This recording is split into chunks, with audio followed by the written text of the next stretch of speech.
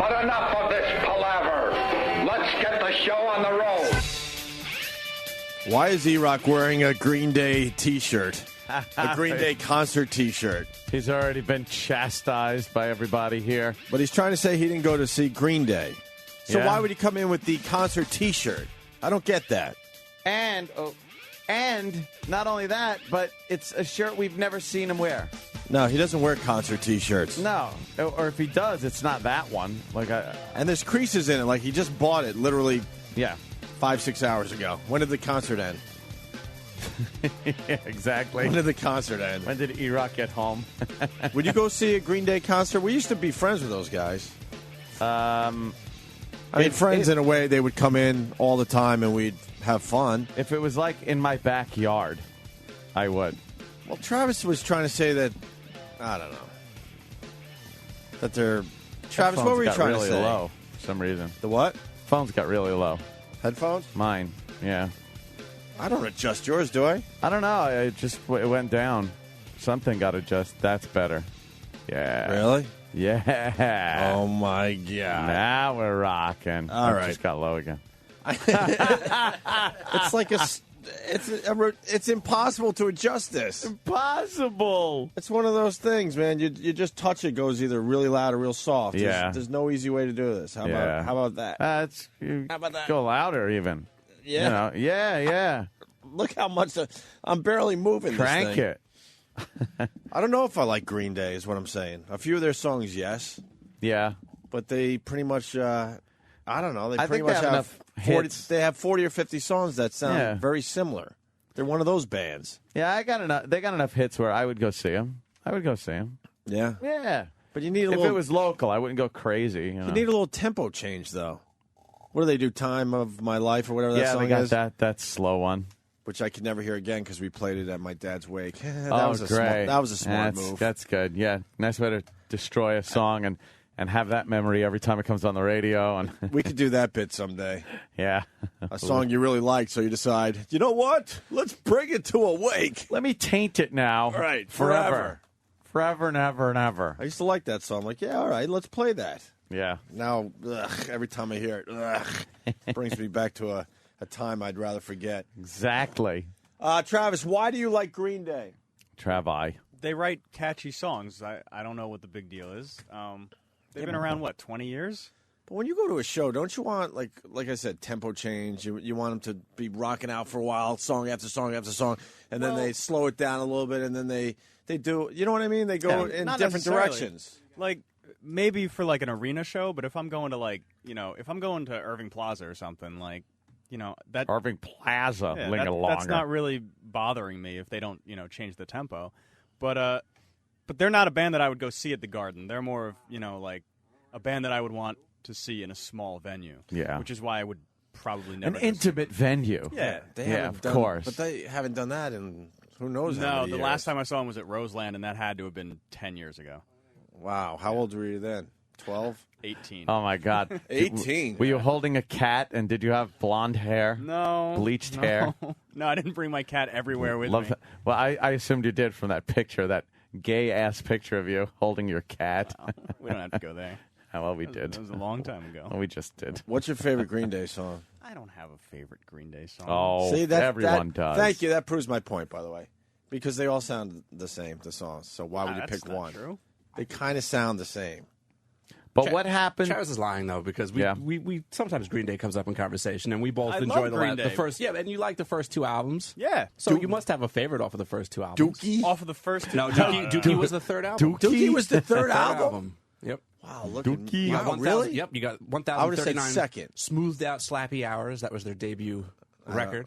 Well, that was the one no one bought. I bought it, and Kerplunk. But yeah, all right. But that's when everyone else started paying attention, right? I got the on second board. album? Yeah, I mean... It happens with a lot All of right. bands. Yeah. You want a favorite song? Sure. Going to Pasalacqua. That's a good one. Yeah. That's off their first album. I like who wrote Holden Caulfield. That's a good one, too. I like 2,000 Light Years Away off Kerplunk. Going deep. Library. Yes. All right.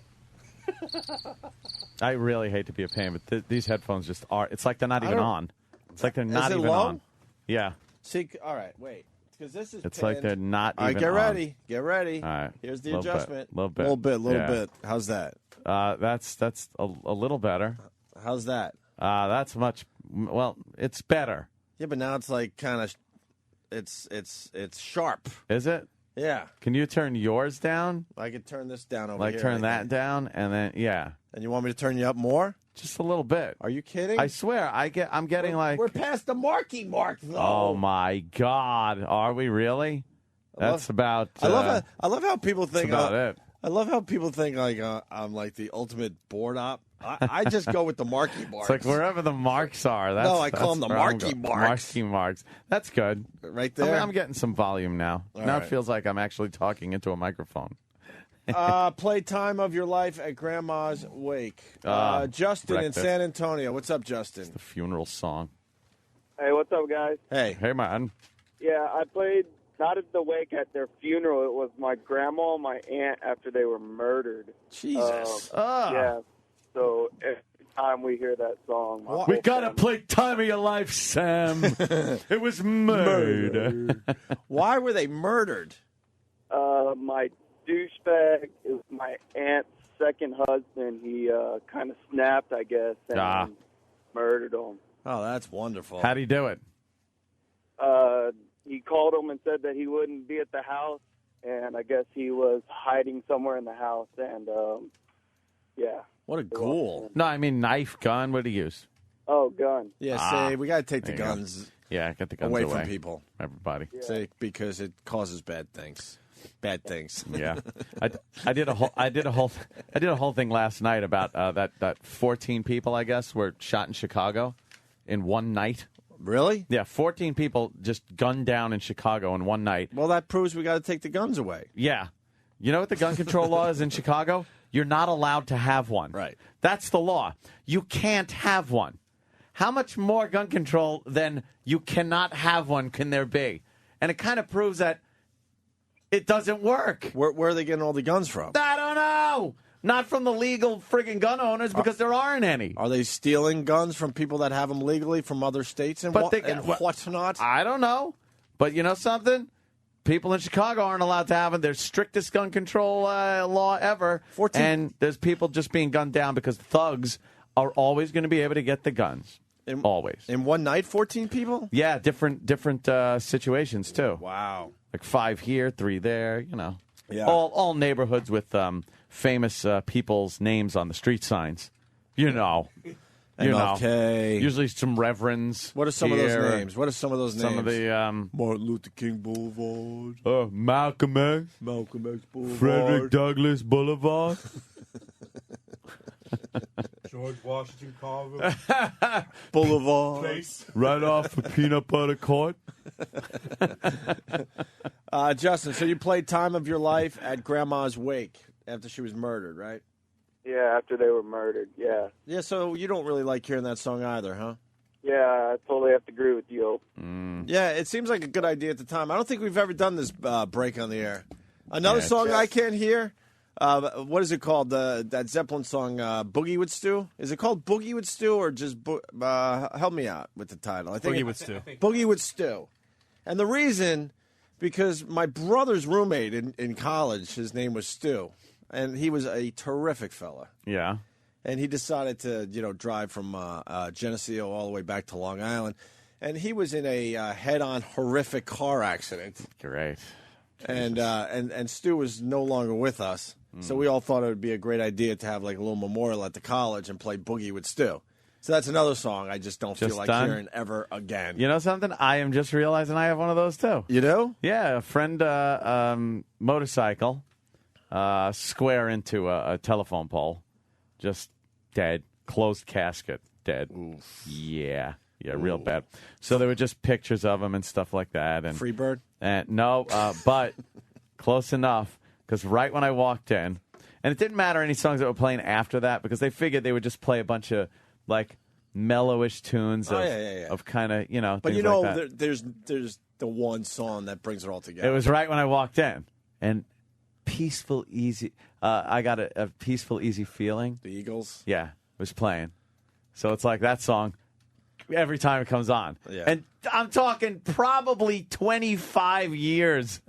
Yeah. But still, to this day, when that song comes on, I change it because I don't need that. No. I don't need it. Yeah, we went over the top. There was a nice video montage of my dad with that song playing. I'm like, oh my God. How sad do we all want to really get? Real sad, apparently. Not a fan of let's bring the sadness all the way down. Yeah. It's at a good level because of what happened. Let's just keep it there. Yeah, I don't think you really this. need to amp up the sadness when the whole situation is as sad as it gets. It's one of my things, man. When something horrific happens to you, the sadness is there. Just let it be there. Yeah. Don't bring it down to another level. Right. Why do you need to do that? You don't need a sadness planner. Right. That comes in and plans more sadness. No kidding. Here we go. We need more sorrow. We're not getting enough sorrow in this corner of the room. Right. How can we get more sorrow and mourning and sadness? Well, let's bring in the unstable cousin to fall down. Do you have any relatives that will really lose it? Right. Because we need something in this part of the room. Maybe some wailing and screaming. Let's bring in the uncle that hasn't been seen in 3 days, and we think he might have killed himself over this death. Jesus. It's horrible. That's why I think you just got to go off by yourself and just mourn alone. That's it. Because the other people will just That's it. I had the falling down cousin. I'm like, come on. She was 92. I mean, come on. Come on. We're sad. We remember stuff. So young. 92. Come on. Still so full of luck. No. So full of luck. Come on. To make it to 92. Yeah, one of those should be just a beer drinking good time. Right. For real. Yeah. With a few tears like, oh, yeah, remember. Oh, but anyway, 92, what a life. Yeah, celebrate that. Hell fucking yeah, that's where I'm at with that shit. Yeah. But the rest of the relatives have to bring you down to a fucking morbid, I don't want to be this low place. You know, I don't mind because I recently had, Grandma's funeral there about, I don't know, a couple of months ago, I guess it was. A few months ago. And I don't mind when people come in and they're like, hey, man, what's up? Yeah, sorry to hear, And you're like, yeah, whatever. She was in her 90s also. So it's like, yeah, whatever. And people hanging out. I'm talking about my Uncle Joe and stuff like that. But then there are people that come in, they grab your hand and they hold it tight. And it's usually someone that's old and it's shaking and they're just like, I'm so terribly sorry about your loss. And you're like, could you fucking knock it off? Could you knock it off? That's exactly Their what I'm bony, talking about. veiny hand is holding your hand and shaking. Your loss. You need to know what a wonderful person she... Shut up! You do know that's not about you, right? That's about them? No, it's about them! Okay, good. At least you know that. Christ! That's about them. Enough. Just come in, and my friends will come in, and they're like, hey, what's up, man? How you doing? Yeah, and come over, and they're like, yeah, this sucks, huh? I'm like, yeah, what are you going to do? I go, she was old. And they go, nah, I'm sorry to hear and stuff. They go to my mom, same thing. They're like, yeah, Ro, sorry about that. And my mother's the same way. She's like, she had a nice long life. She goes by the end of it. There's a sadness because she was your grandma. And it's more sadness and you got over the memories and all that stuff. Right, the memories. But it's going to happen to all of us. Things like that. And if you could check out in your 90s, who wouldn't take that contract? There you go. And if I get that contract, you party your asses off, all you youngsters that listen to us. Oh, my dear, sweet Lord, Anthony. How are you dealing? How are you dealing? I'm fine with it until you, with your fucking Nosferatu hands. Yes. Enough, you morbid bitch. Get away from me. Gonna be looking at you in a box soon, too, so knock it off. I hate that shit. Yep. I had an aunt. She went at 101, pushing 101, pushing triple 102. digits. And you know what? They were cool. That was a good wake. Yeah, I guess the older you get, the more it's just like, bah. Dude, her kids for her 100th birthday gave her like box seats for the Mets game. Really? Yeah, she, I would like to have those tickets if I could go with her. And she died just, watching TV. Just kind of. That's it, huh? Kind of just faded away at 101, almost 102. Triple digits. You can't argue with that. And one of those famous, she still lives by herself, all that crap. She went to the had a bathroom nice- by herself. She made her own bed. Yeah. So I love the accolades that people get when they reach those older years. She puts on her own slippers in the morning. Right. She washes her own face. She makes her own coffee. It's amazing what she could do. Yeah, like they're in third grade. Great. She could put the blocks in all the holes that are the same shape. Right. She finger paints. When my cousin died, we played Sarah McLachlan, Arms of an Angel. Oh, God. How maudlin. You know, we weren't even. You know what? This is why we're the greatest radio show ever. Ever. We weren't even going to talk about this. We were going to talk about the horse fucker and the Obama beer thing. Yeah. And now we got a nice little topic here. Tom, Long Island, what do you got? Hey, my cousin died out in Pennsylvania. We're all sitting at the funeral, and with the burial, and it's quiet, eerily quiet.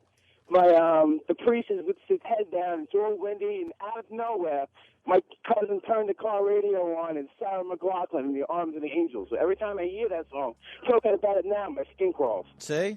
It's freaking awful. Here it is. Wow, we hit on something today. Here it is. You guys rock. Arms of an Angel. All right, sir. Do you need this during sorrow? Another Sarah McLachlan reflection song. Yeah. Jesus. Does this chick ever just hang out and drink beers and have fun? You think she laughs? Or is she just reflecting on everything all the time? You think when she sees somebody slip on the ice and fall, she goes up to them like, oh, you slipped on the ice, and helps them up? Right. With the gentlest lifting up. And someone goes, you're Sarah McLachlan. She goes, it's not about me right now. And then she just writes a dumb poem. A poem about how sorrowful it was to watch that person fall. Right. Meanwhile, everybody else is, you see her fall. This broad's got to be a drag to hang out with. What a drip. What It's of an angel. By the way, my fucking coffee house rocked yesterday. Did it? I'm not giving up on Coffee House. Wow. And it is some kind of acoustic show they do. It's a specialty show. Then. I just don't know when. I was listening from 11 to 2 yesterday, so somewhere in there they do some kind of acoustic hour that fucking rocks. Yeah. I didn't hear Indigo Girls, and I didn't hear this Sarah McLachlan shit. Sarah McLachlan. Nothing look, but cool Danny's acoustic tearing covers. up now. Danny, you sad? Danny's tearing up because of Sarah McLachlan. Yes? I think of all those poor puppies and kitties. I know. It's always the puppies and makes me kitties with this sad. chick. God, she sucks. I mean, you know what? I'm not gonna even lie. One of these songs thrown into like if you listen to music, I'm all right with. But every song is like this. But not for a goddamn death dedication. Hell fucking no. Let's go to Chris in Virginia. Chris. Good evening. Good evening. I just want to say this is such a random break. My grandfather died yesterday. Ooh. I'm so sorry. My uncle called yesterday and says, hey, your mom's real torn up. Can you put together something for your grandfather? My sister and I avoided this completely just so we didn't have any of these horrific memories. We decided to go with a random lame church music in the background of the montage. Punch it out. Church music, like friggin' hymns and psalms. Let's go to Ryan in Indiana. Ryan. Good evening. Hey, Ryan. What's up, man? Listen. Wait a minute. We're almost at our good evening quota because we don't want to ruin that bit. No. Because that's one of the ones we look forward to every day. It makes us laugh. I like that one. Good evening. Right. But we already got 2 in, and then we're only on the air 20 minutes so far. What do you got, Ryan? Yeah, do you think they'll play Monday at Steve C's wake? Oh, Linger longer. good one. Monday. Won't come in on that day. Me and Ann will be Monday. That's the day I just like to stay away. and I will go to the wake and go, wow, there's a lot of dudes here. What's this about? What is that? Who's this guy in the leather hat? The assless chaps. I haven't met any of these fuckers. Where were all these guys when Steve was alive? Monday morning, I'd rather be sleeping in. I'll tell Iraq to take off every Friday. What's up with this tornado on Long Island? I think it was in Jersey. Really? Jersey? I see Wantagh. No, it's Wantagh. It's Wantagh. Another place in Jersey that sounds like Wantagh. Oh, really? Yeah, some cow farm and they're scared shit. because a bunch of barns. People are freaked out because the cows decided to sleep outside yesterday, and they're trying to figure out what that fucking means. It meant that they didn't want to be inside a barn that collapsed during some alleged tornado. Right. Yeah, supposedly. And then they got to send out these weather people to see if it was a tornado. They look for circular break patterns in branches and stuff. Well, I was recording nature shots last night. No way! I didn't get anything good. So. Lightning or sunsets? No.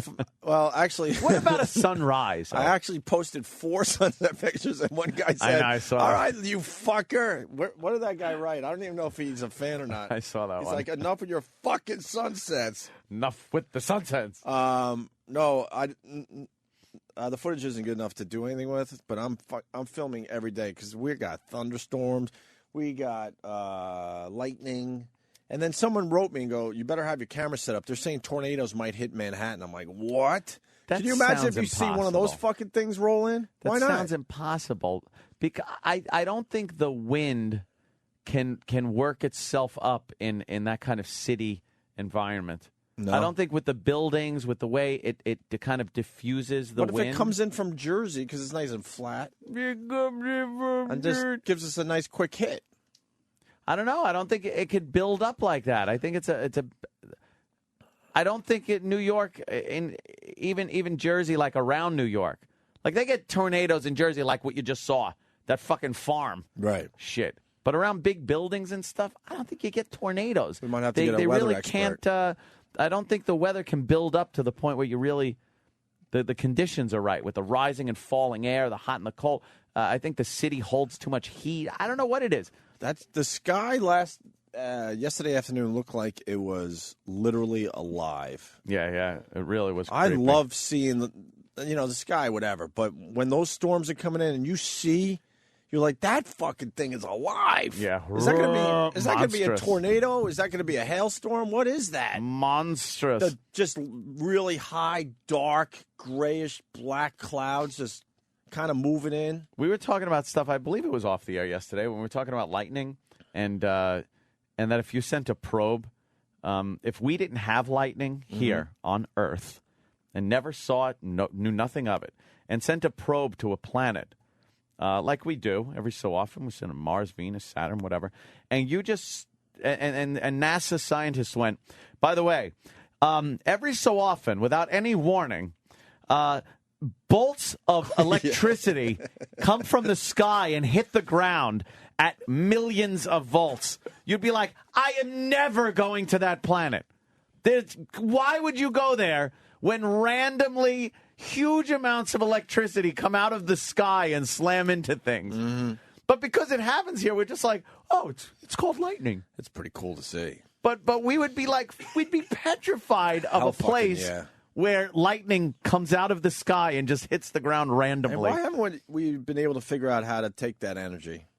I don't know. We can't really. I know it's a harness random that. thing, but you would think if they set up like harvest stations, which I hate that word, harvest, and somehow all you need is lightning to kind of hit these harvest areas. Yeah. Every once in a while, like batteries or capacitors or something. I don't know. I'm not a fucking kind of holds the scientist, energy. But it seems like we should have figured that one out because that energy is pretty amazing, like you're saying. They do have a way of getting lightning where they want it. To study it, they take these rockets with this very fine metal wire, right? And when they feel the sky's building up enough negative and positive energy rubbing together like that, they send a rocket up, and it actually follows the wire down. Wow! So there is a way to get it where they want it, but why can't they now? I don't know. Danny just looked at a thing that said, "Why can't we harness the power of electricity? Storing energy is not practical." That's why we actually shut down power plants during times of the day with limited power usage. We can create far more power each year than we do, but we can't feasibly store it long term. It's not as simple as building really big batteries. There are very few places where such a device would actually be useful. The Empire State Building is really one of the very few. Huh. Really? So that's interesting. So it comes down to trying to figure out how to store it. It's not economical to store power. Huh. I never knew that. I didn't know that either. This is such an educational program. Is it? For the retarded. Speaking of power failure at the compound this morning. I woke up to the iPhone. Oh, fuck! You have lung cancer. What the fuck is that? I mean, what color was that? I decided to get sick in the middle of summer. That's normal. Oh, my God. I think I'm going to throw up. Did you see that? Dude, I looked over for a second. I think it's mixed in with some coffee. That's all. Oh, okay. I don't think Holy shit. I thought that was coming out of your lungs. If it is, man. See a doctor immediately. If it is, I better go to the doctor. There's brown shit coming out of your lungs. You don't even smoke. It's time to see a doctor. I just had coffee, so I think that was mixed in there. I think Opie should go see a doctor. When do you think maybe Opie should see a doctor? As soon as possible. So no lights at the compound. Yeah, so I woke up to the iPhone screeching at me, and I open my eyes, and it's just pitch black. Wow. It's like, oh, this is great. Power's out. So it's kind of a new thing you do where you just walk around with your cell phone. Oh, I do that every morning. It used to be a candle or a flashlight, and now it's just, now you take the cell phone, and the thing is, though, you got to keep touching the screen so it doesn't go black. So, like, I put my pants on, touch the screen. Pick out a shirt, touch the screen. Well, can't there be an app for that? There is. There's a flashlight app. There is. So you should get that. Yeah, I know. And I've always not gotten it because I go, I got a flashlight. But my flashlight was downstairs. You know, it's funny. But I also did, at one point, then I pulled out my 45, which has the flashlight on the bottom. Well, you got to. And then I'm pointing my gun at my clothes. Jesus. I'm like, okay, this will work. So you got to get a video of that. That's a video I would check out. But you don't realize how much longer things take in pitch black. It was a good thing I got up early because I was able to get everything done. But like just simple thing like brushing your teeth while you have to keep touching the iPhone screen. I got 3 broken toes because I get ready in the morning in the darkness. Why don't you flip a light on? Because I don't know. Yeah, that's a good. You should just flip a light on. I don't know. I mean, I flipped the bathroom light on and then kind of a hallway light because light at 4:30 in the morning is like that's a bitch. But we're not bats. Once I'm out of bed, poof, the lights go on like crazy. Yeah, it's just Grand Central Station. The new BlackBerry, I got to tell you, has a horrendous light. Really? My old BlackBerry, I was like you. I would just go. It would be like exactly like a lightsaber. This one is too dim. It's kind of a bummer, actually, because I could completely relate. You sure the brightness is all the way up? Yeah, I think so. Oh. You know what? Maybe it's not. Maybe that setting's off. See? Now I got to look at that. You want to go back to the phones with the look at that with the sad songs? Oh, hell's yeah! All right, we'll get to the horse fucker soon and the Obama beer story, and then one of the cops just almost proven Gates right. Almost. I was like, what are you doing? All you had to do is keep your fucking mouth shut. Shut it. Well, we'll give you those details in a minute, but first, you know what? I lost the best one. Oh, no. Where, like, somebody was so distraught at a wake, they try to put themselves in the coffin. Like, oh, I hate those. Do we need that? Oh, with a crawling, lifting their leg up.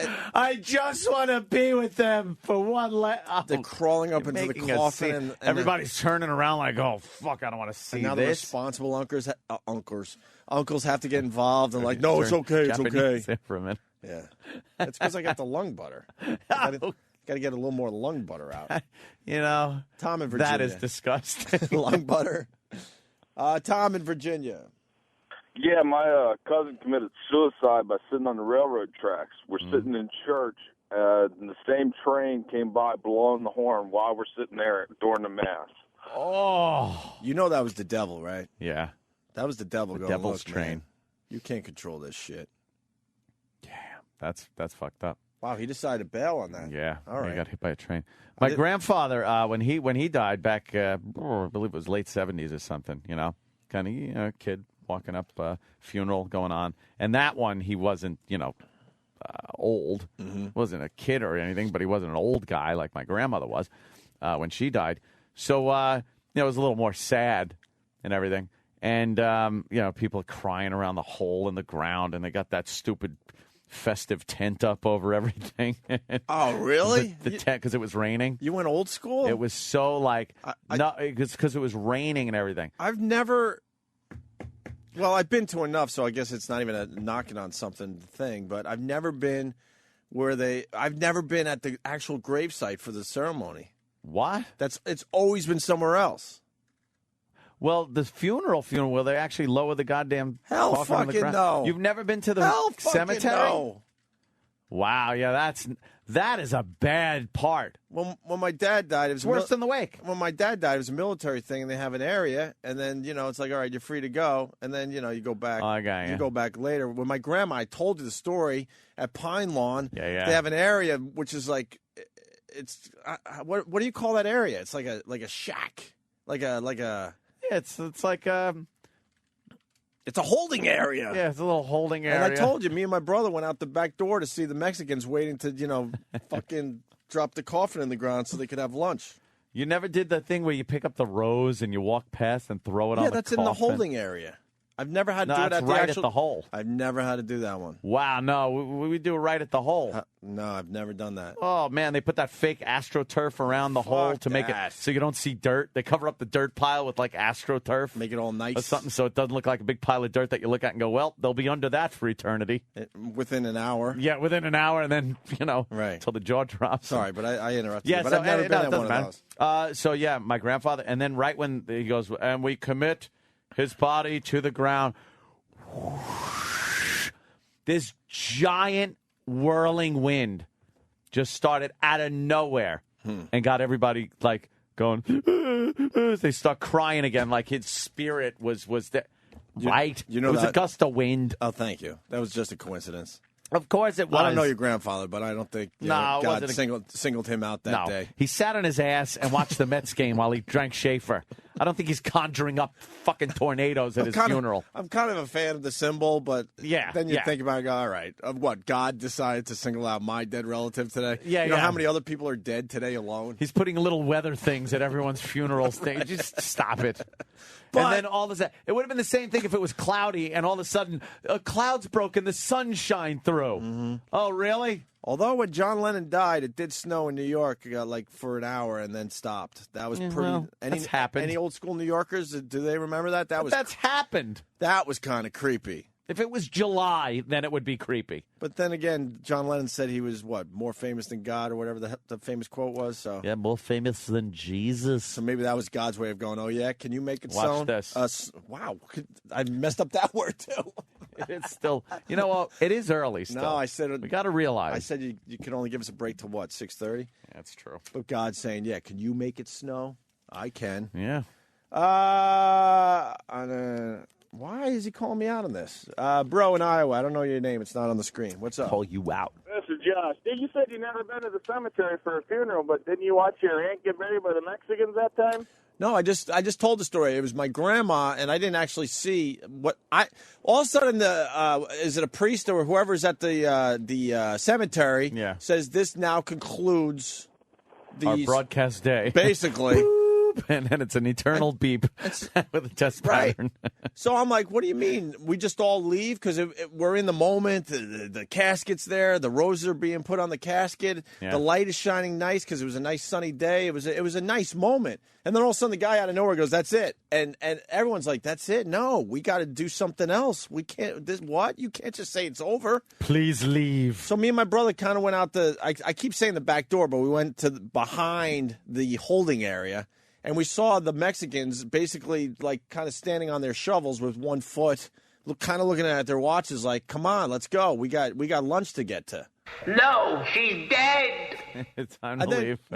Me and my brother walked over and we went, oh, all right, this is the hole she's going to be in. And then there was a pile of dirt and that was it. I'm amazed because everyone I've been to has been at the hole. No. Right at the hole. You see that whole thing? And then my grandmother, it was, they bury him, I guess, on top of each other, grandma and grandpa. Maybe they didn't like want that. to be, maybe they hated each other. Eternity, they're just on top of each other. Grandma's on top now. Wouldn't you want some young chippy that died in a drunk driving accident on the way home from her prom on top? Yeah, on top.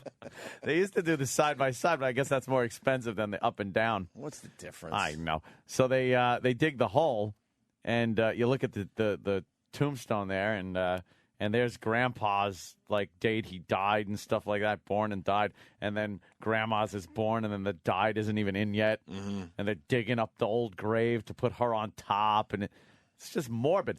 So you're standing there at the hole, and there's a little party tent, a little party tent over everybody, right at the hole. And then you throw the roses on the coffin, and then you get back to your car. I've seen it on TV. Yeah, on TV.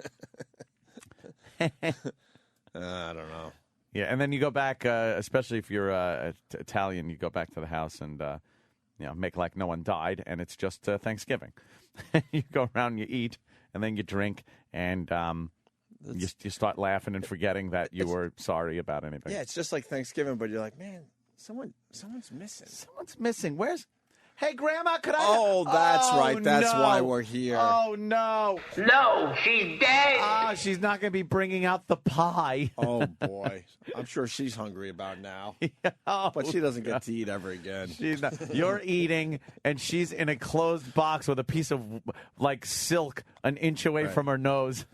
With Bugs trying to figure out how to get to the buffet. Bugs going fresh meat. Jesus. Ugh. Oh, see, this is how you got to talk about this stuff, so we're not as scared. We had tornadoes in the Poconos. Oh, yeah, this one is... You got to take shelter in a champagne glass, in a giant champagne glass, when that happens in the Poconos. Mike in West Virginia. Hey, guys, how you doing? Good. Hey, Martin. A few years ago, my aunt had died, and we were at this little church for the services, and she was cremated. And they were playing this sad little church music, and out of nowhere, her brother, who had one too many to drink, jumps up on the stage, grabs his guitar, and starts playing fucking Dust in the Wind. Oh. Dust in the Wind with a cremated person? Exactly. It was like the most fucking unnerving thing you've ever seen. And oh, no. Yeah, that's pretty bad. Everybody's just looking at each other just going, oh, shit. Damn. But thanks, guys. Right on, brother. Another great moment. But I have a few of these dumb memories. Say. When my father's mother died, my grandmother on my father's side, she's married to this guy, Norman, at the time. And she dies. They cremate her. She died in California, so then he drives back with the ashes. That's going to be a long ride. To bury her. I know, right? Ugh. At least she shut up the whole drive, for fuck's sake. Just put her in the passenger seat and go, you finally aren't saying a peep the whole fucking drive. Norman, I'm hungry. Norman, slow down. Norman. So you're being buried at Pine Lawn, because that's where everybody gets buried, apparently. And so we go, and she's cremated. Her ashes are in a shoebox. A plain brown shoebox that just in Sharpie said Mildred on the top. I looked at that fucking thing, and then the priest took some holy water and just said it's blah, blah, blah, blah, blah. And then he does the swoosh with the holy water, which just left wet marks on the shoebox. Smeared the name Mildred. So now there's the wet shoebox with Sharpie Mildred spelt on the top, and I'm looking going, and I'm remembering now, like, Christmas when I was, like, 6, and Nana coming over, Mildred, Nana coming over and giving us money and presents, and just our whole life and everything, and I look and go, that's what it fucking amounts to. Your name scrawled in Sharpie on a wet shoebox that they're now going to just kick in a hole. They didn't have anything, it didn't go into another box? That was it. Wow. The shoebox goes right in the ground, and they shovel dirt on it. Probably not a bad way. Not a bad way, but just to see that image, people don't think. They don't think, or no one says anything, because that was kind of like just sad, a sad ending. It's like watching a movie with a sad ending. I guess you got to dress it up a little bit. A little better than just Mildred spelt in a shoebox. Your life amounted to Mildred on a shoebox. And, dude, it wasn't even in, like, if it was in calligraphy, it would have been better. It was just some bad It was like, it might as well been put fragile, because you got some fucking little trinkets in there while you're moving. Right. Pack her in fucking bubble wrap and write fragile on the outside. Write it quick because we're in a hurry. That's pretty bad. So that sticks out in my head. It's like they could have done, a nice wooden box made of pine or something even. It doesn't have to be good wood. Maybe a little, it was small, so a little mahogany box. I think it should. With the name etched in it. I think it should really just end with the wake. Yeah. For real. You don't really need to be there for the planting. No, because that's when it gets too real. Yeah, that's your, bye-bye. And that's where the real, just horrendous sadness does come into play. Because you're just in a cemetery, sad enough. Right. You're by the big hole. Right. And then the people are just kind of looking like, well, this is it. Once they plant it. No, you can't have any small talk with anyone in that situation. No. You can't throw a few one-liners or nothing. Everyone's got their "Don't Watch Me Cry" sunglasses on. Right. I'm now Hollywood. I don't want to be seen with tears in my eyes sunglasses. Yeah, I'm Hollywood. Leave me alone. I like to go to those and get those big sunglasses you wear at football games, the giant ones, and put those on. Go, I'm really crying. I'm really sad, so I need the giant prop sunglasses. Yeah, I got crocodile tears. And I wear the big styrofoam cowboy hat with them. And a number 1 glove. With the beer holder. Grandma was number one. I'm trying. I mean, there's way too many here. Oh, yeah. All right, let's try Ziggy in Buffalo. Ziggy. Morning, boys. How you doing this morning? What's up, buddy? Hey, listen, okay, a couple years ago, my ex-wife's grandfather passes away. And through that whole little graveside ceremony, we're sitting there looking, and you can see the backhoe and, like, the 3 Mexicans standing there waiting to fill this grave, and they just want to get it done and over with. Ceremony ends. We go back to the mausoleum where they had the little wake. They decide they want to grab flowers and go back to the graveside and throw them down the hole. And I'm like, I don't think it's a good idea. I've been to several funerals. I know they're probably burying them already. No sooner do we pull up then you just see the backhoe start pushing dirt, and like the dry dirt just kind of wisping up in the wind, and everybody just loses it. And I'm sitting there, and next to my ex-brother-in-law, and he is a sick son of a bitch too, and we're both just biting our lips trying not to laugh because we both knew what was going to be happening there. And they run up, and they're trying to throw the flowers. They didn't even stop. Like, I mean, there's 6 people throwing flowers, and this dude is just picking up dirt and dumping it. He's doing it like he's backfilling a foundation. Yeah. And you're trying to get a moment. Unbelievable. That's terrible. Like, let's remember Grandpa for diesel fumes now. Okay, great. Yeah. That's right, fantastic. Thank you, Ziggy. Yep. Yeah, this is a good one too. We'll try to move on. We got a lot of stuff to do today. We got Louis C.K. coming in. We're very happy about that. It's been a long time, and we were able to get this done late last night. Seth Rogen's coming in to say hi. Yeah. To talk about Funny People, this movie. I was reading about Funny People just last night, and like it's a little more serious of a movie than Judd Apatow has done, before, and it's also going to be really funny and down and dirty, basically. You know what I mean? Like that typical humor that Judd does. Yeah. But he also has kind of a serious twist as well. Really? And they're selling it both ways, by the way. I guess there's 2 different commercials out there. No. Or 2 different previews. That scares me. One that goes with more of the serious angle, and the other one going with all the, 40-year-old virgin type, jokes. I was going to say type shit, but when I say type shit, I meant that in a nice way. You know what scares me about this movie? 71% on Rotten Tomatoes right now. Well, that's not bad. You know what scares me about this movie, though? Movies about comedians are never really that good because Sally Field wrecked it for everybody. Yeah. I mean, there are a few movies. Adam Sandler. That scares me because they're actors, and a lot of times actors trying to play comedians. Right. Doesn't matter how good of an actor you are, you're not a comedian, so it's kind of hard to. It's a different muscle. Yeah. Comedians can do that because they're good at what they do. Right. Actors are good at doing acting because that's what they do.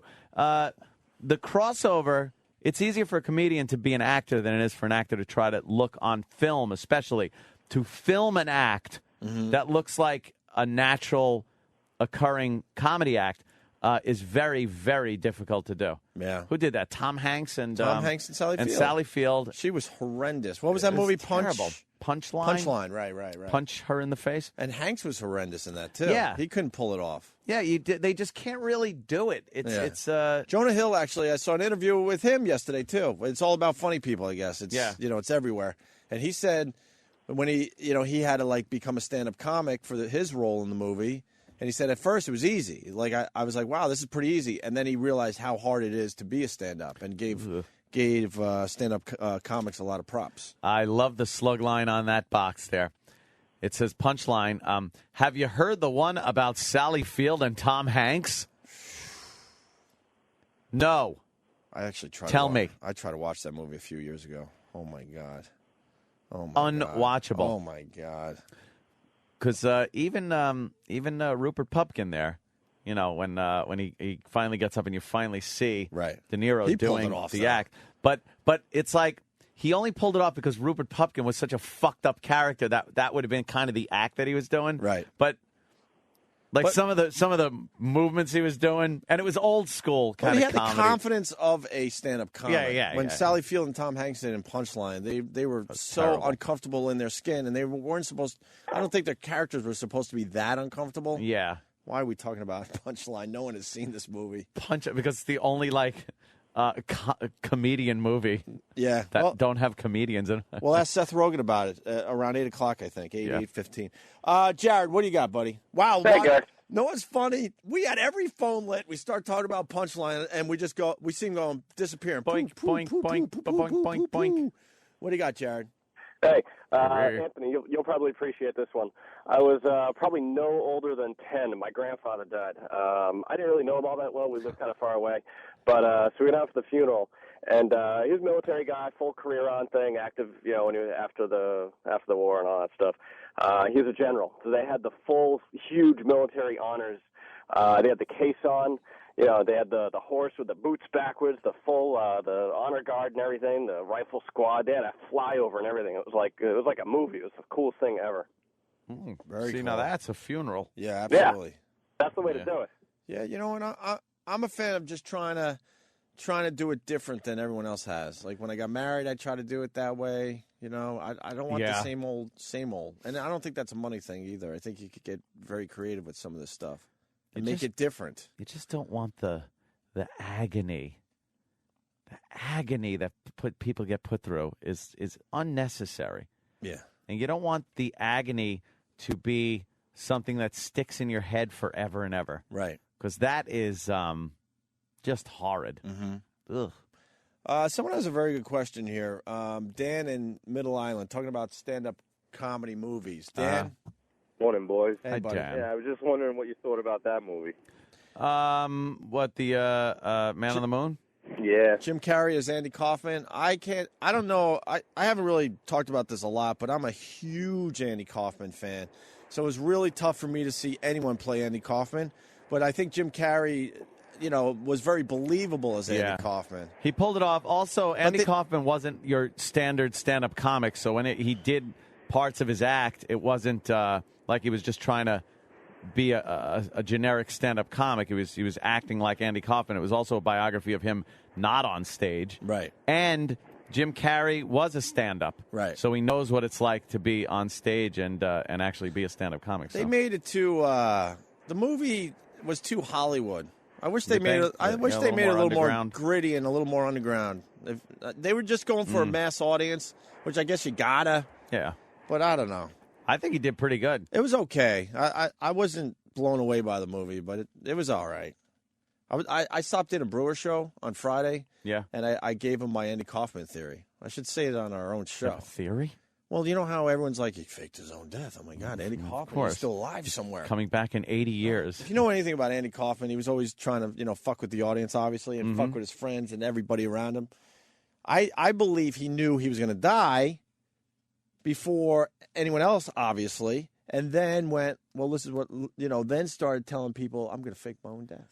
Yeah. Like, I think he knew he was going to die way before everyone else knew. I mean, way before. The gag isn't faking his own death. The gag is to put in your head like he faked his own death. Right. He knew he was going to die and said, you know what? I'm going to die. this is going to be my last, my last trick that I do to my fans and everybody else. Is and leave that element of doubt in their head. Oh, yeah. Yeah. And it's simple as that. Mm-hmm. Because people are like, well, I was at a party and Andy Kaufman, sat me down and said he was going to fake his own death. And there's a lot of those stories. It's like, okay, yeah. But the missing piece of the puzzle is Andy knew that he was going to die. Beforehand. Before he let the world know he was going to die. End of theory. Want to take a break? Sure. We got to get into the horse fucker story. Yeah. And then Danny just writes, best 911 call ever. That's 9-1? Did I say 9-1? You'd be waiting. God. You'd be waiting a while. You're on a roll today. 911. I've had some funny lines though. In between my mispronunciations. Pause. No, it says best 911 call ever. That's a bold statement, Danny. It is. It made me That's laugh. some good ones. A few times in the back office Really? this morning, and for 5 in the morning, it's hard to get some chuckles. And then I'm like, Danny, why is it the best one ever? And he goes, oh, you just got to play it. I don't He even want to tell called Rescue 911, and no one showed up. I was watching Lane Staley, Alice in Chains videos like for hours yesterday. Yeah. Can we play Nutshell today? Hell yeah. Yeah? You won't get an argument out of me. And I think it kind of like ties into the whole like funeral thing. And, Yeah.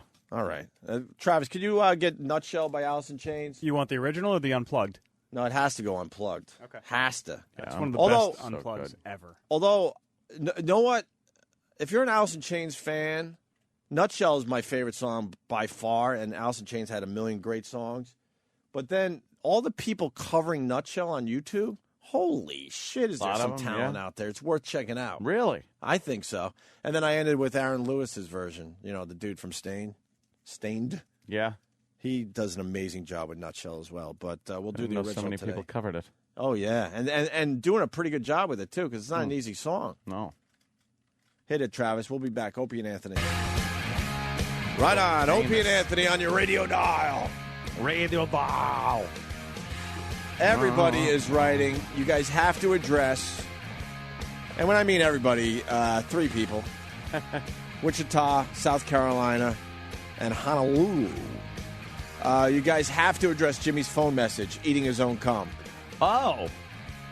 And also there's a blown home run call from last night if the boys want to check that out. Cardinals-Dodgers game. Oh, I definitely want to hear that. Might be worth playing. We like the blown home run calls. And by the way, fuck Joan Rivers.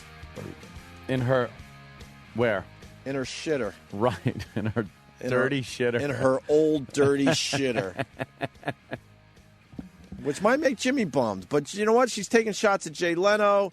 She's doing I guess they roasted Joan Rivers, but she said that they're not allowed to go after Melissa Rivers. My daughter is off limits. She's an old school comedian. She should understand what a roast is. And, if she doesn't want to play by the rules, then you shouldn't be roasted. Yeah. What, a comic can't get up there and say that she's a worthless leech piece of shit daughter? Well, that's what led to her saying "fuck you" and walking out of a TV interview, my friend. Well. And I'm right there with you. Excuse me, with you. Melissa Rivers would not have a career if it wasn't for her mom. Simple as that. Has she now made something of herself? Yes. But when she first started, what has she made of herself? Well, nothing. I don't know what she does. The fashion thing. Nothing we would give a shit about. But at first, I mean, Joan Rivers completely carried her. Completely. And the only reason she was on TV was because it was Joan Rivers' daughter. Yep. And Joan doesn't want to accept that? No. Are you kidding me? Let people make fun of her. No one gets a break like that. She certainly wouldn't give one. Who? Joan wouldn't give a break like that to somebody. Oh, no. At a roast, if they had a kid that was the same circumstance of kind of your mom pushing you into show business or whatever, she'd be all over it. I've lost a bunch of respect for Joan Rivers, for real. Yeah.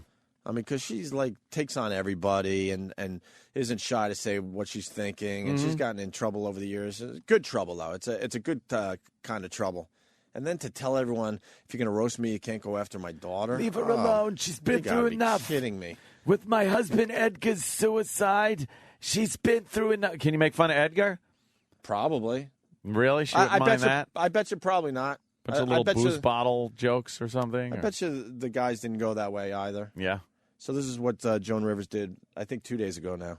Did you ever run up to someone and say, hey, how did you get so rich? And the woman said, by riding on my mom's coattails. And you said, Melissa, this is my show. I don't think so. And I think we're going to end the interview right now. Don't get so fucking smart. We'll apologize for Joan's language right there at the end. You're just trying to be funny with her, and I had no idea that she would do that. We apologize for that this morning. Right. Wow, I did not expect her to go there at all. And the guy goes, look, we're just trying to, we're just having fun here, goofing around. I like how, we've gotten so petrified that the first thing she did, we want to apologize. Oh, yeah. The K came out. Mm-hmm. I think it was live. It had to be live, yeah. The K was barely out of Joan's mouth, and she's already apologizing. Please, I need this gig. Oh, good God. Please. We didn't know she was going to do that. Holy shit. And the best part of that is how they're laughing like we're just joking it up and everything. And then they realize that, Joan's not finding this funny. No. We apologize. Yeah, but they didn't back down with quick sorries and stuff. No, They're like, no, we were just trying to have fun. What? Yeah. Oh, yeah. Not to Joan. Yeah, exactly. Jordan from Scranton. Fuck Joan Rivers and her dusty, surgically reconstructed shitter. Right. Yeah, I lost a lot of respect. And then in the paper, she's making fun of Jay Leno and saying something like, have you ever heard anyone say, did you hear what Jay Leno said last night? Yes. And to come out and say that Jay Leno's not funny, what's wrong with you? The news and that occasionally plays this shit. But that goes back. Monologue? Yeah, of course. It's not an accurate statement. And that goes back to because Joan Rivers was dissed because she took a show with Fox. Oh, yeah. So she ended up not getting along with Johnny Carson at the end of his career. And then it bled over into Leno because he took over for Carson. Yeah. It's, Would she think she was going to get that gig? Let the guys fucking make fun of your daughter. She's a multimillionaire, I'm sure. I think she could take it. I think she can handle it. All right, so that was a quickie. We got Jim's voicemail. Jim's going to be back tomorrow for a day, and then I think he goes back and films more of the movie. Slacker. He's going to be in a movie. Jimmy's a slacker. He's going to be in a movie with Brooke Shields. Oh. It's pretty good. Brendan Fraser. Yeah. Patrice O'Neal. Patrice. Yeah. Tricky. Yeah. What does he play? I don't know. What's the movie about? Oh, he's been top He's being secret. very mysterious. Why don't we just punch it up on Internet Movie Database and see what the fuck this is about? Yeah, we'll learn more about this. Because Jimmy never says what the movie's about. Yeah, I don't know. Maybe you know how he thinks. He doesn't want to jinx it or something. I know, that's what it is. He doesn't want to jinx it, but we could jinx it. I want to find out what this is about. Stephen S. from Bayshore. Joan Rivers was much funnier before the autopsy. Oh, maybe this one's better. I can't eat now because, see, they fucked it up. Well, we'll take they fucked me all up. We'll go short here, and so we could eat. Pop this. They hate when we eat on the air. I know. I try not to, but there are times where I'm just like staring at this thing like a dog. I think it's more distracting to just stare at it in hunger than it is to just eat the fucking thing. I go crazy. Yeah. Do we find out what this is about? Brendan Fraser. Brendan Fraser. Brooke Shields. Look at it in Internet Movie Database. See what movie they're together in, and find out what this is about. I know the movie's called. Travi knows. I know the movie's called Fuzzy Vengeance. Fuzzy Vengeance. Yeah. Okay, there it is. Give me the synopsis there, Travi. By the way, you were very good with Ben yesterday. I sure thought so. Although you were totally staring at him like a creep. I looked over at one point. And you were staring at him like, I can't believe I'm sitting this close to him. I was probably just in awe of you. Oh, thank you. It looked like I was staring. It's Kiss Anthony's ass day. You know what? Look, I was an observer during the interview. Let me tell you what was going on. You both. I know what's going on. You both wanted to lap some ass. The guy. You guys were ridiculous. The guy that called me a fanboy, 100% correct. And I was gushing, and I blew it because I'm filming all over the place these days. I wish I filmed you staring at him, which Anthony's right about, creepily staring at him, and then attentive, and then Anthony giving his best smile after the interview for his picture. I'm like, oh my God, you're over his shoulder like impending doom. You would have done the same thing if you watched Lost. Yeah, true. I got some tough competition out there because I threw down the challenge. I will be the last human being on Earth to watch Lost. Well, it's a terrible goal. Yeah, it is. Well, it's an awful goal to have. It's a great goal. That's like I got some stiff competition, and they're attacking me on Twitter. But trust me, in the end, I win. I'll be the only human being to eat shit. That's like saying that. Why would you want to? It's out there. It's lost. Get all the seasons before the last season. Start watching it, and then by the time the last season comes up, you're caught up. You're hooked. I'm not saying that I'm not going to watch Lost. I just want to be the last human being to do so. To do it? And I got some trickery for all those people that think they're going to, outlast me. You don't think there's some kid in Africa somewhere with a big bloated belly and flies around their head that probably won't see Lost? Who knows? Maybe who knows? But maybe one of those they'll see it before me. Maybe one of those do-gooders will roll up a black and white TV for the youngster with an episode of Lost on it. I don't know. With a bunch of Patriots championship season shirts. 10 shirts. I'm in this for the long haul, man. I'm gonna outlast everybody. Now, has there been anyone that's come in here that you have kind of fanboy gushed over like that?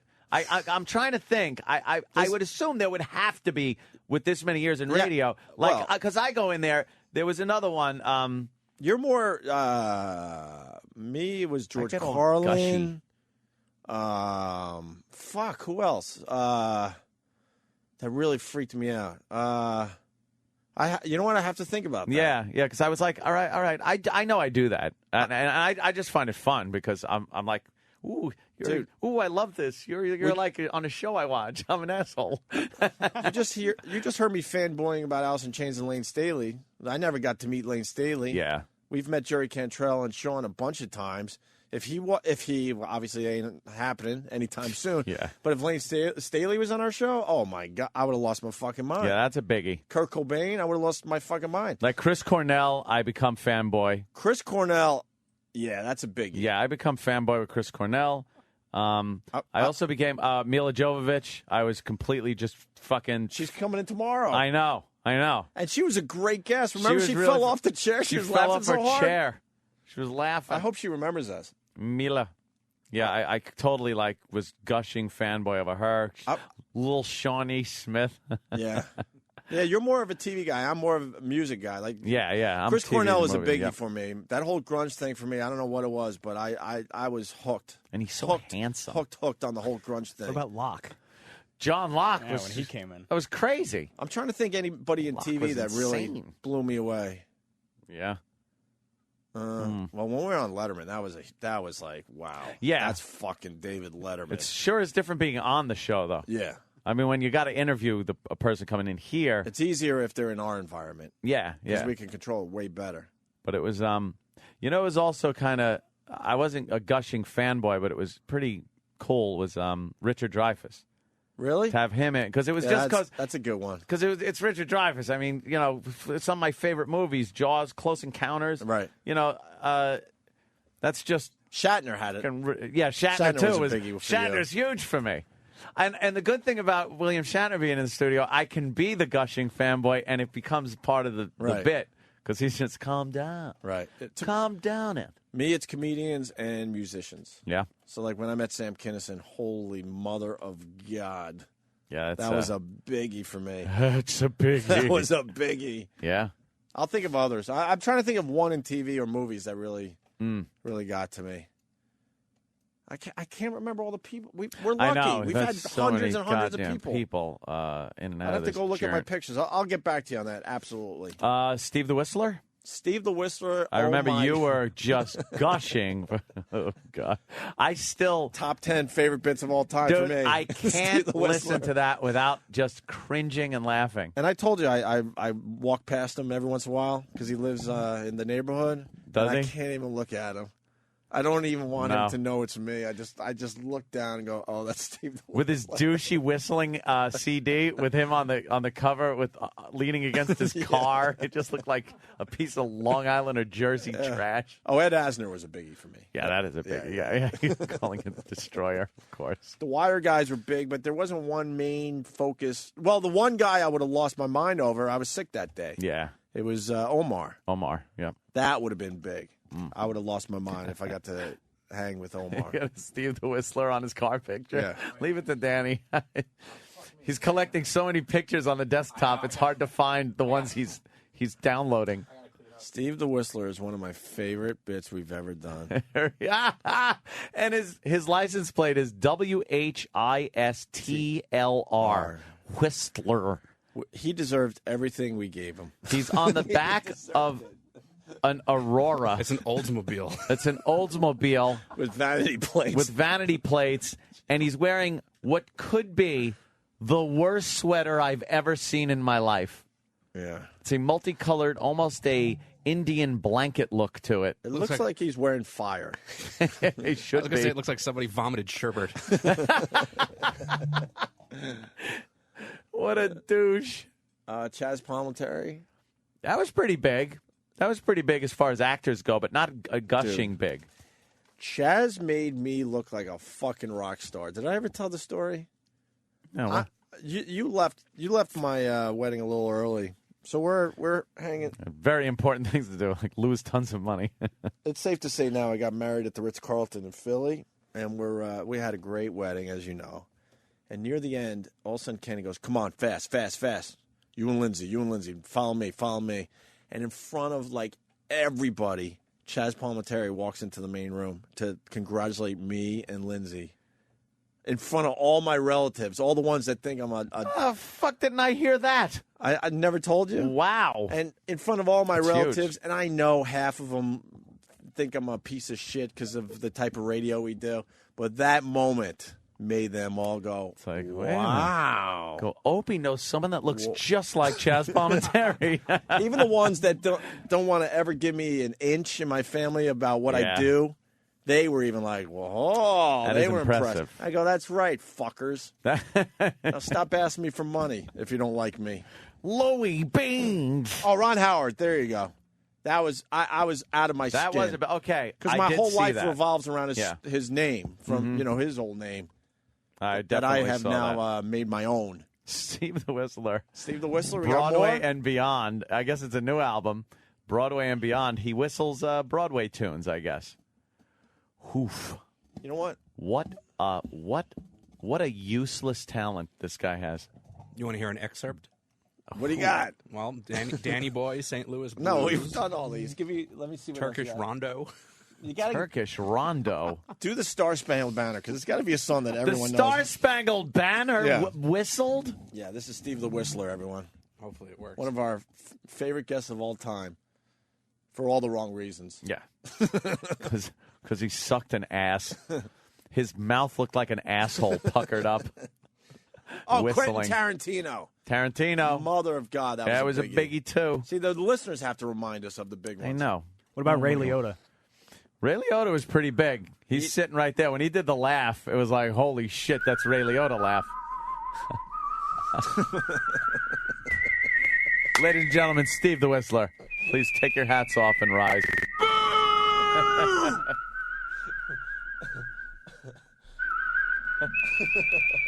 the fuck out of here. Oh, God, this is terrible.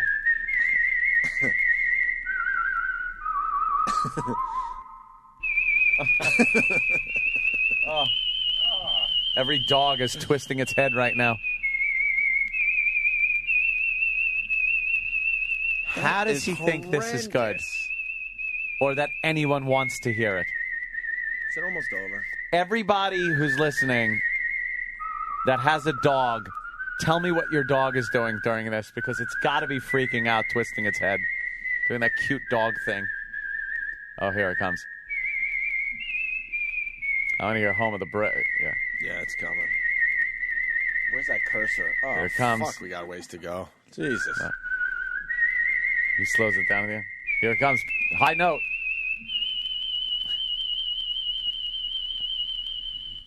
Barely got that one out.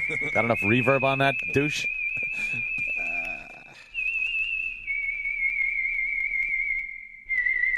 And a big tomato hits him in the face right when he's finishing. Ladies and gentlemen, Steve the Whistler. God. Can we play our old Steve the Whistler bit sometime in the near future? Just put it. Our trombone says his dog is now licking his ass. We got to play Steve the Whistler as part of the countdown show this week. Yeah, that one. Even though we didn't even do it this week. Yeah, just squeeze it in just there somehow. A little nostalgia. Yeah. E-Rock's biggest fanboy moment happens every morning when Opie gets to work. That's John C. from Chile. Writing from South America. Look at that. Ooh. And we want to say hi to Bill in Tennessee. Bill. Hello, Bill. Hello, boys. Hey. What's up, man? Hey, what about the guy that did the toothpick art that you squirted mustard on allegedly on the Oriental guy? On the little Asian gentleman leaving the building. Now that we're out of that building, guy. now that we're out of the building, we can give all the details of that. Yeah. First of all, the toothpick guy was my biggest disappointment ever because I was this close to smashing his stupid toothpick art, and I just didn't do it, and I was mad at myself that day. And that's why when he left the building, I was shooting mustard out the... How many floors up? Yeah, I was shooting mustard last night. How many floors up? 5, About 6? 5, yeah. Shooting mustard at the guy as he was fleeing the building. Yeah. That's always good when a guest of our show is running out of the building. He actually grabbed up his stuff and fled the building. Yeah, so I'm like, you know what? I'm going to get this guy. So I was spraying mustard out the window, and it landed on an Asian gentleman just trying to get to work. He was covered with mustard. And from that moment on, they were trying to figure out why this guy was covered in mustard because he couldn't figure it out. Why would mustard come from the sky? He wasn't it doesn't sure, make sense. But he wasn't sure. Did that just come from the sky? Yeah. Was it the building that I go to work at every Something morning? I got on me during breakfast. And then we have to ride the elevator with the guy every once in a while. And it was just... It's uncomfortable. He had no idea that we were... Looks a little big in that dress today. Oh, you're not as lonely today. It was a little big. Not as lonely, huh? No. Maybe she's got a baby in that belly. Nah, it's bloating. Bloating? Oh, I heard it all. Oh, boy. What? Looking above. Why do you turn into Bobo?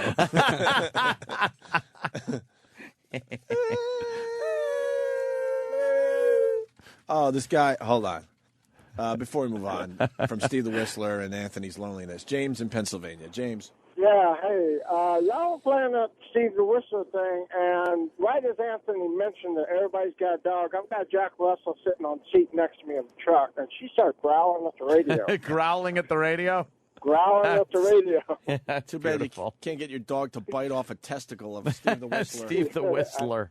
Just start gnawing at one of those bad boys. He actually thought we were interviewing him. Mm-hmm. He actually thought we gave a piece of a flying fuck that he whistled songs. God, it's one of my favorites of all time. Oh. The uncomfortableness, the ridiculousness Yeah. of the whole thing.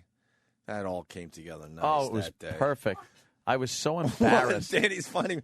I'm reading his bio. Danny's because he's Just so. going, Danny in the middle just goes, what? Because he's so full of himself. He whistles. He really is. This is the last paragraph of his bio that's on his official website, SteveTheWhistler.com. Yeah. Pedestrians in the crowded streets of Manhattan have been known to follow him for blocks, a la the Pied Piper, drawn by his music. That is such complete and utter bullshit. No one is doing that. I hope people are following you to mug you. And then there's a picture of him at 13 months old, whistling. Well, there's a question mark because it just looks that way. Yeah, he could be going, what the fuck am I going to do when I'm older? And he's got the what part. You know what? You should take him on. Yeah? Mono. Oh. Mono. How's that? Yes. Mano y mano? Mano y mano. The Toodly-Doo King taking on Steve the Whistler.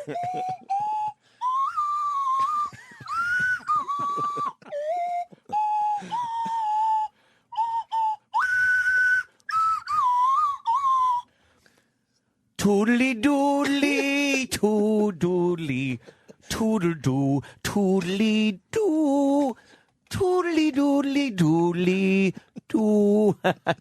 Take on Steve the Whistler. Steve the Whistler. You'll be known and as Anthony the Toodly Dooer. Well, you got to say kid in there.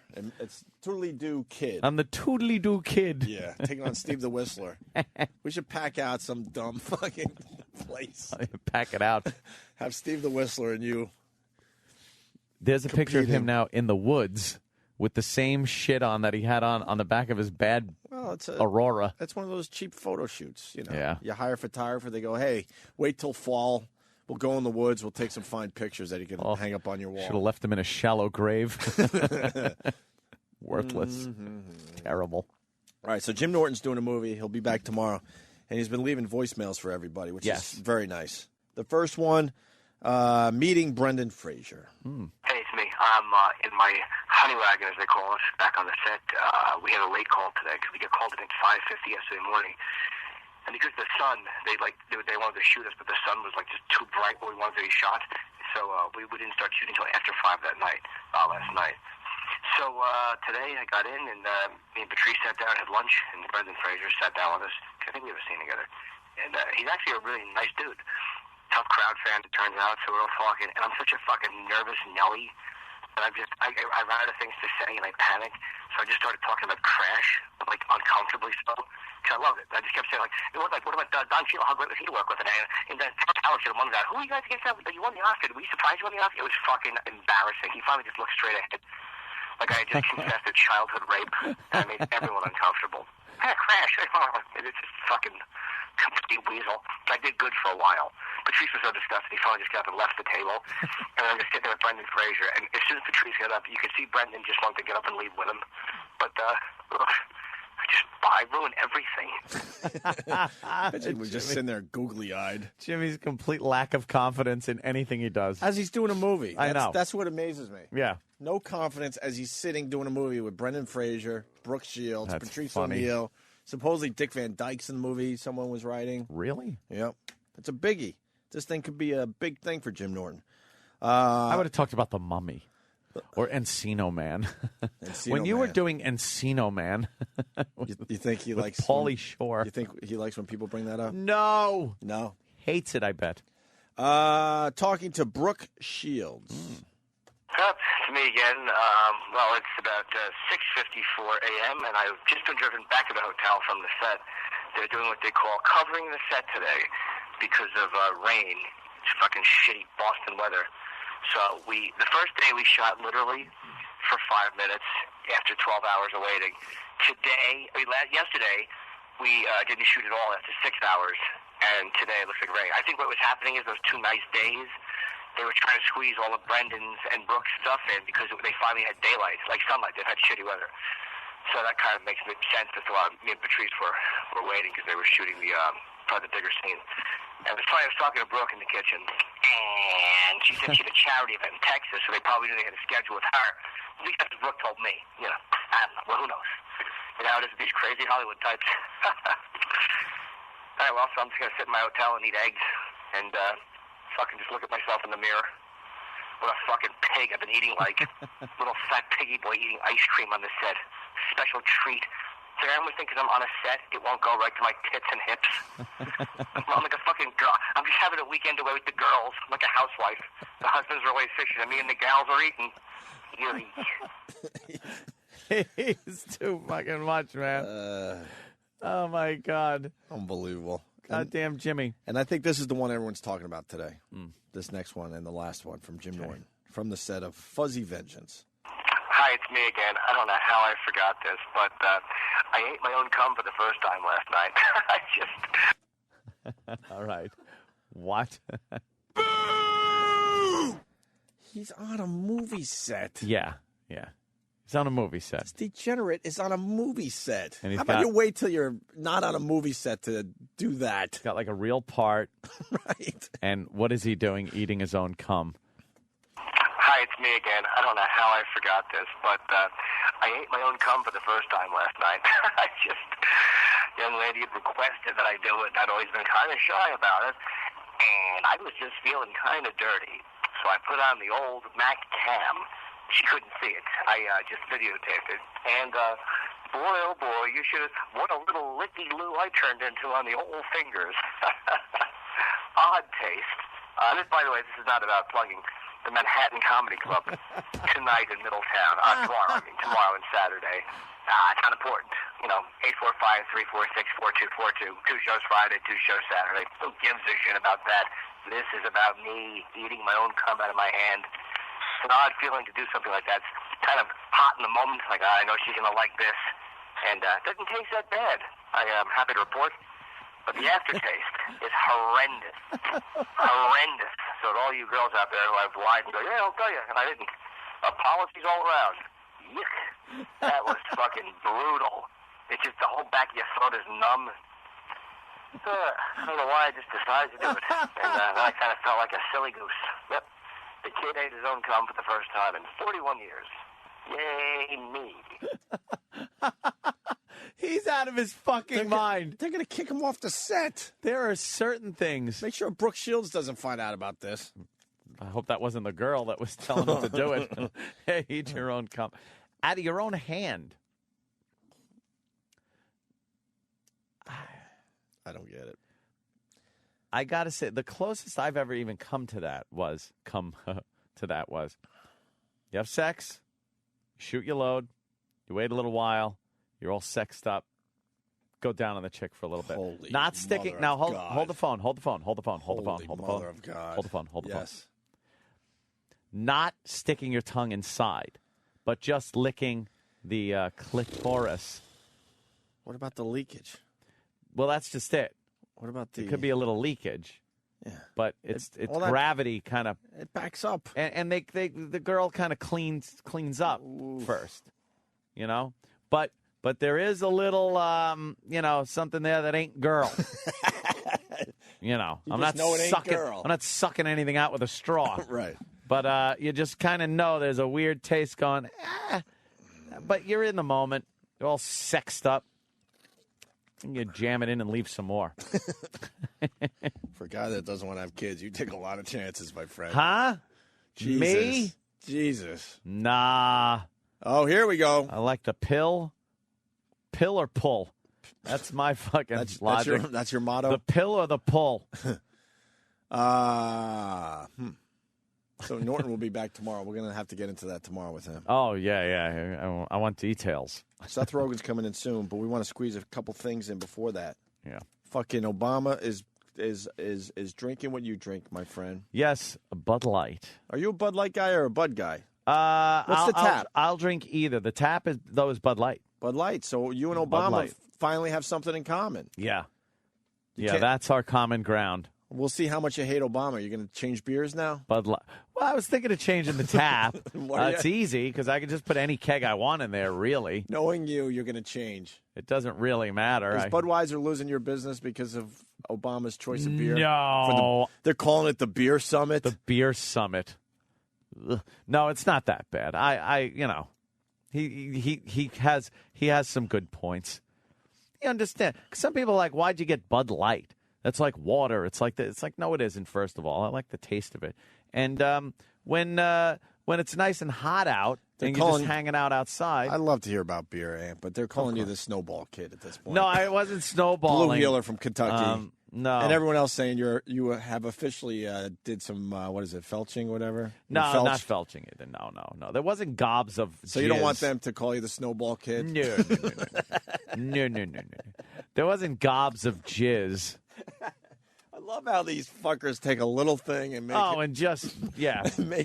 Boy, I wonder where they learned that from. Yeah, blow it completely out of proportion. Where they learned that from. Where'd that come from? I don't know. They got crazy minds of their own. All right, beer. Asses. Yeah. The Beer Summit. Yeah, but the beer is like, you on a hot day, Bud Light is good because it's like drinking, lemonade outside. You could just keep downing them, and it's cool and refreshing. Good light beer on a hot summer day. And then Guinness is good for at night when you're hanging out. Or the fall or winter. What's wrong with you? Just wait. Something like that. Well, no, I can't because way now too heavy. The Bud Light tap emptied out last night, so I had to go to the Guinness. I had to. And what did we say yesterday? They were going to hack this shit up. The Beer Summit, if you haven't noticed, they're doing like a red, white, and blue theme, even though Bud Light isn't white, by the way. Because you got the red stripe for what? The Professor. Professor Gates, right? Yeah. And then you got the Blue Moon, which I told you a while ago is Sergeant Crowley's beer of choice. Yeah. And then Obama with the Bud Light. And they're going to be drinking on that picnic table outside the White House. So why are they calling it red, white, and blue? Because it's red stripe. Well, they got the red and they got the blue, so they just said, red, white, and blue. Yeah, Bud Light is not... It's red. It's red label. So, because white people like it? I don't know. But they're calling it red, white, and blue. Oh, okay. That's a little bit of a stretch. This thing is going to be so horrendous to follow. Oof. When is it going down? Today? Oh, it's today. Oh, we're going to have some fun with Today's this tomorrow. the day. I guarantee we're going to have some shit to talk about tomorrow. I hope for drunk and belligerent, where bottles go flying across heads and racial epithets are thrown around. Yeah. Yes, on the White House lawn, where the professor and the cop have to be escorted off the property That would rule. and thrown off onto Pennsylvania Avenue. And we got the latest on that whole thing. A Boston cop was suspended after racist outburst. What the fuck was this guy thinking? During the, This sort of plays right into Gates' hands. Yes. I mean, it sort of does. We're just having the beer summit, my God. Right. Well, on the eve of the beer summit, Boston police said they had suspended an officer for a racist email likely to renew tensions over the recent arrest of Black Harvard professor Henry Louis Gates. Boston Police Commissioner Ed Davis placed Officer Justin Barrett, 36, on administrative leave pending the outcome of a termination hearing. Oh, boy. The email describes Gates, who was arrested and briefly detained earlier this month at Harvard near Boston, as a, and I quote, banana-eating jungle monkey. He did not say that. In an email. Wow. Not with his friends in a car with the windows up. In an email to who? The city's mayor, Tom Menino, was quoted referring to Burt as exactly, cancer in the department, and calling on him to be fucking fired. There's cancer in the department. Can we get Menino's statement? Where's Menino's quote? We got to get that audio. I want to hear him say that. Department. Why would this guy, in this day and age, why would you leave a paper trail? What's wrong with you? Yes, keep your racial epithets to yourself. You know people think it, but you don't write it in an email. Terrible. What's he doing? This really fucked up the situation. Yeah. The email allegedly written by Barrett lambast Gates for getting into an altercation with police. I'm not a racist, but I'm prejudiced towards people who are stupid, reads the alleged diatribe. He has indeed transcended back to a bumbling jungle monkey. Who did he send it to? Was one of his other quotes there.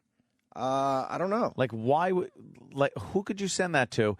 And if you do send it to somebody, wouldn't you trust enough that they wouldn't send it out and make it public? Reply to all. Yeah. Oops. I see. Yeah, I hit reply to all. Oops. Oh, it's a long email. Oh, it is? Yeah, I don't feel like reading this whole thing right now. Yeah. We got to the Black Gnats. Oh my God, this guy. This guy really went to town, huh? Yeah. Whatever. Okay. There you go. So the beer summit happens tonight. Yeah, can't wait. Going to be at the picnic table still? Huh? Going to be at the picnic table still? Absolutely. You think one of them will have their leg up on the... Obama will be in shorts. He'll put his leg up on the table and his ball bag will hang out as they're just swigging down some beers. It's going to be... looking awkwardly. It's going to be horrible to watch. Of course it is. Hey, there's Brooke. Hey, look, it's Brooke on Fox 5. I was thinking about Brooke Hogan all day yesterday. Were you? I think she With could... your dick in your hand? I don't know, to be honest, because she looked pretty... Jury's still out on you with you? No, she looked pretty good yesterday. She does look pretty good. The first time she was in, she looked bigger. I think she lost weight for this for the promotion of her new CD. Yeah, she looks a little softer now. Yeah, not as like. I'm not saying she's out of shape in any sense of the word, but she doesn't look as muscular and manly. She was, not as meaty. Yeah. You know what I mean? But I was thinking about her, like, because a few listeners were bummed that we didn't just go right after her, and I don't know. What? I think she could be kind of a friend of the show, and she seems cool. She was pretty good yesterday, no? Yeah. And I suggested she arm wrestles with Bobby. She did it. Yeah, I know. That's an insult to a girl. Hey, could you arm wrestle my friend? That's an insult. And she said, all right, I'll do it. You're a big girl. Video's up on my YouTube channel, Opie Radio. But she was cool. You liked her? Yeah, definitely. I don't like her music. I'm not going to... No, that's not my cup of tea, as they say. No. No, not at all. I feel bad for her and Hulk, too. Yeah. Because you could tell they're real close. I don't know where the brother stands. I wonder how much is real. Really? That's what I was thinking, too. I was thinking, the Hulkster's an actor. Yeah, he is. He's acted his whole life in wrestling and then, I think it's Thunder Lips. I think it's as real as it gets. So when he's crying like that, I'm wondering if that was what the fuck was that? Wow, is that her ass? Whose ass is that? Apparently it's Linda Hogan. Get the fuck out of here. That's the mom? No way. No wonder the fucking bad. kid is all over Are that you ass. kidding me? Where's that? It's on a bunch of different sites. She's got a really nice ass. No apparently, way. From that angle, anyway. There's no fucking way for that's a mom. Linda Hogan's ass. You think Hulk would have torn that up over Get the years? the fuck out of here. You think it would have looked like King Kong Bundy? Really? Where did the peeps go for that? Well, they could just put Linda Hogan ass into Google Images. And it'll pop up a lot? Yeah, first thing. First, third, sixth. Yeah, it's kind of Yeah, check it out for yourself. all over the place. That ass looks way too young to be Linda Hogan's know. ass. Holy shit. Maybe it's just a really good shot. Yeah. Holy Jesus. What? Those are some big boobies. Yeah. Are you a fan of the big boobies? No, really not. I was when I was younger, but you got to grow out of that shit. I like natural boobies. Not a fan of that? Not that big. No, that's just silly. What are there guys that are truly into giant yes, fake tits? More so than are into just natural boobs, no matter what the size? Yeah. Believe me, I don't want a nipple on a fucking flat chest. But somewhere in between. But yeah. A nice B or C is dandy. You get a firm, a youthful D is good. But that's just gargantuan. There's no reason for it. You can't do anything. They don't feel natural. They don't look. They're totally meant for just having clothes on. Can we do a bit? Oh, let's start a list. Photoshop. Yeah, let's start a list today. This is a little audience participation. Ooh. A list of all the things a big booby girl can't do.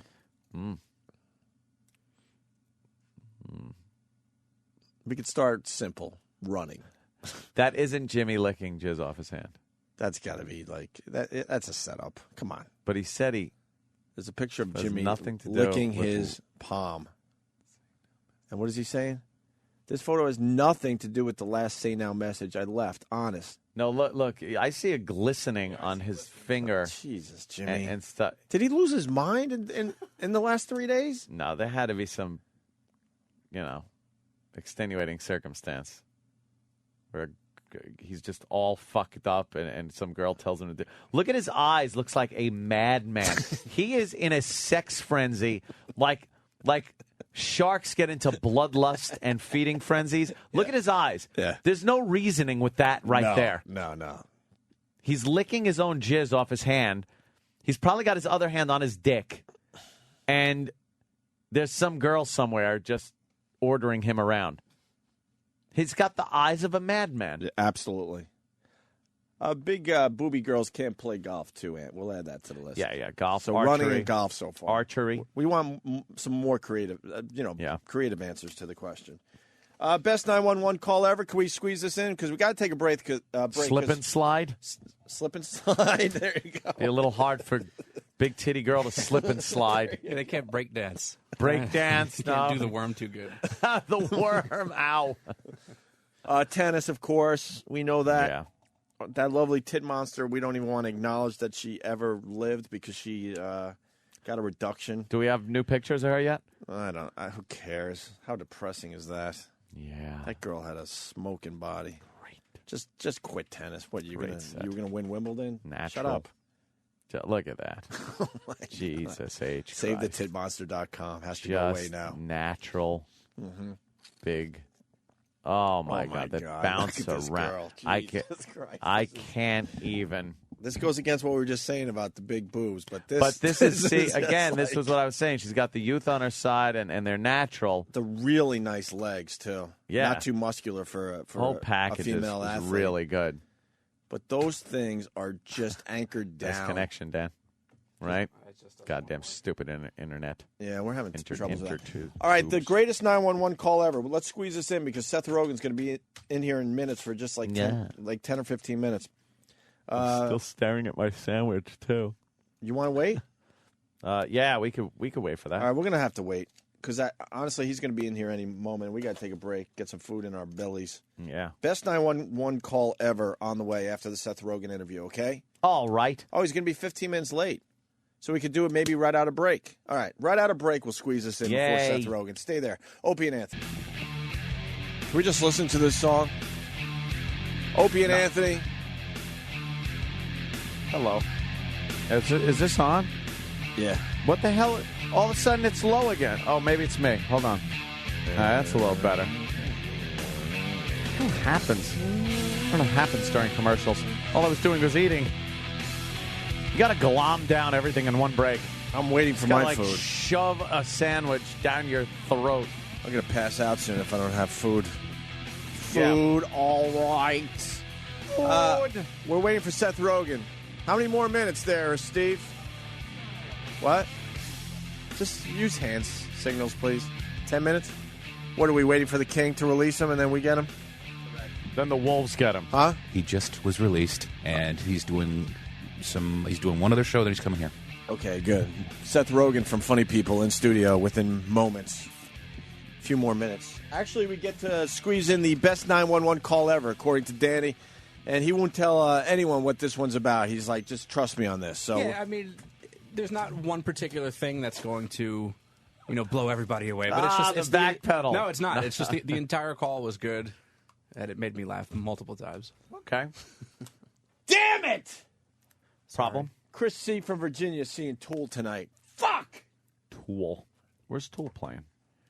I think Liberty State Park is, right? Part of that thing? Yeah. There's like a million bands. All Points West. A million bands. All Points West, thank you. Wow, that's gotta Tool's be a tonight? show. No, that's not till Saturday, yeah. Oh, see, I get confused because people listen to us all over the country. So Tool's in Virginia tonight. And then tomorrow night up here in New York. Yeah, that is odd. All right, no, damn it then. I wouldn't be able to go national. anyway. Virginia's far. Yeah, you I got thought- Saturday at Liberty State Park. I think I'm going, actually. Really? Yeah. Pretty cool. Jim Jeffries invited us. All of us. Oh, yeah? And Jeffries is coming in tomorrow? Or next week? What is he doing? I think that's next week. Okay, yeah, Jim Jeffries invited us because he's doing a set at All Points West. Cool. You gave up some really good Tool tickets a couple years ago. Shut by up. The way. I brought you to the other one. Didn't I take you? To Tool? When we were on the balcony? No, you gave up like second row seats at like an opera house for Tool. Oh. It was Who did really I take good. to Tool? Huh? Were you too drunk to remember? Did I take you to Tool? I did not. I do not. We're up on the remember- balcony no. on the right No, side? I was never on a balcony. Who the seeing fuck did Tool I with you. bring? What's that? It wasn't me. I know Poe was there, I think, with a date or something, and he didn't even understand what Tool was all about. I'm like, what a waste. They're not building. Where is this band? I think it was a record company gave us like a nice little section. Where's Tim Allen? I didn't bring you. No, I do not recall that whatsoever. If it did, Sam, I know I didn't bring you. No. You don't like Tool. No. You pop music idiot. I'm not an idiot. I'm not an idiot. I don't sound like that either. Yeah, you Yes, kind of you do. What's your favorite pop song right now, Sam Roberts? Prime time. Right Prime now. Birthday Sex. That is a good song by Jeremiah. What is it? Birthday What? Sex. What is that? Oh, Dan, what is you this know this? awfulness? No, it just came up in the back office one day. Yeah. Do you really like this? Oh, this is the one you guys brought to the show about a week ago. No, that a was different one. Oh, they all That was sound the Chuggo. Chuggo. Oh, Chuggo, of course. Sorry. This song is about birthday sex. Do you get you get to put in the shitter for your birthday? Is that what they're singing about? Right. It's auto-tune. I again. can't fucking tell you how much I hate this music. I fucking hate it. There are those commercials that come up. It's like, text 9583 to fucking, and then they give a number for $9.95. You get all the ringtones and songs you need, and it's always this drivelly shit, fucking crap R&B, auto-tuned garbage. I kind of like the I. I hate it. Have you heard Jay-Z's Death of Autotune yet? No, I hear it's really good though. It's really good. This fucking this genre is so bad. Jay-Z pronounced it dead, so don't worry. The King Did he? said it's over. Oh, yeah. Thank you got to be God. crazy to do an auto-tune song after what Jay-Z It's did. not even the can't. auto-tune His part, song. like only the auto-tune thing. It's this fucking whole mellowish kind of grooving bullshit. Did you ever go out with a girl that liked this type of music? No. Same here. Now that I think about it. How would you get along with the girl? She'd be calling up Ray Liotta, and he threw me out of the car. Yeah, I didn't. I've been lucky in that way. This sucks. Sam, I assume your girl likes all the rock stuff. She's the cool one in the relationship. She likes like alternative rock sometimes. But she likes hip hop stuff too and R&B stuff too. Are we gonna get the best 911 call ever on the radio before Seth Rogen or not? No, we gotta play some more songs. I do like 1, 2, 3. Yeah, that dumb song. What is that song called? Can't take this. I Know You Want Me. You know that one, Ant? No. Pitbull. Nope. How could you not know that song? You know this song. Nope. Travis, can you play 1, Enough 2, with 3? birthdays. Song's over. Well, this year's gonna be called Gaiocho. Que hola gata, que hola omega, and this how we gonna do it. Dale. 1, 2, 3, 4. Those days. You don't like this, Ant? I just hear, like, this is amyl nitrate and ass sex. What?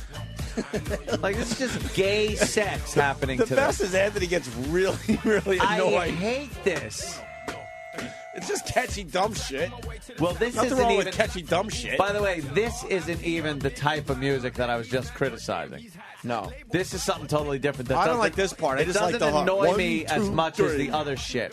The other shit is that dumb bitch fucking music that just... It's her talking about some fucking guy and how, you know, he treats her good. So, you know, that's all bullshit anyway. Meanwhile, he's, you know, punching her in the face as they're driving down the road.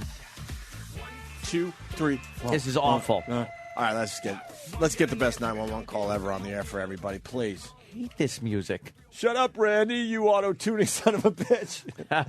Kevin from Connecticut. Randy? And Erica from Jersey. I agree with Ant. This music sucks a dick. Thank you. Whatever. Play the fucking 911 call, you OCD fucks. That's Greg the trucker. Do we have time? Is Seth Rogen coming in any moment? He's bumped again. He's bumped to 8:50 now. For real? Yeah. What show is he on? No. He's still with the other guy. With the You king? got misinformation. The king hasn't released him yet? Yeah. Wow, isn't that weird that we have to stick to 10 minutes? Yeah. We've been told 10 minutes and don't go any fucking longer. Yeah. And then we got in trouble yesterday for fucking Brooke Hogan being on for longer than 10 minutes, 2 seconds. Look. And you know, whatever. Look, you know, you better get those paddles up. Yeah. Company takes care of one guy, and everyone else is shit. You know, Here you go. that's a wonderful Red, way to paddles up, paddles up, to paddles up. to Paddle. to. I'll tweet the rest. Fuck Paddles you. up. All right. This is what I do now. Paddles up.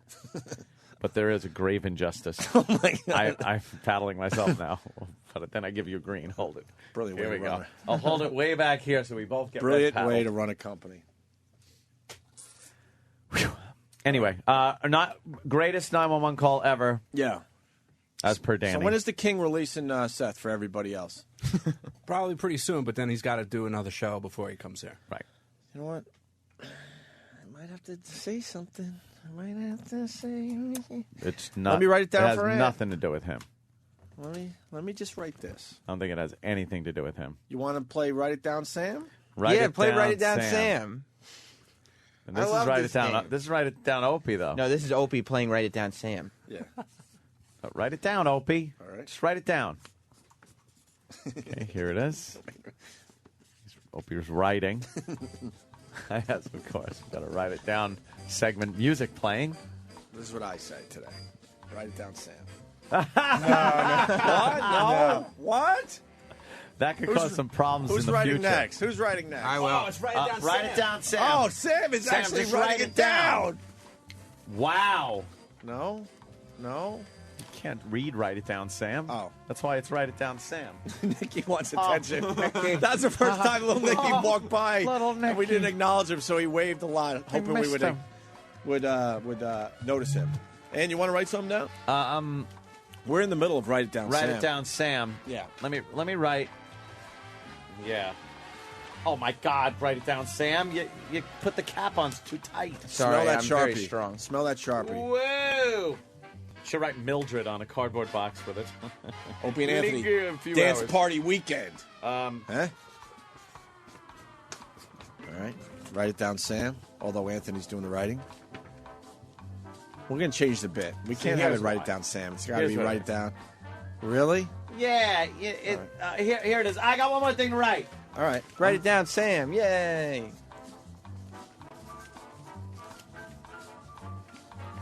That's who's to blame. Really? Yeah. That's who's to blame. All right. Well, this is what I write then. All right. Here's the Sharpie, Sam. Okay, You got to just in write case. something down, Sam. All right. Opie's writing. Let's write it down, Opie. Wow, he's writing fast. It's got a lot there. It's like a paragraph. Jesus. Weren't these one-word answers originally? It's too bad I can be funny when it comes to writing. Is that it? You're writing. I guarantee I'll get a laugh. Okay. Uh-huh. Let's see. Oh, Jesus, no. No, we can't. No. No. We need a shredder for no. Write for it the down, end Sam segment. We need a shredder. We have to shred everything after the segment. The official shredder. Yeah. Of Write It Down, Sam. I'll Maybe a sponsor will jump on board. People want us to do our you, me bit. I love that bit too, Carolina man. Me, you. Me, you. Me, you.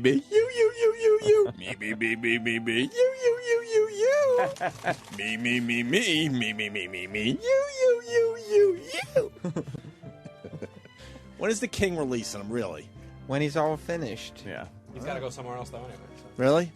All right. I'd rather have Louis C.K. in. No, Where is Louis? He'll be here soon. We'd like to have Anything? both. All right, best 911 call ever. Let's get this out of the way, let's Ant. get to it now that we have plenty of time. No. I'm sorry, it's 20 Winford? Yes. Okay, and what's going on there? That shit happened yesterday, and you motherfuckers trying to put my ass in jail and not understanding what's going on. Okay, do you need medical attention? Yes. What is wrong? I don't know. I ain't no goddamn doctor. Okay, sir, I'm trying to help you. Well, help me send me some eye here. What the hell? What's the hold up? Sir, are you feeling pain? What is the problem? I'm crazy as hell. So do you need us? I don't know what I need. Sheriff's office, are you on the line? Yes, we are. Do you need us to go with you? He said somebody hit him. He is hurt. I ain't had my goddamn medicine this morning. I ain't got no medicine. I went to the fucking hospital, and the doctor got mad because I told him that white boy used to fuck my mama a long time ago. Sir, are you in pain somewhere, or what is it? Yes, I got headaches in my leg and everything. I've been in a fucking fight. So you want the paramedics to come and check you, correct? What I thought you were getting. What the hell going on? Sir, you need to calm down and talk to me. I am trying to help you, and I'm trying to send the paramedics, but I need to understand what the problem is. I don't know what the problem is. Okay, but you're feeling head pain. Is that correct? I've been injured. I've been hit on the head and everything else. How else do a motherfucker be assaulted? All right, when did that happen? Yesterday. Damn. My head's hurting. You gonna send somebody here, or you gonna fuck around on the phone? Sir, I have no problem sending you help, okay? The paramedics will come and they'll check you. Oh, she's getting frustrated. He's just going to fuck around on the phone. He's got a point, though. That's her job, though. What do we know so far? Well, I'm very confused. This guy got into a fight. He's calling 911. Yeah. And he just wants. He doesn't understand why he just can't call 911 and then get response. He wants them to just show up. Yeah. But, it could be a police. It could be paramedic. It could be fire. It could be, you need to tell the person what the problem is so that they can send the proper equipment over. Could be a kitten in a tree. Yeah. It continues. The caller gets very frustrated. Because she's just fucking around on the phone. Yeah. Mm-hmm. How old are you? I'm 62 years old. I retired from Diamond Crisis. Okay, and are you in Millennium Point Apartments? Yes. What apartment number are you in? What's going on down there, ma'am? Sir, I am trying to help you. What apartment number are you in? What? But shit, my head is hurting. Can you tell me what apartment number you're in? What? What apartment number are you in? I ain't no goddamn apartment. Are you in Millennium Point Apartments? Motherfucker, what's wrong with your ass? How much schooling have you had? Sir, are you in Millennium Point Apartments? I told you that. Okay, what apartment number are you in? What apartment number are you in? I ain't at no goddamn apartment. It's a town house. Okay, what kind of medical history do you have, sir? I don't know. Let them check it out. I ain't no fucking doctor. I ain't no nurse either. Yeah. You anything else you want to know? That's how it's been since we've been. What's your name? And what's the phone number that you're calling from? I don't know what it is. I gave you the goddamn address. That's enough. Is your phone number 407-88? Well, if you know the fucking number, why you ask me? Because I need to confirm it with you, sir. All right, you got it. Oh, this motherfucker. He doesn't have a head injury. No, he's this too smart. This guy's fine. He's just an asshole. You know about him, but why ask me? Motherfucking asshole. He's just an asshole. They should leave him there to just die with his head injury. And we got one more piece here. Do you not have an apartment number? I ain't got no goddamn. I don't live in no goddamn apartment. I live in a townhouse, motherfucker. Okay. SO? Yeah, we're still here. Do you, sir, do you have a townhouse number? 42, motherfucker. Okay. So we definitely need you to go with us. We're on our way. Okay, I'll let them know. Sir, stay on the phone with the sheriff's office, okay? Do you need to talk to him, SO? I'm going to try. Okay. Thank you. Sir? Hello? Yes. The guy that hit you, is he still there? Hell yeah, he live over here right across and run a dope house right next door to me. Is he white, black, or Hispanic? I don't know what color he is. You call him what you want to call him. What does he look to you? White. I don't know. He looked like one of Jesus' children. He looks like what? One of Jesus' children. Okay, what's his skin color? I don't know. Okay. I don't see no color. Do you know what color clothes he's wearing? I don't know. The motherfucker in the house. Okay, so we have somebody come see you, okay? All right. Goodbye. That guy is so in trouble. I like him. All of his points were just so valid, though. He's just like, well, what's your medical history? He's like, I don't know. I ain't a fucking doctor. I ain't a doctor. That's why I need some motherfucker come over here. Why you need my phone number if you could come to my house? You got my number. You have it. You got my address. Before. Come on. What's he wearing? I don't know. He's probably wearing something else now. I don't know. He's in the house. Andy in New Hampshire. Andy. Yo, hey. We get brutalized all the time on these things. We have these cards we have to follow, and you have to follow them, and you feel like a retard asking these guys these questions. You've got the answer. That's how the guy got him. You got my number. Why'd you ask me? Why you ask me? Yeah, he was pretty good. He was a little Did you catch the belligerent. one where he said, I didn't live in an apartment, I live in a town? He goes, a townhouse, yeah. No, he said town. Oh, and then town he waited to go first. house. Yeah. Jesus that's Christ. definitely a really good 911 call, man.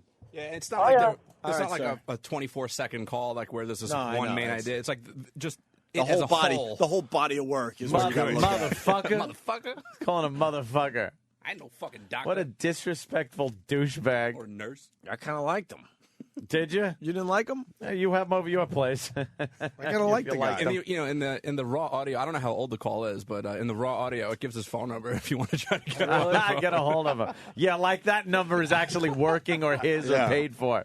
Number was disconnected the second he made that call. I need a bambulance. Yeah, get me a bambulance. I need a damn bambulance. I like how they're like, yeah, we definitely need you to go along. The sheriff's department. Like, yeah, you might want to go along with this ride.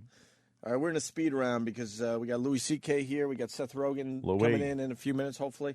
But first, little Nikki. He walks down the hall every day. We acknowledge him, right? He's never been on our show. No. A little background on little Nikki. The guy is a great production guy, and he decided to make a little piece for us. Ooh. Is that hooker in the trunk distracting you? Shut the fuck up! Just now realizing that bottle of Jack and 8 ball of Coke you did one night led to this 18-year crying commitment that just shit itself? Aw, don't cry. Let's put a pillow on your face. Whatever your reason is for missing the Opie and Anthony show this morning, you can catch it again. Hear it again at 3 and 8 p.m. Eastern on The Virus, Sirius 197, XM 202. That's little Nicky. Okay, little That's Nicky's little Nicky. out of his fucking mind. That's little Nicky. Holy shit. His real name is Jerry. And he's they say he's the best production guy here at Sirius XM, and that is pretty goddamn funny. And we need him to do some production for us. Yeah, that was pretty damn good. Anytime you're suffocating a small child in production. Thought Steve was angry. God bless little Nikki. Jerry, actually. And then we also had the blown home run call one of the listeners turned us on to. We missed this one as we were prepping for the show today. Dodgers-Cardinals. And I guess it's an epic fail on many levels. The announcer, I think the players themselves, and the fans all got it wrong? All got it wrong. This has been a great pitching matchup. Kershaw, no runs on only 4 hits. The pitch. Ryan swings, and it's a high fly ball. Deep left field. Ramirez back to the track at the wall, and it's a goner. A home run for Ryan. Ryan is standing near second base. Oh, man, he caught the ball. He caught it. We thought it was a goner, and he caught the ball, and Ryan was standing out there. He leaped and just made the catch above the wall. We get the look at it right now, and he caught it at the top of the wall by the number 85 for Mr. Bush. Yeah, he made a heck of a play. Looked like that ball took a bounce, but something else flew out there, and that was an out, and Ryan is denied perhaps a home run, and high fives for Manny Ramirez. So instead of a Cardinal lead, we're going to the 8th, and the Dodgers are still leading 1-0. Wow, man. Yeah, because apparently the Park got it wrong, too. Yeah, you heard they the were fireworks. setting off the fireworks and the home run sound effects and everything. And oopsie. We got better ones. But That's a goner. That one's pretty good. I don't think it was a goner. Yankees won last night, right? 3.5 games ahead of... I don't care. Yeah, because the Mets... Mets are... But, 3.5 ahead of Boston. Nice. It's Boston. Boston. Boston. We're going to have to We want to make sure that the good people of Boston. We're going to have to make a judgment call soon. Yeah. I think so. Really? Yes. Well, I think we should bring Louie in. Yeah, absolutely. I think we bring Louie. Louie shouldn't have to fucking wait. The King hasn't released Seth Rogen yet, so we might have to make our own judgment call. All right, we'll take a break. Steve the Whistler? Yeah, I was hooked on it. Louis C.K. will join the program next. He's going to be at Caroline's this weekend, right? That's fucking huge. You better get your tickets immediately. 212-757-4100, I believe, for Caroline's, Louis C.K. Those tickets will go fast.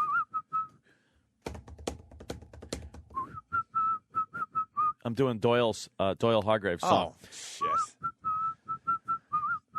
As Steve the Whistler. Quick break. We got to eat. Louis walking You down the whistling hall. son of a bitch. And we'll continue with that whistling song after the break. Stay there. Opie and Anthony. Yeah, shit. I'm always going off on those. You know what? We got a very busy show today, but this is the moment right here, I'm telling you. Louis C.K. in studio. It's been, I don't even know how long. We were at the other building. That's right. The last time I was at the other building. So it's got to be at least 4 months. Louis C.K.'s playing Caroline's. You're starting tonight, Lou? Yeah, it's all sold out until Sunday, I think. Oh, it is? No shit. Yeah, Sunday right. night there's still tickets. Then go home. Yeah, right? No, I'm not here to plug. I don't care That about proves that Louis likes our show, because he doesn't even have to I got be nothing here. to plug. Only Sunday Caroline's shows available. Yeah, but that's going to sell out, too. I mean, it doesn't even matter. Doesn't matter. It doesn't matter at all. They should just keep adding shows. Well, then I got to do them. You know what? I mean, it'd be one thing if it was just problem. like, just come and pay money. The tickets are what they're after. It's not the show. You know what? I'm thinking you could squeeze a third show in, though. Sure, I've seen that before at Caroline's. It's not fun for you guys, but No, I won't do it. you got a midnight show where everyone's been drinking for 4 straight hours, and you're exactly. You're trying to do your thing. I don't think I have an upside to tickets this time. I think I'm getting a flat amount of money. Oh, for so then it Caroline's. doesn't- So it actually, doesn't don't matter. even say that I'm Okay. playing there. All right, I got you. I got you. You been in the country? Yeah, upstate. And he was telling Aunt and I that he listens all the time because he's bored in the country. Always. Ooh. And he heard you yelling Every and morning. screaming the other day. Yeah, I'm always screaming about taxes. And There's, stuff like but there's still the thing Don't that's care. been haunting me. I just every day I think about it now, and it makes me really sick. when you had Bobo in here. Was that his name? Oh, God. And damn. you had what's his name? Smell his cock. Yeah. We're okay. Had to smell his dick. E-Rock. Yeah. E-Rock had to smell his dick. But the thing that upset me was you telling him to ruffle up his pubic hair to release the smell. It's like a scratch and sniff. You got to kind of like if you're telling him to tussle your pubes so the smell is released. And every time I think about that and I gag, like a few times a day, for some reason, it's like a song stuck in my head. That is disgusting. There's like a moment I was dropping off my kids and I'm walking away from the little camp, this little idyllic camp they have. Yeah. Where there's literally a donkey in the middle of the camp. Aww. And I remember it just pops in my head. Tussle your pubic hair so the cock smell gets worse. And I imagine that really clearly, and I just got so sick. That is really disgusting. And E-Rock, just the idea that, so trooper. first of all, you're making a guy smell some retarded guy's cock. But the idea that you had this notion of, wait a minute, this we can make this work. It's not bad enough. Like you're like, it's like a technician for, no. To get the full potency of the cock smell. Of the dirty dick smell. You gotta ruffle the hair. Did you hear the follow-up show? The following Friday, he came back. So I heard something. Lou. I'm trying to remember what happened. After the show, these guys discovered, because they're just bored and sick fucks, that Bobo gets boners really easily. Oh, right. You had his dick out, and he was standing here getting hard. Yeah. Hard and soft, and you guys depending on what we're you guys are talking going about. from yes, I was listening to that. Okay. You're going from baseball to that girl that he's in love with. You know what's weird Back is that and there forth. was a guy in my hometown. He might still be there, and we called him Florida Steve. Why did you call him? That was his. He was a guy, a little kind of oldish man that walked around town, just walked around, and kids would go up to him, and he'd go, "How you doing?" He'd just walk up to you, "Hey, hot day, huh? It's hot." It was a routine. It was like an Abbott and Costello. Was he retarded in any way? Yeah, or? I think he was sort of retarded. Yeah. Hot day, right? Hot day, and you go, "Yeah, it's hot." And he goes, "Hotter in Florida, isn't it?"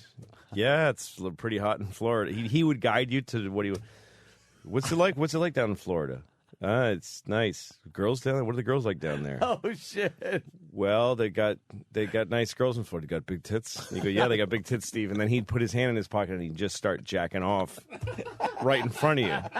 Big bottoms, big. And it was just a routine. It was like Abbott and Costello. And then at one point you'd go, "Hey, what are you doing down there in your pants?" And you go, "Get out of here! I'll cut you to ribbons." You won't say that when the bullets fly. And he'd start threatening you, and then you walk away. I think every town's got one of them. I'm this trying to guy think called if I had one. Crazy John, and he used to be behind John's bargain store. I don't know if his name was John, but we just called him Crazy John because he was behind John's bargain store. And he had a shopping cart with a big... It's like naming a stray dog. Yeah. It's just we'll name him after the bargain store. Jesus. I know. And he would collect plastic bags. Mm-hmm. And he'd come up to you and just go, "Plastic bag? Plastic bag? Plastic bag?" And you're like, "I haven't seen any plastic bags, John." Okay. And then he'd go up to the dumpster. And he had one of those giant... You know those...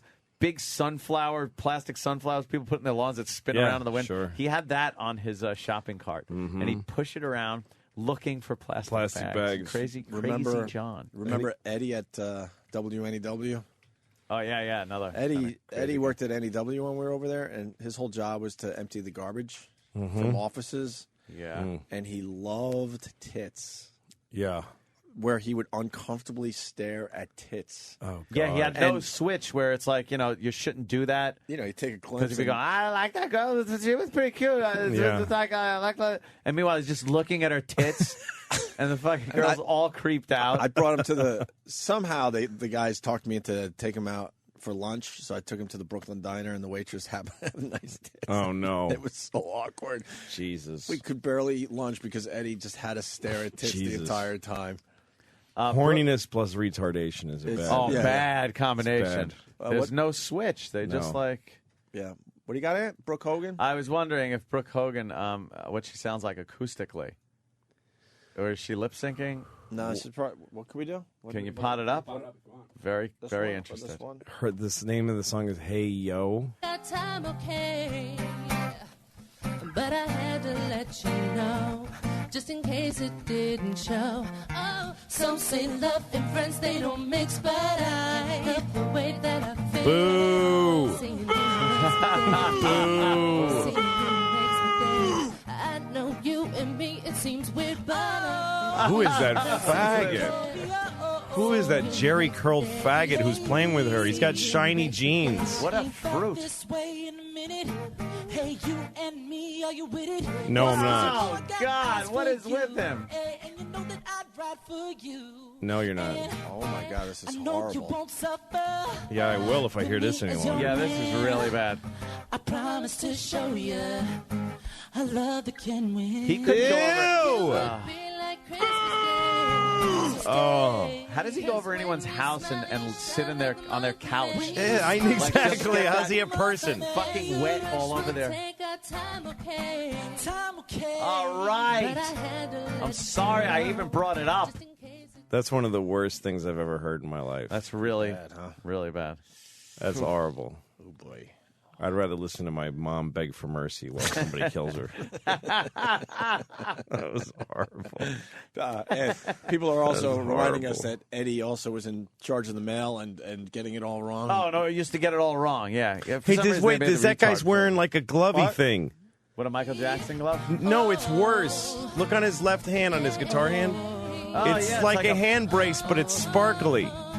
It's like when you get a sprained wrist. Yeah. But it's sparkly.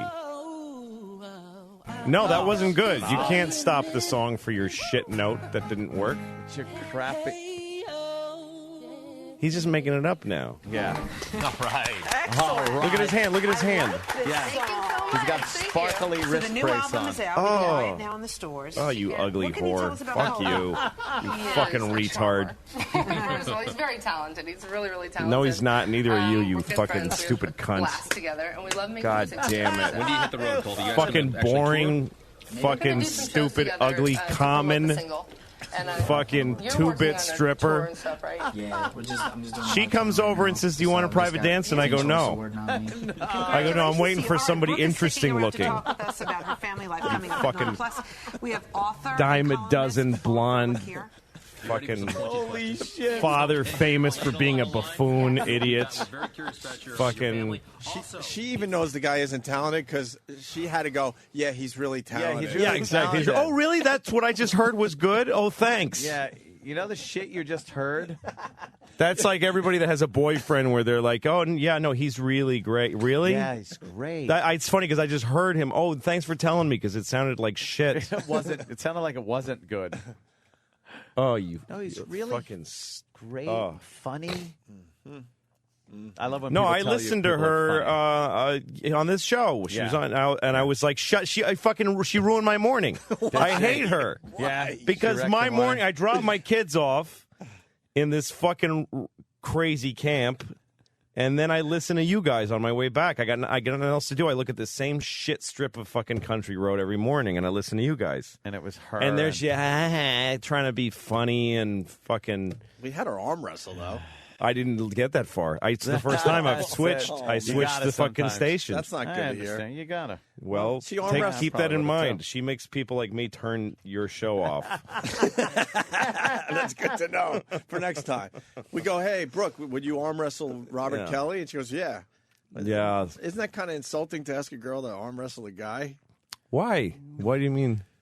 Like, because she's a bruiser. Oh, because she's got big fat arms. I see what you mean. Why else would I say, would you arm wrestle Robert Kelly? Because he's a weak not- slob with little. He's got little, Tyrannosaurus Rex arms. What is she doing there in that picture? She's giving a piggyback Looks like she's ride. taking a shit. I don't know. I hate that people like her exist. I mean, it's the worst. It's just so many generations down from mattering. You know what I mean? Like Hulk Hogan even shouldn't matter. He's a joke. He's a fringe celebrity. And then Hulk's But now he's a family. fucking mainstream right down. Like he's going to get he's going to be at the Kennedy honors with the president someday. Yeah. Because just for being fucking stupid spectacle in front of other people.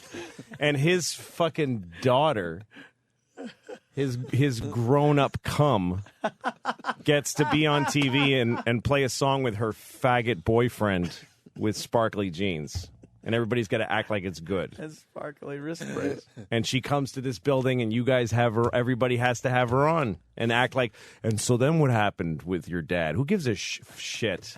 He's making us look bad. Fuck her. No, you have to do it. How do you not do it? If I had this if I had this show, I'd go, can we get her, please? Louis and I'd be is, nice to her. A dose of reality. You're giving a little taste.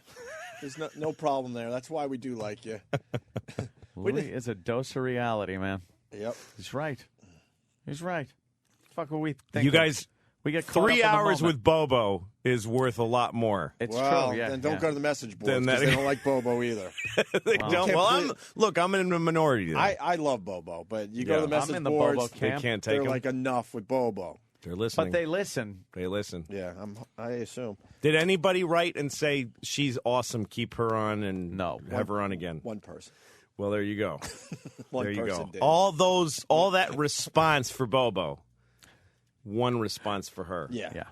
All of his response was negative and hers was positive. Bobo makes people react. Yeah, you want. That's what all you want from a radio show. Exactly. Of course. Good, bad, whatever. Just you Yep. want people talking and reacting.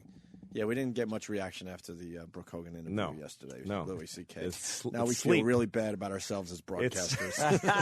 It's America sleeping. Let's get the horse fuck story on. Yes. Oh, this guy who fucked a horse? What happened? Well, yeah. He has a history of doing this. He got caught. It's called buggery, you know. Is it? Is that what buggery is? Yeah, I didn't like know horse that. And horse and buggy? No, because buggery. Because you're being a buggy is sort an of for the English horse. law. Yeah, you're kind of being a buggy by proxy. So it's like buggery. I wonder if that is what it hook is it up. from. No, because I don't know because it means anal intercourse with a man or a woman. If you're a guy and you have anal intercourse with a man or a woman, you are engaging in buggery. But also vaginal intercourse with a horse is buggery. But anal with a horse is not considered buggery. It's considered something else. You know, some sick sodomy fucking thing that will still get you put on the rack in England, I'm sure. But who had to decide that one? Yeah, they decided that buggery is sex up the ass on a human or vaginal sex with a horse. But wait a minute, sex up the ass with a human or vaginal sex with a horse? Yeah, is the same thing. It's the same Buggery. thing. Can you believe that shit? But you can fuck a horse in I the couldn't ass and believe it's it. not buggery. And it's not buggery. But is it something worse? A person's asshole and a horse's vagina. Same thing. Yeah. They considered it the same kind of fucking... Well, but wait, maybe is there a step up for horse's asshole? Maybe it's just I think another that's thing. what it is. I think it's even worse. It's like murder one. Yeah. Although the penalty for buggery, up until 1861, is getting fucked up the ass by a horse. Yes, the horse gets to have his little piece with you. Was death by hanging. Really? And then after that, it was life in prison. And now, Did you have to sit on the horse that you fucked in the ass when when you get hung? Fuck you and the horse you fucked. Fuck you and the horse you fucked and fuck both. And fuck both of you. Yeah, anal intercourse by a man with a man or woman, or vaginal intercourse by either a man or a woman with an animal. Now, how does a woman... Where are you reading this off of, by the way? The definition of buggery. From what, though? From Wikipedia. Yeah, you just go Wikipedia on buggery. Anal intercourse. I love also the stuff that's highlighted to give you other references. Yes, I might need that note at the back. Anal intercourse highlighted if you're interested. More to say about that. Yes, it's a link. By a man with a man or a woman. Yeah, you can't or fuck that vaginal ass. intercourse by either a man or a woman with an animal. With an animal. So it how could does be a anything. woman fuck a horse up the asshole? That's what I want to know. Well, a vagina. Vagina. Oh, vaginal intercourse. Yeah. Okay, so then, how does a woman... I guess with her fist. You can't fist a horse in a No, vagina? I think that means letting a horse fuck you. Look at you. Look at me. I've been thinking of that since I read it yesterday, going, how does a woman do... But it's the horse fucking the woman. Or if it says, Now, by what the way, if- it says animal. So Yeah, a dog, anything. women can be fucked by dogs. I've seen Now, it. what about the woman getting fucked in the ass by an animal? Because that wasn't covered there. That's going to be a That's different got to be thing. worse. Yeah. It's got to be worse. They don't step it down and go, I think, at least it's I not think buggery. that's called tomfoolery. Yeah, buggery is like one of those words where it should be tomfoolery. I think it's I think a woman being fucked in the ass by a horse is Yes. shenanigans. I think that's shenanigans. Only done by a scallywag. Exactly.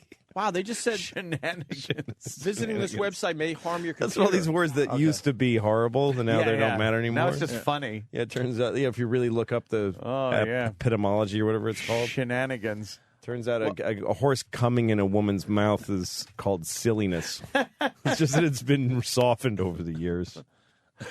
Yeah, being engaged in shenanigans years ago was probably a pretty bad thing. Yeah.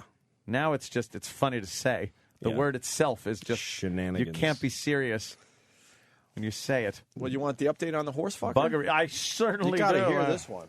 Barbara Kenley says her horse of 15 years, Sugar, is like a child to her. Oh, boy. But a year and a half ago, she discovered this man, Rodell Vereen, inside Sugar's stable. Oh, stable. inside the so to stable. speak. Wow. Okay, well, Wow. inside Yeah. the stable. All right. Jesus. Inside Sugar's stable. He pleaded guilty to having sex with the horse. I mean, I don't know how to explain to you the sick feeling. Vereen was placed on South Carolina's sex offender list Go ahead and got try. 3 years probation. But Kenley says that was little comfort to her. Every night going to bed thinking, is that man out there with my animals? What is he doing to my horse? Fucking it. And like I said, I just couldn't sleep thinking about it. She suspected Well, Vereen then was fucking back. masturbate and get it over with.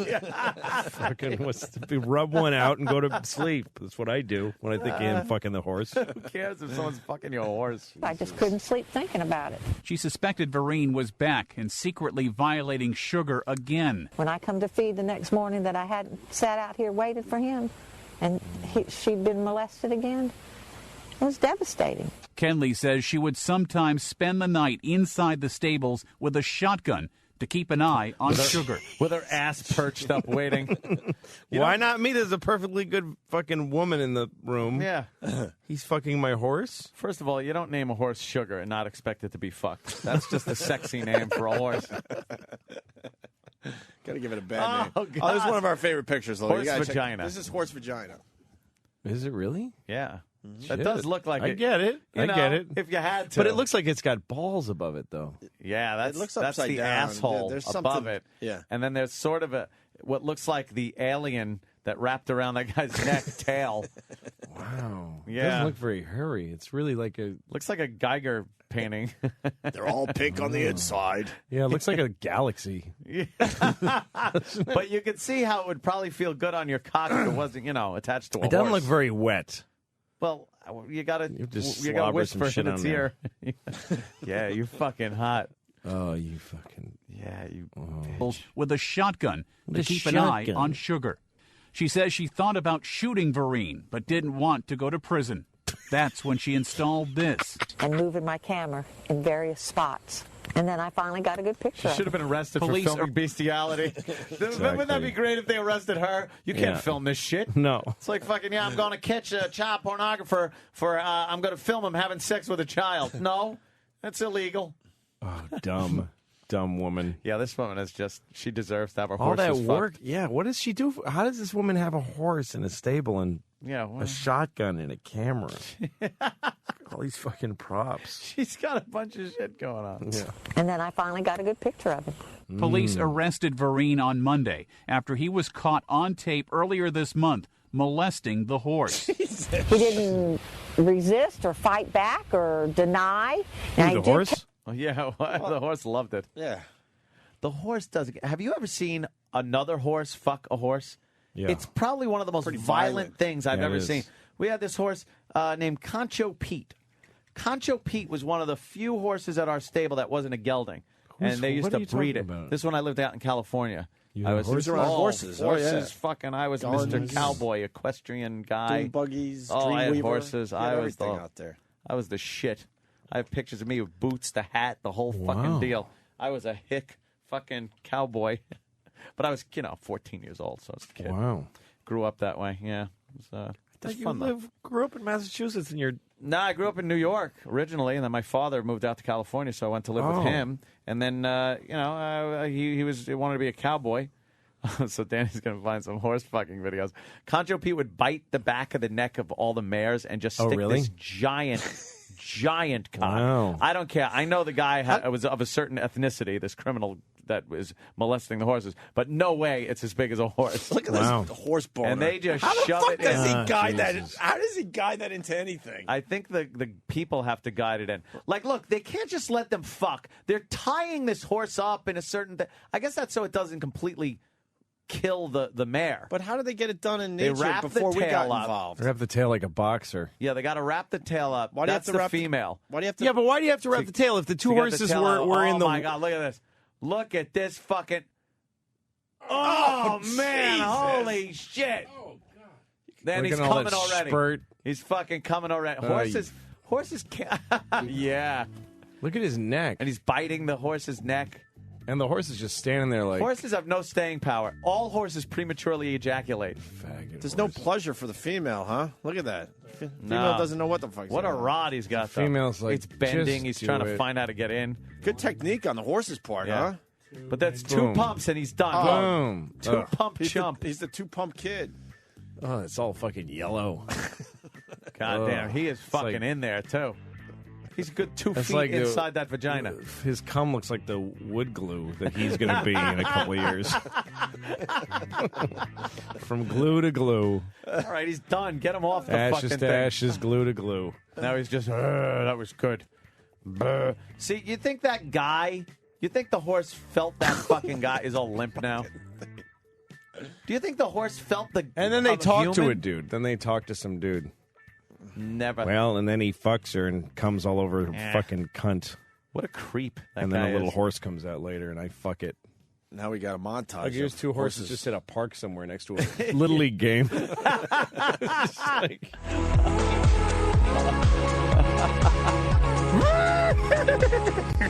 Yeah. It's weird how their necks arch kind of Yeah, yeah. impossibly. Shit. Yeah, neck kind of... And the horse stands up like a human when it comes time to do some fucking... That's some horse Yep. fucking going on. That's because right. they watched us. Yeah. One They're more. like- One more. I want to see one trying to lay the horse on its back and do it human style. I wonder if horses do donkey punches. Here's the last bit of the story. He didn't resist or fight back or deny. Now, he did kept apologizing to me. He said, did. if I hurt you, ma'am, I'm sorry. Vereen is now behind bars. Ben His Vereen? brother says he has mental problems No. and may Yeah, not really? have been taking his medicine. I'd like to see him get some help, but I also want him kept behind bars when he's getting the help. Really? Or do you? Here it is. Well, Oh, my God. How are we just watching horse fuck videos? He Look at did him kept go. apologizing to me. God, Did he? You that- fucking past tense not using correctly, stupid retard with a fucking horse. Horses just don't look like they're made for fucking. The hooves, you don't have any No, yeah, it's almost like they hands to hold Yeah, you on. can't That's grab the onto thing. nothing. Isn't that weird? It's like Yeah, they made it's- him wrong. Like, wouldn't the fucking be the first thing you when you design an animal? Yeah.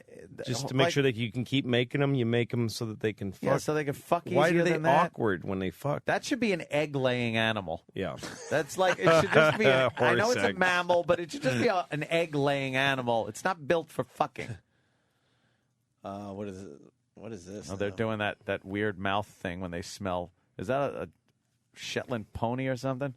Still doing hung like a what? motherfucker. These horses. Jesus Christ. How do giraffes fuck? Find some giraffe fucking videos. That's got to be impossible. You're not going to find giraffes That's fucking, got to are be. you? Danny finds anything. Giraffes If, fucking? if, Come on. if there's fucking to be had, Danny will find it. Come on. Here we go. Giraffe fucking. Actually, they're Takes built a little so- wedge-like, it's just- so it's Takes seconds. How the fuck do they get this done? The weird now thing is the that giraffe is just standing behind him. the rocks behind them look like they're gonna fuck too. It's weird. It's a That really is. That's a- strange image. Where is this? Like Disney's That's them. That's how they fucking fuck. Animal Oh, here he goes. Kingdom? Hey! Did he just shove it in and that was it? Holy shit. It had to be Look up one giraffe thrust. fucking today. One thrust that took a tenth of a second. Wow. He was. Damn. He just pushed everything forward. What's that about? Did you ever see that video?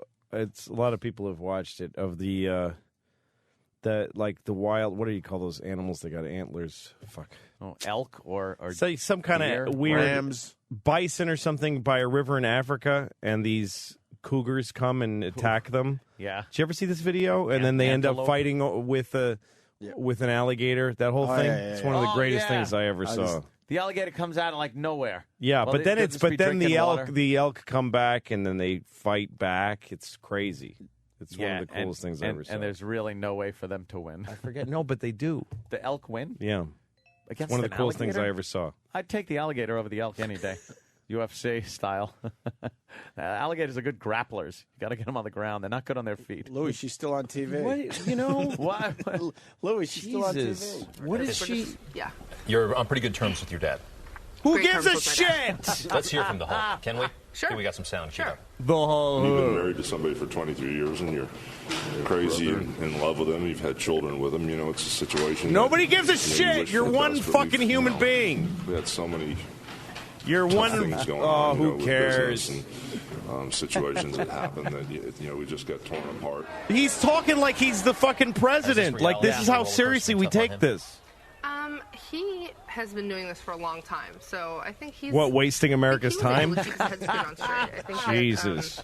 I think maybe And she's at the point now where she just has to talk about Yeah, and they're all being so serious, and we're all supposed to focus on their fucking relationship. that he was younger. Yeah. But your dad dated a younger woman. True, but when you're 34 versus 19 years old, it's a big difference. I think kind of just common sense has to kick in. Look at the two of them listening. And I got over the age thing, but I think it's just that, my gut tells me he's not good for her.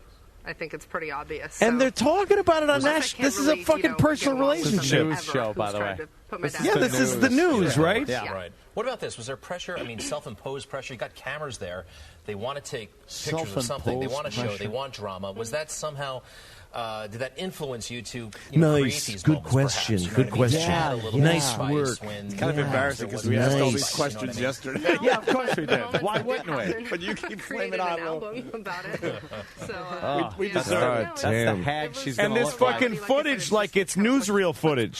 Hulk is in a tuxedo with a black bandana When you on his listen to head. the album, does it bring back painful memories, or is it Oh more of a yeah, release that was for you? good. Good. When I listen to the song "Dear Mom," it does bring back memories. Does And it I really? Listen to it, I'm like, I can't You believe know the I song wrote "Dear that. Mom." I can't believe I felt making those money feelings, off the and it's situation. still shocking Yeah. because I'm like, it's my mom. I love her. Oh you my know? God! Yeah. So let me go on this But show the and rest talk of the about her. album's happy. So How bring much back time? I'm a really Oh. happy person. You can't really get me down. Tell us about Really? your What if I piss in your reality hair? show. Will that get you down? Fucking Yes, idiot! on VH1 at 10 p.m. Jesus And, Christ! it'll be running. I think there's 2 or 3 more episodes left, so try to catch it. And, yeah, it's really awesome. We're still filming. You're not and going to be able to say having Louis fun C.K. doing it. because all the shows are sold Knows out. best. I'm sorry. Brooke Hogan, thank Caroline, you so much. maybe, Brooke Hogan, thank maybe you take so us much. And if I could do a little shout out, go to Yes. brooksworld.com. Listen. My website. All right, That's what are you great. going to tweet about us today, I Brooke? feel weird I'm about gonna my tweet mom's you guys. We're relationship really with it. Here's my awesome, and website. I'm going to steal one of your Tic Tacs. Okay, you got it. You can have some. Vaginal problems. Do more than that. How about a mug? Okay, it's a pleasure. Lou, give her the works. All right, thank you so much. That was good when you said give her the works. Lou's our cameraman. Today's Wendy Rewind. We look at what the highlights were from yesterday's show on the This Wendy guy's Lane a show. douche. She has some friendly advice to a woman in her audience. Is that right? for watching. Oh, this monster. we hate the monster. The fucking Wendy Williams monster. Well, let's You know, Look at the size Hi, of this Sandra. I'm a best fucking friend. Every tranny. time she gets into an argument with her boyfriend, she expects me to call Nice him look. and talk to him about it. Yes, and I feel very uncomfortable with that because I don't want to get Wendy involved. Williams is a man. What do I don't even understand You what tell this her is. that you are a practicing adult, and practicing adults stay out of grown people's business, and Okay. she needs to grow up. Okay. Don't you do that anymore. I won't. You're correct. She's you. wrong. Tell her like it is, She Wendy. doesn't hold What back. is going We're on? done. Very forthright. We're done. I thought I saw the limit years ago. No, I and know. they go, I thought so, she too. tells it like it is. I thought when those shows came on, it was like this won't last. But it's like 15 generations in to all of this And stuff. still, they're just when you thought back to like You know, I was on this fucking radio show that's probably in this building. Who cares? You're beating us up. Bubba. What is this guy? Oh, Bubba Love Sponge? Yeah, that's what it was. He sucks. Okay, so here's my experience. Sucks. I do radio all the time. Yeah. On the phone because I'm on the road. Last 3 years, constantly on the road. So I have to do radio to support the dates. Yeah. And I never know. I get an email saying, here's your radio itinerary for the week. I never read it.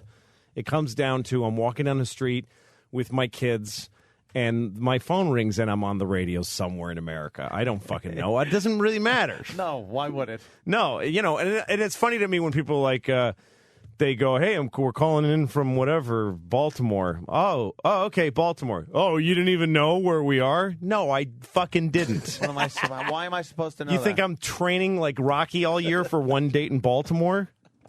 I'm doing Baltimore's 1 in fucking 5 dates that week. 1 out of the 5 cities. Yeah. But anyway, Bub, I guess so. I get a call. Hey, we're coming to you in a minute. I don't even know what show. I go, oh, okay. I guess I'm on the radio.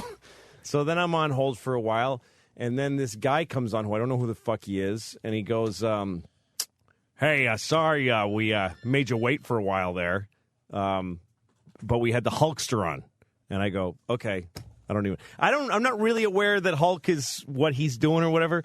Yeah. So it's this guy, Bubba, the Love Sponge, and he goes, yeah, you got to understand that we made you wait because of Hulk, right? I mean, you get why we would do that, wouldn't you? And I go, listen, I wasn't even really aware I was waiting. I just... Yeah, the phone just rang. I'm not listening. I was listening to hold music. I wasn't listening to you.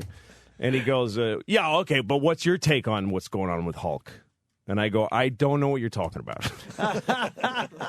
What do you mean you don't know? The Hulkster is getting screwed by this gold digger. And I go, I really don't know anything about that. And I don't really pay attention to what's happening to celebrities. I don't care. And then he gets offended. And he says, oh, I get it.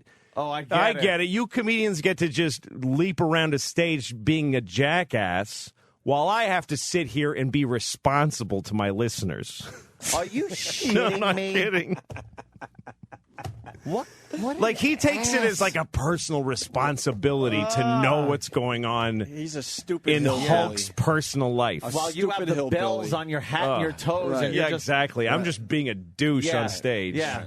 And this guy is like fucking holding up a standard. Yeah, we can list all the responsible things he's done with his radio show, Yeah. by the way. Yeah. He's a hack hillbilly. No, it went downhill. It turned into him hanging up on me and going, "You're no Joe Rogan," and then he hung up on me. Oh, really? Yeah, it was just ridiculous. Well, you're not. I'm not a Joe Rogan at all. Will kick your ass. We're very different human beings. Oh, here it in is. a lot of ways. You're no Joe Rogan because you suck.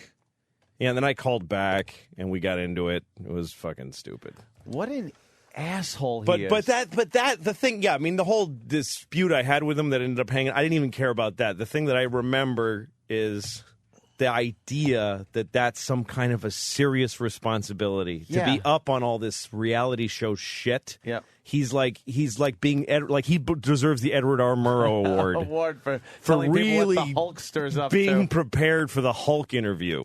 Hey, I got Fucking asshole. Douche. I got what was said. So, What was- so you call back, Bubba. Yeah. Hello, and Louis says, "Listen, man, if you have to be such a little baby that you just have to have your phone has to always work and no one can say anything to you, and you make your little cracks as you hang up on me like you can't say it and keep me on and see what I have to say about it. I was trying to know. You were being cowardly and babyish, childish, and very, very silly. That's what I would say. Now, if I were acting childish, babyish, and silly, I wouldn't have allowed you to call me that because I knew this was going to happen. You allowed me back on because I called in. You didn't plan this. Oh, I don't have to put you back on. In my initial plan, I changed it midstream, bitch, and I decided to put you back on. And Louis, oh, okay, I give you credit for that. Okay, thank you. You have a great day and good luck in your shows. And then Louis fucking says, okay, you're no Howard Stern. And then this fucking hillbilly goes, no, but I work for him, and you're no Joe Rogan, and you don't work for him, bitch. Why would I work for Joe Rogan? And then he Why would goes, you work for and Joe then he goes, Rogan, and your by the show way? got canceled after a year, and I'm glad. Really? You're glad that a show like fucking Louis got canceled? That was a great Hilarious. show. It had nothing to do I'm with glad I got canceled too. I wouldn't be fucking nominated for an Emmy if I was show still had Lucky Louie. a very good following. They just Yeah, decided to pass. doesn't matter. Too bad. Yeah, you're past that, obviously. It doesn't matter, And You're yeah. now Emmy nominated for If your Bubba stand-up didn't have special. his fat head buried so far up Howard's asshole, he wouldn't be working for this company anyway. So No, the shut thing. the fuck up. The reason he got mad at me is because my bit that I did on Conan about everything's great and nobody's happy, and about airplanes and how It's a brilliant bit. nobody cares anymore that we have amazing Right, phones right. and airplanes. Yeah. It was just a bit that caught fire, and it was huge. So his guy that works on his show, Bubba, he really loved the bit and asked me to do it. So he was like, tell me, do some of it, like on the air. Okay, so I start talking about how phones, you should be happy that they work. And Bubba goes, well, I don't know, when my phone doesn't work when I get mad when my phone doesn't work, I'm a pay customer. So he just This isn't walks a discussion. No, but also he walked right into the teeth of the bit. The bit is what whiners people are. So he starts whining. Jesus. So he goes, I go over a bridge every morning on the way to work, and the phone cracks out halfway across the bridge, and I go, you can't stop talking during a ride across a bridge? Like, what was so important? Who even cared what you were saying when it cracked out? What is it? He goes, wow, I was making a deal. I was making money for America. I'm like, no, you weren't. You were whining about something else to somebody else. I went after him because that's how the bit works. Yeah. And he got really mad and said, yeah, you're no Joe Rogan, and he cut me off. And then he bitched to his people that I was... He was like, yeah, well, don't do your bit to me. This is my show. He's just one of those spoiled brat radio guys. He's an asshole. Don't do your comedy at me. This is my show. He just got insulted personally. You know what it is with him? He's failed for so long trying to make a name for himself. He never really got that name for himself, that he's so bitter and miserable to anyone with any bit of success. He did make a name for himself. Bubba the Love Sponge. Yeah. What a great fucking name is that to what a make great for name. It's his literally made a name for himself. It's his legal name, too. And it's a stupid name. Horrible. What an asshole. No, that's why I said you're such a baby that you need your phone to work and no one can say anything to you. Now we get it, totally. Yeah. Fuck him. You don't like doing radio shows, do you, Lo? I love it when it's fun. Yeah. It's a great way to spend time when it's a good time. This is the only show I actually enjoy doing. I mean, I don't... When you get... But, I mean, out of all the radio shows you do, the percentage of shows that are fun to do? One. I mean, literally, I probably do 100 a year, and you guys is the one that's good. So literally 1%, 1 out of 100. Jesus. No, there's some... They all have that, pat format thing that you got to do. You got to play to their rules and everything. It's like, fuck no. Let's come in and be funny. And there's people that know.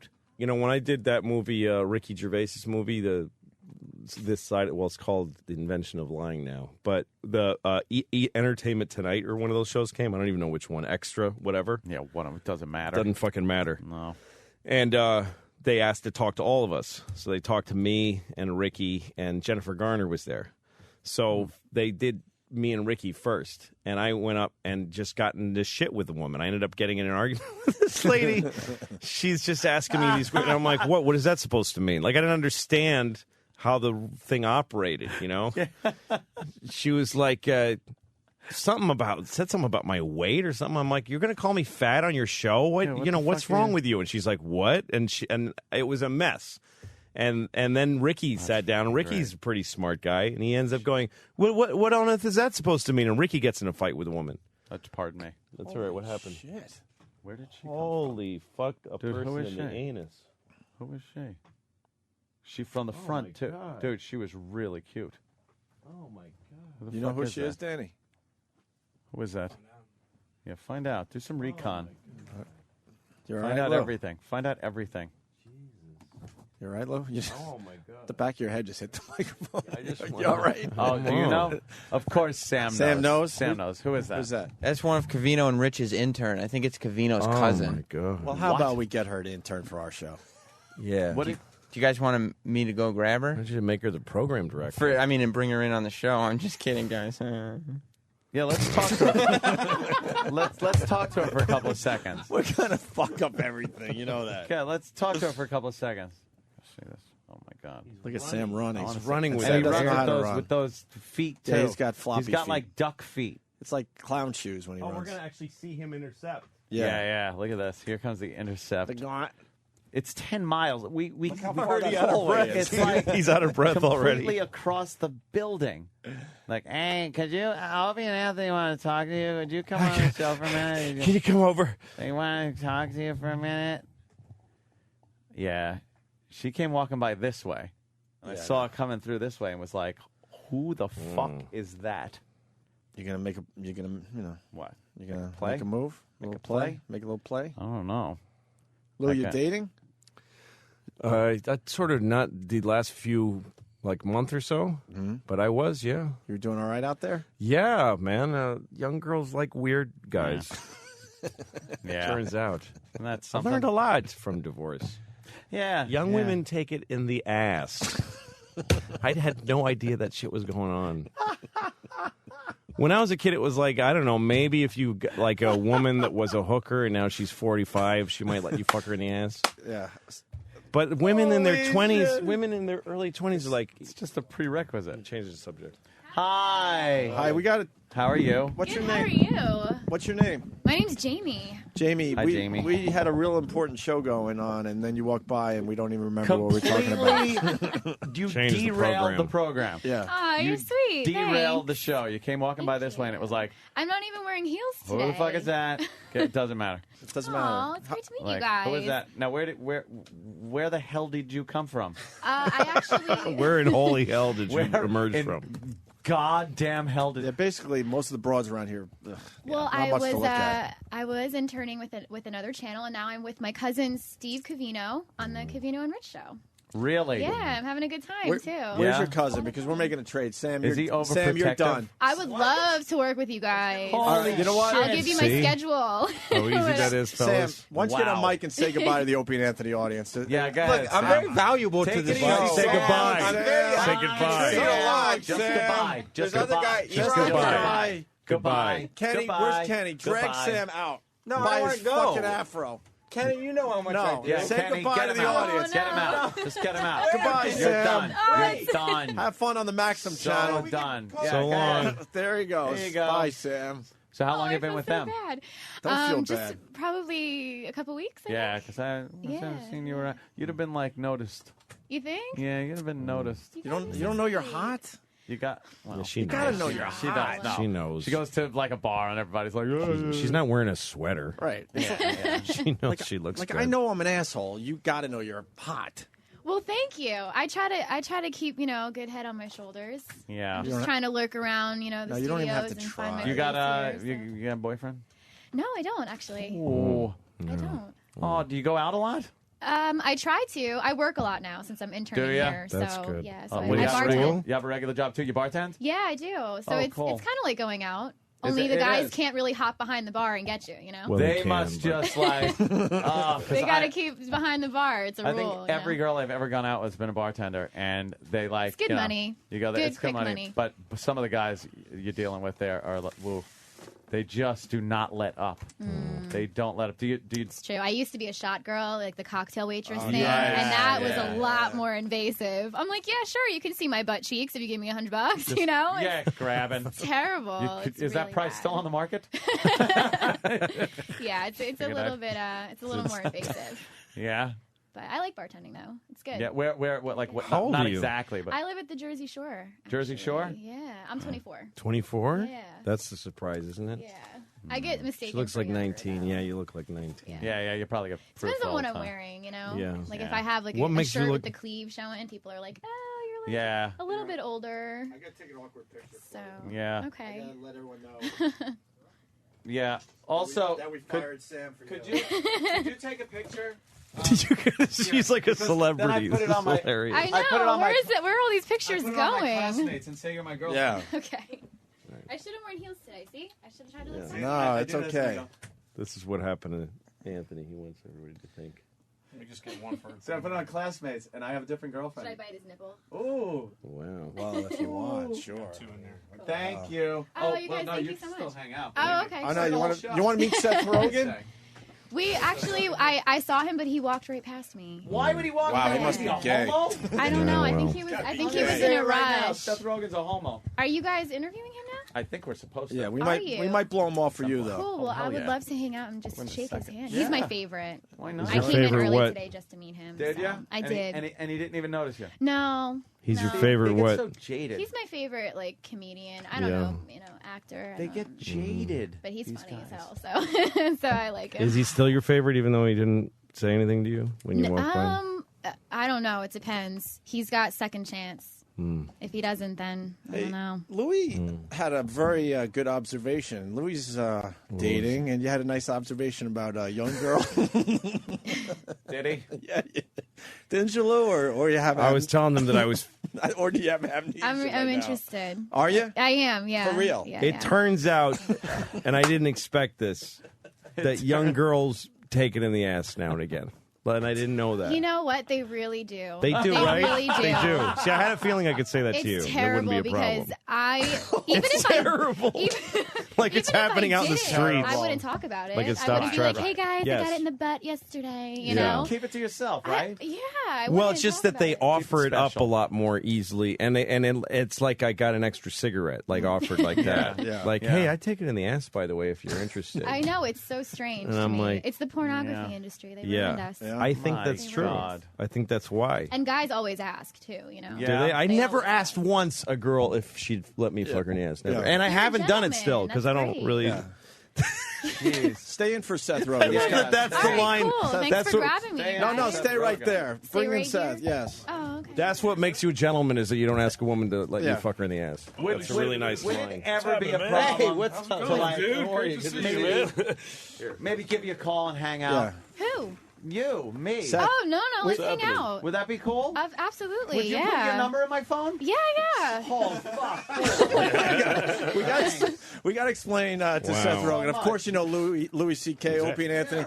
Did I walk into a date rape? Can I do it afterwards? What's happening? It's a soft date rape. Okay. Because I can call it. Oh, yeah, it's call it. Okay. Easy. It's easier. It's more of a lunch date rape. Seth, we just Sorry, learned. Seth, try and, you know. We just learned that she's a new intern on the Maxim channel. Yes. We just fired this guy to bring her they aboard. dragged him out. And Louis just got some info out of her that she agrees that young women take it in the ass. So Good. welcome to the Opie and Anthony show. I found my home, guys. Apparently, yeah. Yeah, they do. And now they've They do. They exchanged take it right numbers. in the dirty hole. But yeah, I just want to, because I figure if you're, you don't have a boyfriend or anything. No, I don't. Go out, hang out. Oh, and Yeah. she's a big Bar all fan the of yours, time and Seth, stuff. too. I am. You are my absolute favorite. You're favorite. I came in That's early to nice. work today, so I Really? Oh, that's But nice. you cock walked block right me. by her a few minutes I ago. did. If I could somehow pawn this off to you guys, I would. I don't know how to do it.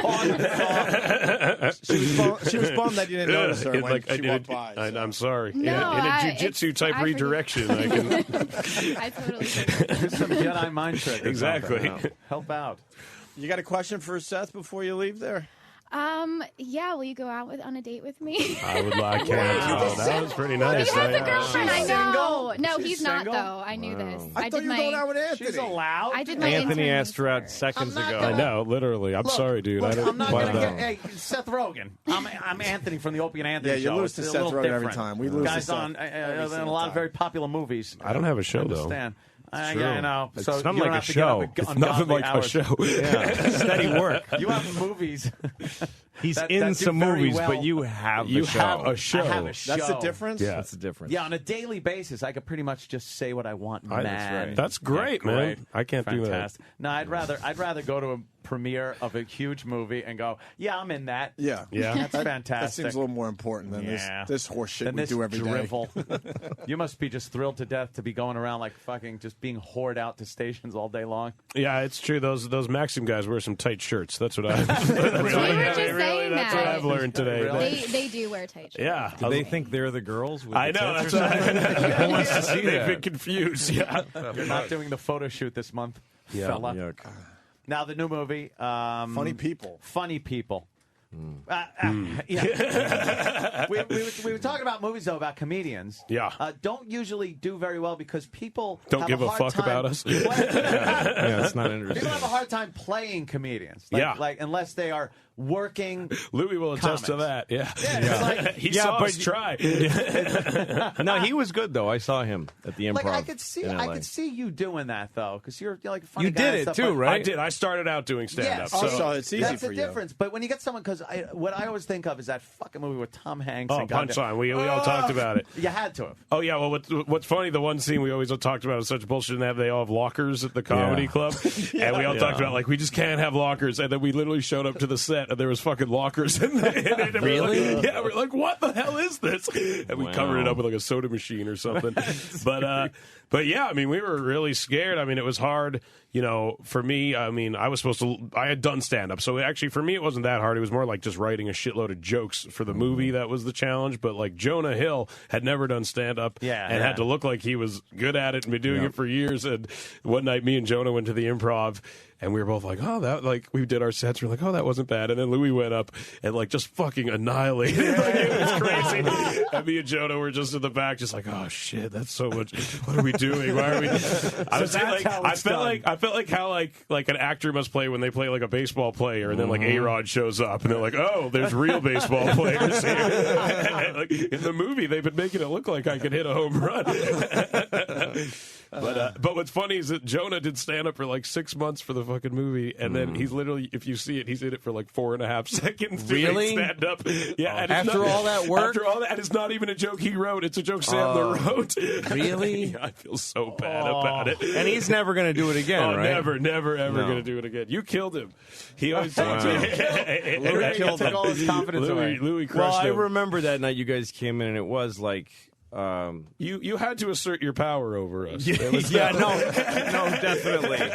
No, when you guys were on, I was definitely like, no, okay, let's show these assholes. Let's fuck it. Yeah, this is how it's done. But because you know how actors are when comedians go into a movie. Yeah, exactly. Because Jimmy's told me a lot that when he walks up, it's like, oh, the comedian's here to do his little funny part, and he doesn't know he's not an actor, so he doesn't understand. So it must be nice. Which is usually the case. Drill him. Well, it's always the case. Yeah, we don't know what the fuck they're doing. Jimmy's problem is he doesn't ever know what to do with his hands when he's acting. That's really funny. Like put just, it in your keep pocket or just keep them straight up like you're being held up in the Old West. That's why I hold things. Just always hold things. Just hold something all the time. Yeah. No, but I remember Seth actually looked like a stand-up when he was doing it. He looked like a comedian. Like his brain was functioning like a comedian, but Jonah was freaking out. Full of tics, and he kept swinging his arms around, and he wouldn't let go of the fucking mic stand, and it was a mess. I remember you were talking to Jonah after, trying to encourage him, and all you could muster was,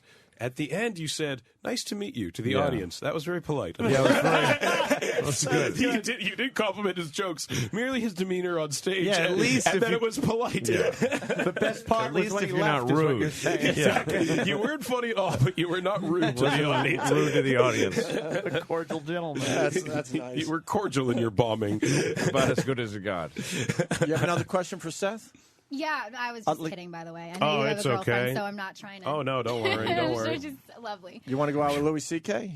Anyone else? No. No, Jesus. My other question. Gosh. Oh, sorry. Where did you get your start? That's where I want to know. Because I'm trying to break into this radio industry, and I want to know. You're doing good. Yeah. I hate to break it to you, but you're on the radio right now. Yeah. Literally on an exact Sometimes you just have to look around to see that you've made it. You've done it. What was your funniest starting moment? I don't know. I mean, I started doing stand up. Like to me, that was like a very obtainable career path. Like I thought if you do you could get up in a comedy club. That seemed like something that was possible, and it just seemed like if you were funny, then you would go out to other comedy clubs. So I think by being on the radio, you got a really great jump start for ultimately being on the radio. Were you doing stand up and then just started going on auditions, or what the fuck? Like, I wasn't near the end of high school. It became clear I wasn't going to graduate because I just smoked weed all day instead of going to class. So I decided I should probably try to get a job. You didn't graduate high school? No, I didn't graduate high school. So I decided I should start trying to audition for things, and I got an agent through doing stand up, and then Freaks and Geeks was like the second audition I went on. Wow. And that's how I met Judd, and that was like 12 years ago almost. And I've literally been working with him ever since. And that was your overnight success. I mean, if you consider a show that got canceled after 10 episodes, an overnight success. But between my experience of you was Freaks and Geeks. Nothing for 8 years. Yeah. And then your whole face for Knocked Up. Yeah. Because I remember you were smaller parts in those other movies, but that was like... So what the fuck did you do for 8 years?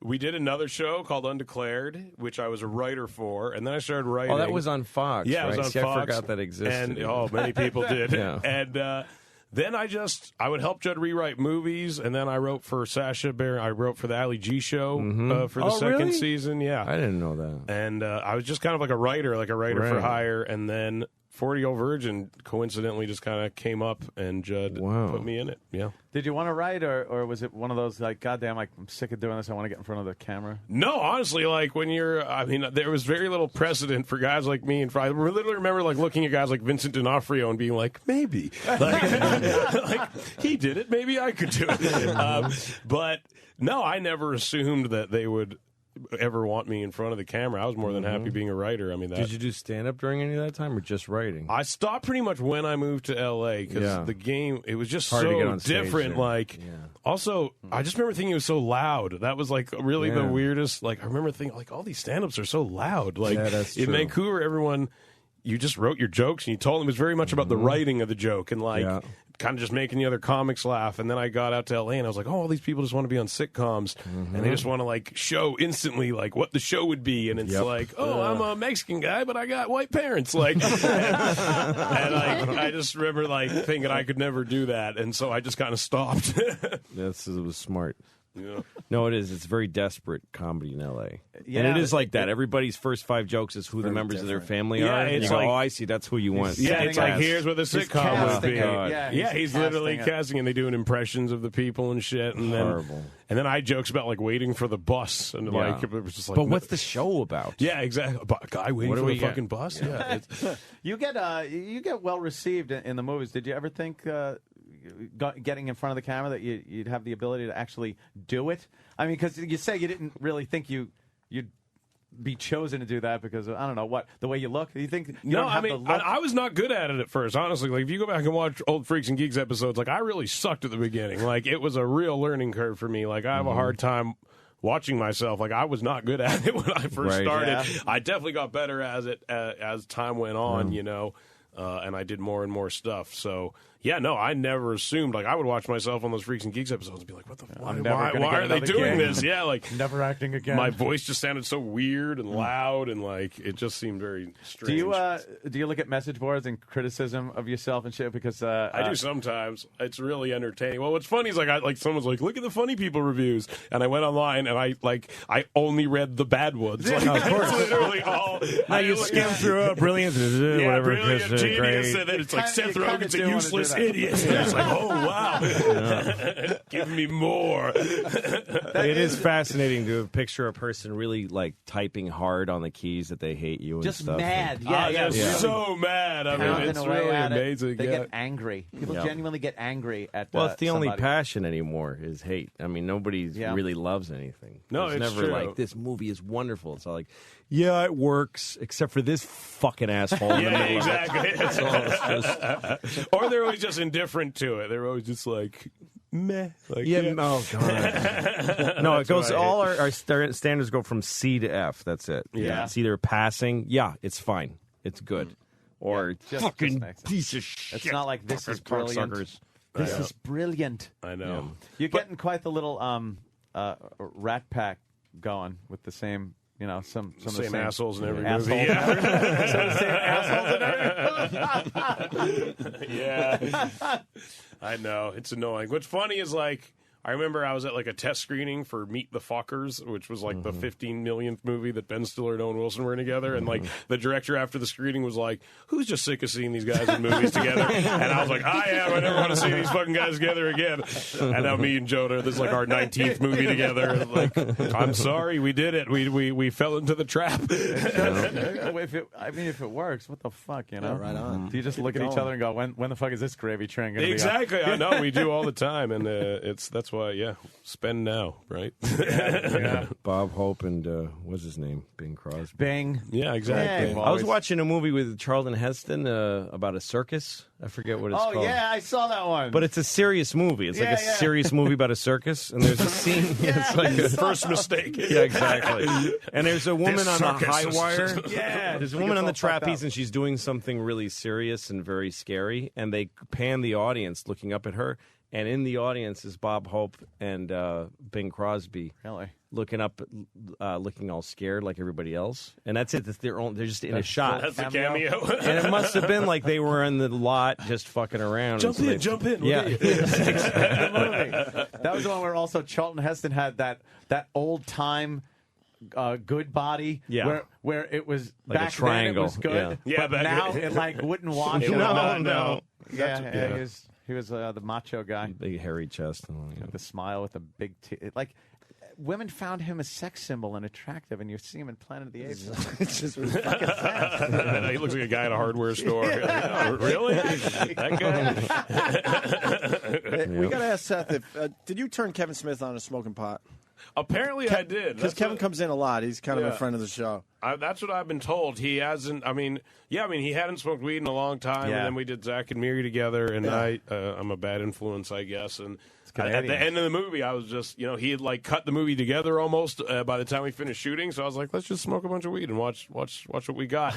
And then apparently he never stopped. Wow. He is way in now. Yeah, he's like. So really... he started smoking pot like in his 40s. Yeah, exactly. Yes. That's crazy. It's really quite weird. He got through adolescence and all that shit, and then Well, I think he had smoked earlier on and then quit and stopped. But then anytime you Well, bump he has into no- a Canadian, Yeah, you exactly. start You just have to smoking smoke pot again. weed. I never thought He has no Canada kids, was like though, this. right? He does. He's got kids. Oh, yeah. Yeah. He does? He has a daughter, yeah. Daughter, right? Yeah, daughter, wife, the whole But deal. he says, man, Seth got me on this path. And I'm I was not getting talking to off him recently. anytime He's like, soon. the best thing about now is I don't care about anything. Like, good. I'm glad I did that for you. I used to worry about things. Well, Vancouver is very pot heavy. There's like It a really haze is. over the city of pot smoke. Yeah, it's totally acceptable. It was really weird moving to L.A. and where it was not accepted, and I got arrested for it because I was like, you can't just smoke weed everywhere here. What the fuck? But you kind of can again now because now they have prescriptions and shit. So it's kind of it's back on the table, guys. Thank God. Right on. Were you pissed off at the title bullshit with Zach and Miri? It was like, Yeah, Harvey Weinstein's a real motherfucker. Yeah, huh? Yeah, that guy. That guy. Go, man. You go, girl. Wow. Yeah, he decided to change the title the week before the movie came out. What was the name of the movie? It was that Zach came and Miri out? Make a Porno, and then they just started advertising it as Zach and Miri. What does that mean? That doesn't Period. mean exactly. Like a Catherine Heigl movie? Yeah, Or like, exactly. oh, you're in it. Yeah, I know. like a bad one. Totally honest mistake. I'll take that. Like I a can take Catherine it. Heigl, like some asshole in a Catherine Heigl movie. Fucking dickhead in a Catherine Heigl. Some hapless piece of shit standing next to Catherine Heigl. Jesus Christ. I can live with that. Jesus. We're running out of time. That was a good fucking movie, though. That wasn't a Catherine Heigl movie. That was a Seth Rogen movie. It was, and then she went and made those other ones. But that movie. Then she made those. That movie made me cry. We had one problem with that movie that we discussed. What, Knocked Up? She didn't fucking go topless, which I was know. weird that she's doing those sex scenes with a bra on. Yeah, it's what weird. the fuck was that about? You I got know. any inside scoop on that? She had a good lawyer. I don't know, man. That's all it was. My ass was out. All I could think was like, she has a better lawyer than I do. You could see my fucking sphincter in this movie, and totally unnecessarily. And you don't even see her areola in the fucking thing. Yeah, that was the only problem we had with the movie. That was a really it. fucking good movie. Yeah, Thanks. sure was. That was really good. We're going to lose Seth in a few minutes, and we haven't even talked about funny people. I know. Now, is it a serious movie? Is it a funny movie? Getting like mixed signals on this one. I personally think it's funny. I mean, there's definitely serious scenes in it, but to me, it plays as a comedy. I mean, it gets laughs throughout. I don't go see serious movies personally. No. I mean, I'm the last guy to go see the fucking Changeling, you know? So, I mean, it's a movie I would go see, so I would say it's a comedy. Yeah, I mean, right it's to me, the best parts are, you know, the parts about the stand-up comics and about the kind of me and my roommates are all kind of trying to break into comedy. We're all in competition with one another, and that's shit that's like literally directly out of my life. So to me, it's a real comedy. And Adam Sandler just a prick to work with, right? He's a real asshole. Tough man. Is it out yet? It comes out tomorrow. I want to see it. I'm really I didn't nervous know for it was you to about see that. Yeah, I really am. I'll be honest. That is interesting, though, the life of because I lived with a comedian, too, when I was starting out in Boston. And I lived with David Cross for a while. Oh, really? Yeah. But before we lived together, and we were competitive. Dave and I were, friends for years. Yeah. And when we lived together, it was it was almost gay because I was so happy. Yeah. Because we were such good friends. And then we found a situation where he lost a roommate and I moved in. And then we started hating each other. Because I started making a living at comedy first. And he was a fucking foot messenger in Boston in the winter.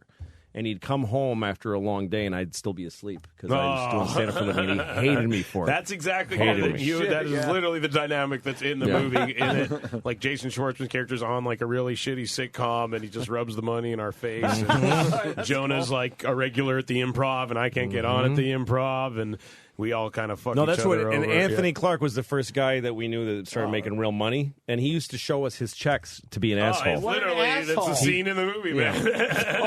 So that makes me really want to see it. I mean, you guys on stage it is, but you know what though? If you pull it off, it's hilarious to me. That took me 25 years to become a really good comedian. And for this guy, it's like 2 years plus Judd Apatow directing. And he's there. We have editing. It's a lot of editing. That's awesome. If you pull it off, that's awesome. I'm very nervous for you to see it. It's all the comics, honestly. Like they're it scares me. I mean, because honestly, I generally, don't have that much personal investment in these movies. Like, if high school kids don't like Superbad, it's like, fuck you. I thought, to me, it was funny. Yeah. But like, when you're really trying to make a movie about comedy and comedians, like, that's a lot of scrutiny to put yourself under. Well, it's a ballsy thing to do. I know, and I know if someone else did it, I'd be the first guy to be like, fuck you. How can you try to qualify what we do like that? You're going to be bumping into these people, Yeah, exactly. Go, hey, how was the movie? I saw the movie. Yeah. Yeah, exactly. I liked your locker. Yeah. Yeah, we got to wrap. Yeah, we got to wrap up. So Funny People is out tomorrow. We get in trouble. You don't really have to promote this thing. It looks like it's going to be a hit. Promotes itself. Yeah. Well, it's getting self-promoting. Rotten Tomatoes giving it good reviews, so 71% positive. That's nice. I'm going to go. It's a nice number. Yeah, we're all going to go see it. Not bad. Thank you. Cool, man. Seth. Yeah, man. Thanks. Cheers, gentlemen. Please come very back. much. Yeah. I will. All right. Yeah, Next movie. Exactly. All right, we'll be back. See you guys.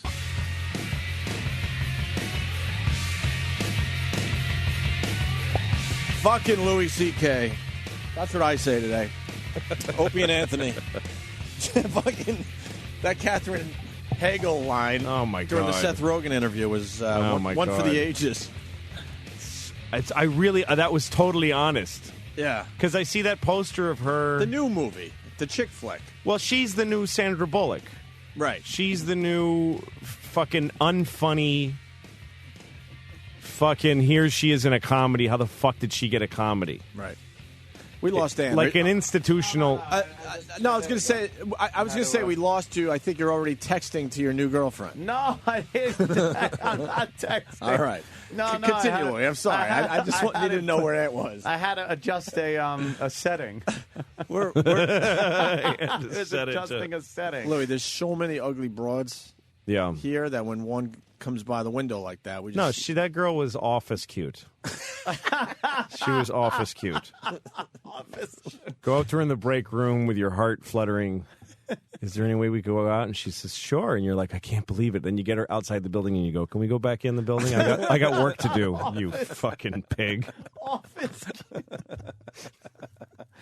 Jesus. But there's the poster you're talking about. Getting back to the. Oh yeah, look at that. Catherine You fucking assholes. Yeah. I've been going off on the these ugly truth. Covers, Nothing these makes video me covers or posters for months now. I can't take the stark white background, the girl with the and the guy with the smug kind of. And there's so many of these. But see, the guy has the heart over his crotch, and she has it near her brain because This is what we're trying to say is that men, you gotta shake your finger at a man. Yeah.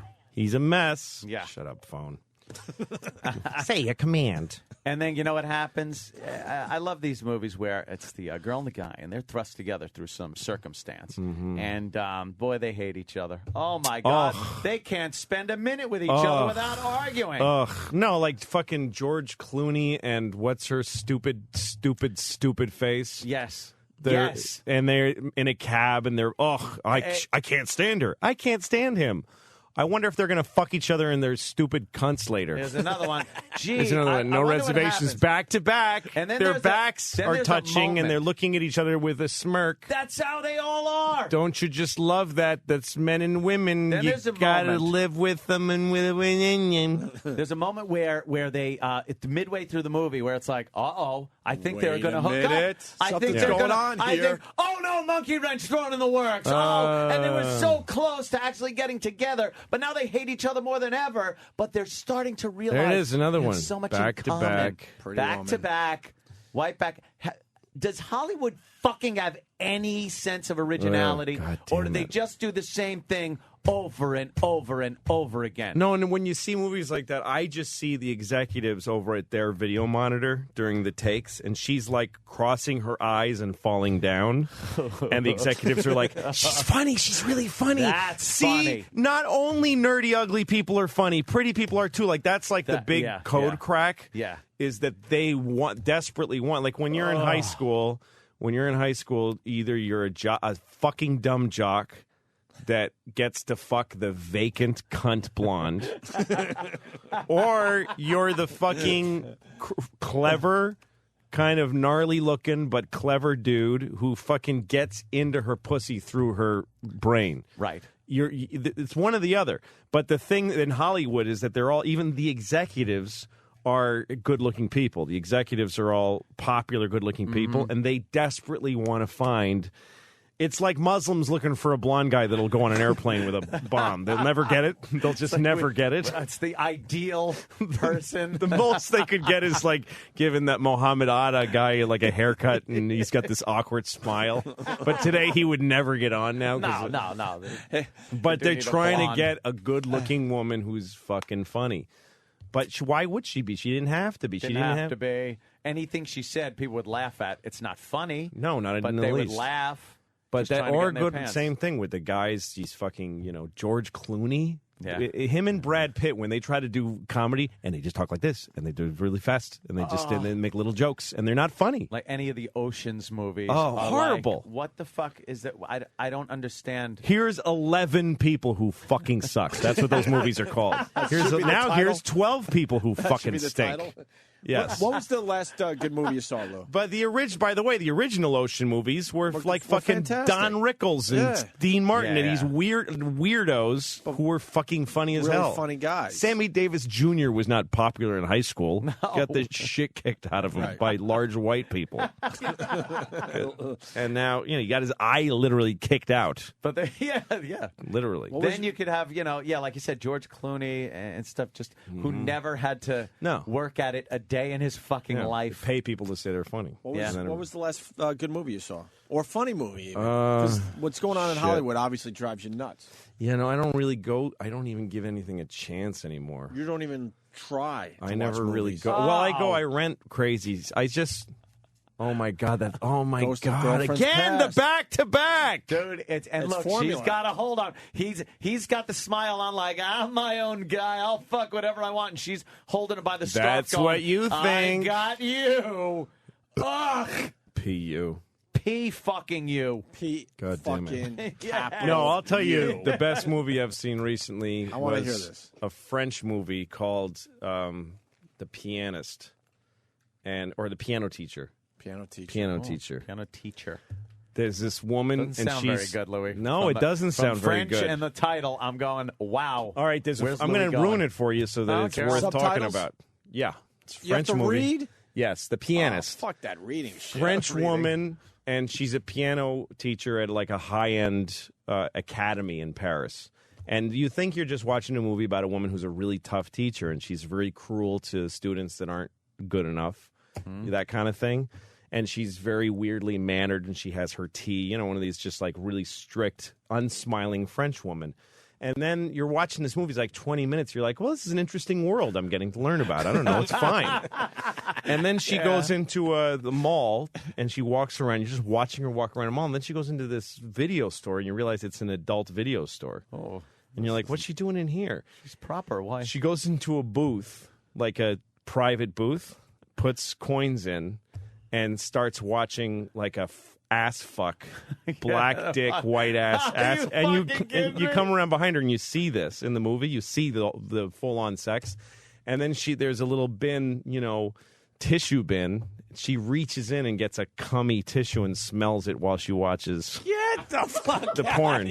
And you're like, what kind of a movie is this? fantastic. What kind of a movie is this? The thing is that it's so beautifully shot. You're like, this is just a nice artsy This film. is an artsy movie about nice artists. glow on the cum tissue. Yeah, with a lot of piano, and then all of a sudden she's smelling a tissue while she's watching a guy fuck a girl in the ass, and she's got the same bitchy look on her face as when she's like with the metronome. That is taking amazing. And then she, some young pianist guy who she hates because she thinks he's a hack, like he plays very flowery and everybody thinks he's great. Yeah. But she's hot for him. And so she sees him being nice to a young girl pianist. So then you just see that. You see her observing him being nice to this young girl pianist who's about to do a recital, a student of hers. And then you see her in the cloakroom. You don't know why you're watching this. The whole movie's like this. Like, why am I watching her walk around a cloakroom?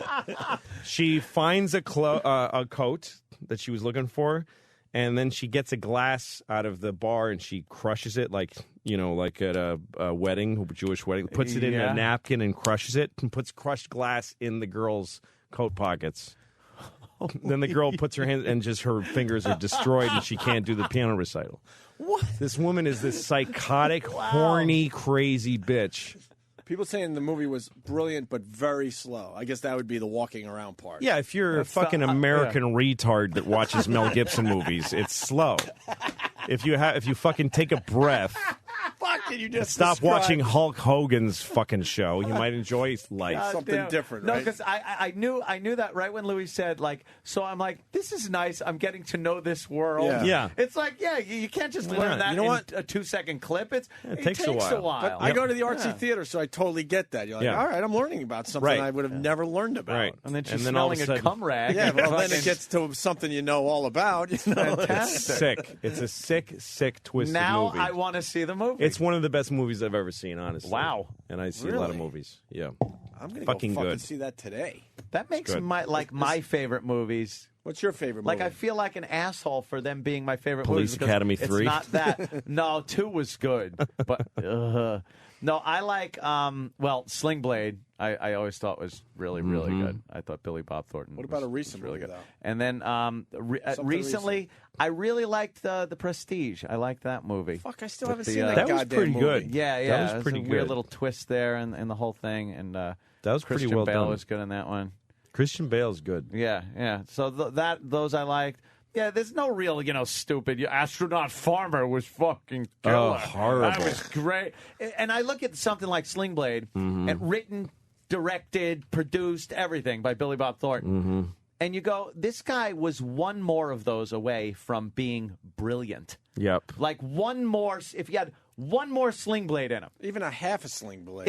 He was going to be Billy Bob Thornton, fucking, the amazing director, you're so writer, right. actor. And then he goes and does, Armageddon and fucking astronaut farmer and Continued all the way to Mr. Woodcock. Mr. Woodcock and stuff. And you're like, what the fuck happened to Carl and that great dialogue and fucking it was amazing. Yeah. Yeah. I agree. Doyle. What do you think of... Doyle Hargrave was great in that. Like, just that. And then you think, like, okay, Doyle in that movie, in Sling Blade, he wrote that. Yeah. He fucking, like Billy Bob, you don't think he wrote his lines, too? And wrote the kids' fucking lines and the mother's lines. It's like, how the fuck you do that? Because they were such great characters, all of them. And then, Mr. Woodcock and fucking... Well, Sylvester Stallone made Rocky. He wrote Rocky, which is one of the greatest movies ever made. Yeah. And then he proceeded to just then we have to shit see in the mouth of America for the next Cobretti. 30 years. Yeah. Yeah, it's the Officer Cobretti. Call him Cobra. God. Oh, fuck, Tango and Cash. Or, Yeah. Was he in Tango and Cash? No, that's isn't that that was the other one. Tom Hanks? movies. No, that was a. No, that was. Yeah, it was Stallone. Stallone and Kurt Russell. And Kurt Russell. Yeah, I was That's gonna- right. No, you were thinking I of was the one coming with up the with Kurt dog. Russell. You're thinking of Turner and Hooch. Turner and Hooch. Tango and Cash. That was Tom Hanks. That's good. You know, you get them confused. Yeah, it's weird. You got confused there. Tango I and don't Cash know was why. great. I don't know. Came out like the Worlds same year. apart. I think like 3 months apart or something. Hey, changing gears. What do you think of Obama having the beer sit down? We're going to all be talking about this tonight on TV. Yeah, I think that was kind of a mess that he got into by saying anything about a local thing. I mean, hey, that cop was so intelligent. I mean, that's what fucked him over. It really did. If the cop hadn't said anything, it would have just gone away. But that cop just said, hey, and he even said, I support the president. I support the president. He goes, It's a local thing, and you shouldn't you don't know everything that happened. Every time it just shows that every time something happens when nobody was there, just a private moment between two people, then everyone's wrong. Absolutely Right. everyone's Yes. wrong. No one should say a fucking thing. How do 'Cause you don't know you preface it? weren't there, and then nobody knows what the woman really said when she called him. Everything gets Hearsay. distorted because people bring their own thing. So Yeah. when you start with something and then you become the president saying something, Well, the president as definitive should know as that better. was stupid. You should know better. But it's because then nobody knows what it's like to be Barack Obama and Louis Gates Jr. If you're black, like here's the thing with Louis Gates Jr. The thing that white people have to keep in mind, because we have different timelines in our heads. Like white people often say, I've heard so many white people say slavery was 400 years ago. It was 130 years ago. It was really recent. People say that. Hey, we started 400 years ago.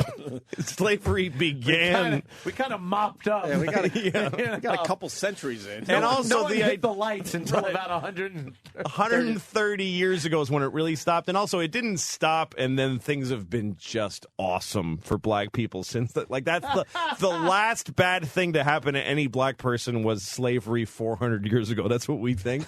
And since then, we've just been showering them with gifts since then. It ended officially 130 years ago, really continued for another 80. And then, give or take. The thing to remember is that if a black guy or a black woman has little gray hair at the temples, they lived in an America where they were legally barred from using certain fucking bathrooms, where the country didn't let them use the fucking bathroom. Keep your big, black, smelly cock out of this room, you fucking black bastard. Like, that was the official American law. Right. Was you can't pee anywhere you want, fucking coon. That's what it was like. And so you take that. So anybody that age remembers that and has had to live and go, okay, thank you for now letting me do what I should have always been able to do. Or you were raised by somebody. If anybody younger, a black person in their 30s or younger was raised by somebody who lived in an America like that. Right. So how do you fucking Louis Gates Jr., he's the president of fucking Harvard, and he sees a cop looking at him twice. He's like, what do I got to do? What the fuck do I got to do? So if you're the president of Barack Obama, you got Louis Gates Jr. calling you on the phone and telling you and just screaming at you, and you're like, oh boy. No, I Because gotta that's say something. guys Barack's age are raised, again, they're their parents. So for better or worse. Which one, though? The white one or the black one? Well, I mean, every black person is Barack. I mean, imagine what Barack gets from black people older than him. Okay, now that you're in there, you're gonna apologize for take down the Washington Monument. He's like, look, I can't take down the Washington. Black. Listen, I can't take it down. Paint the White House black. I can't. Look, small moves. Fuck you. I told you if you get in there, you're painting the White House black. Uncle Tom Yes, I did. the Look. White House black. Ugh. When he got the call from Louis Gates Jr., he rubbed his temples and went, oh, God. I gotta say I got the something. speech coming up here. I gotta say something. I gotta say, say something. In front and then he of millions prefaces of it by families. saying, Right. "I wasn't there." Yes. Yeah.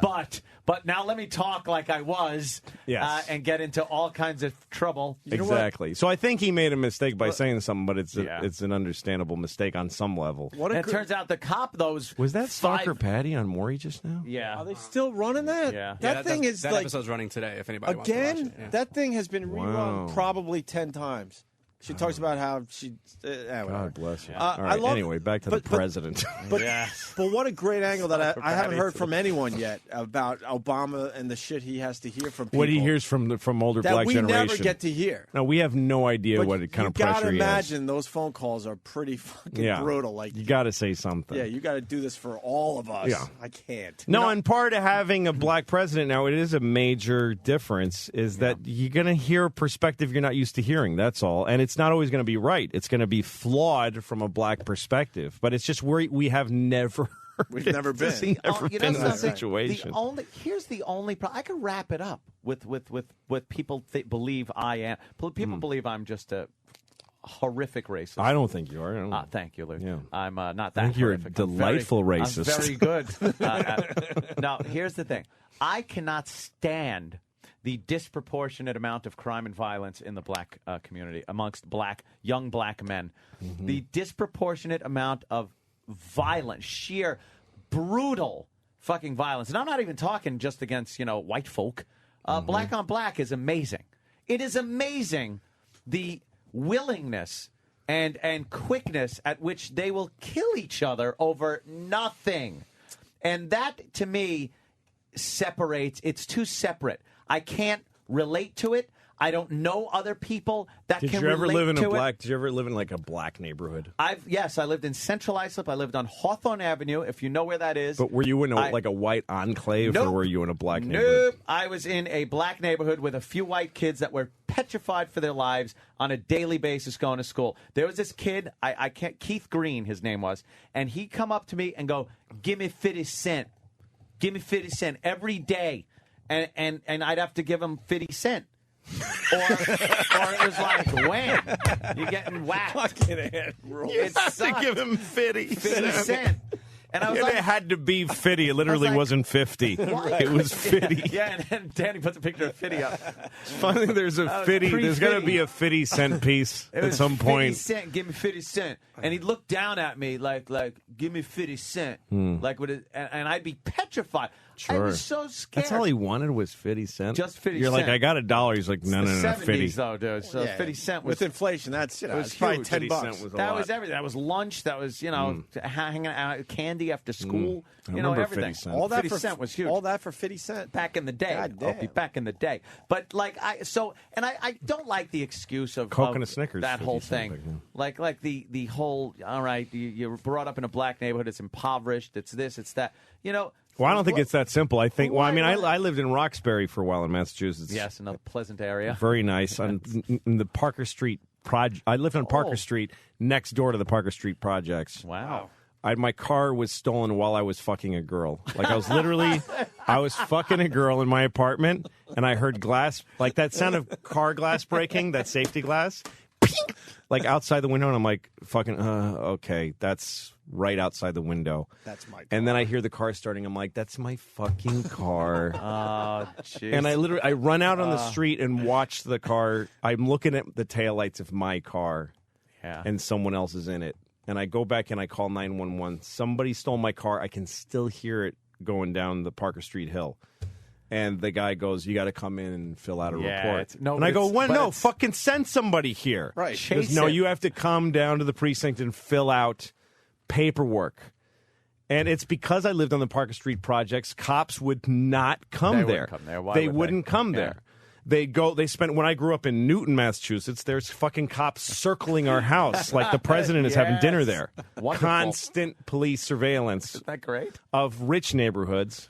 No, and Parker Street, my neighbors were lovely people who lived behind bars. It's like Ross Perot said in one of the debates. These people they put themselves in prison in order to protect themselves because cops won't go to these places and the city won't won't fucking clean the streets Why because would they a don't cop give a go shit to about that those area? people. Yeah, because no, it's not so much that they don't give a shit about those people. They fuck themselves by going in those neighborhoods. Cops put their lives and their careers. It's not the specific police. It's what resources are allocated to what places. And rich neighborhoods get more resources allocated to them than poor neighborhoods, and because that's where the tax bases The tax is also paying for that protection. Yes. It's really poor on poor violence, and black people have a poor look to them because a lot of them are poor and they have been historically. So it is a cycle, I think, though. I think it's a cycle. So there's nobody that can.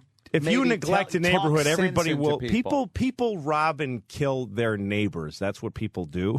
Yeah. They don't go to other areas. Oh no, I realize very rarely it does happen, but Yeah. But I'm saying yes. That's why I So- was saying so black if on black you- crime is amazing. You ever watch First 48, where they got to take the first 48 hours of a murder and investigate it, and in the end, I love those It is shows. always on this show. Not only like cops, where you get to see some white trailer park trash Right. beating each other's senseless. This is all black guys killing Right. other black guys. Right. The victim's black. The witnesses are black. The perp is black. Why do you care about black on black crime, though? I'm saying that is what makes this divide. Like I've been fucking poor. I lived in my car.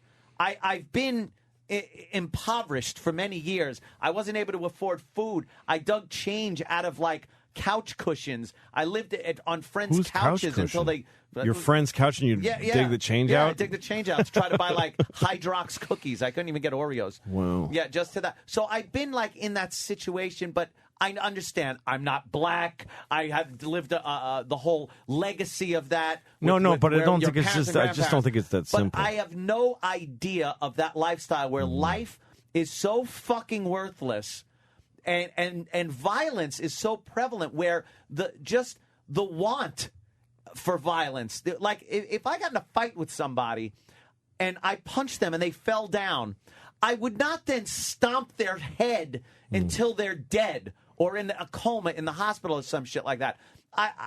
But that seems to be what's going on. Well, let me just make. Can I just make a distinction, though? Please. As far as where this conversation came from. Yeah. Louis Gates Jr. being arrested and getting cranky about it. Oh, right.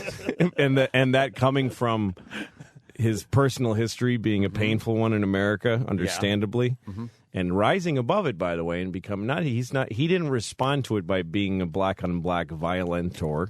No, he responded to it by elevating himself and running the greatest Black Studies the greatest program, by the universe. way.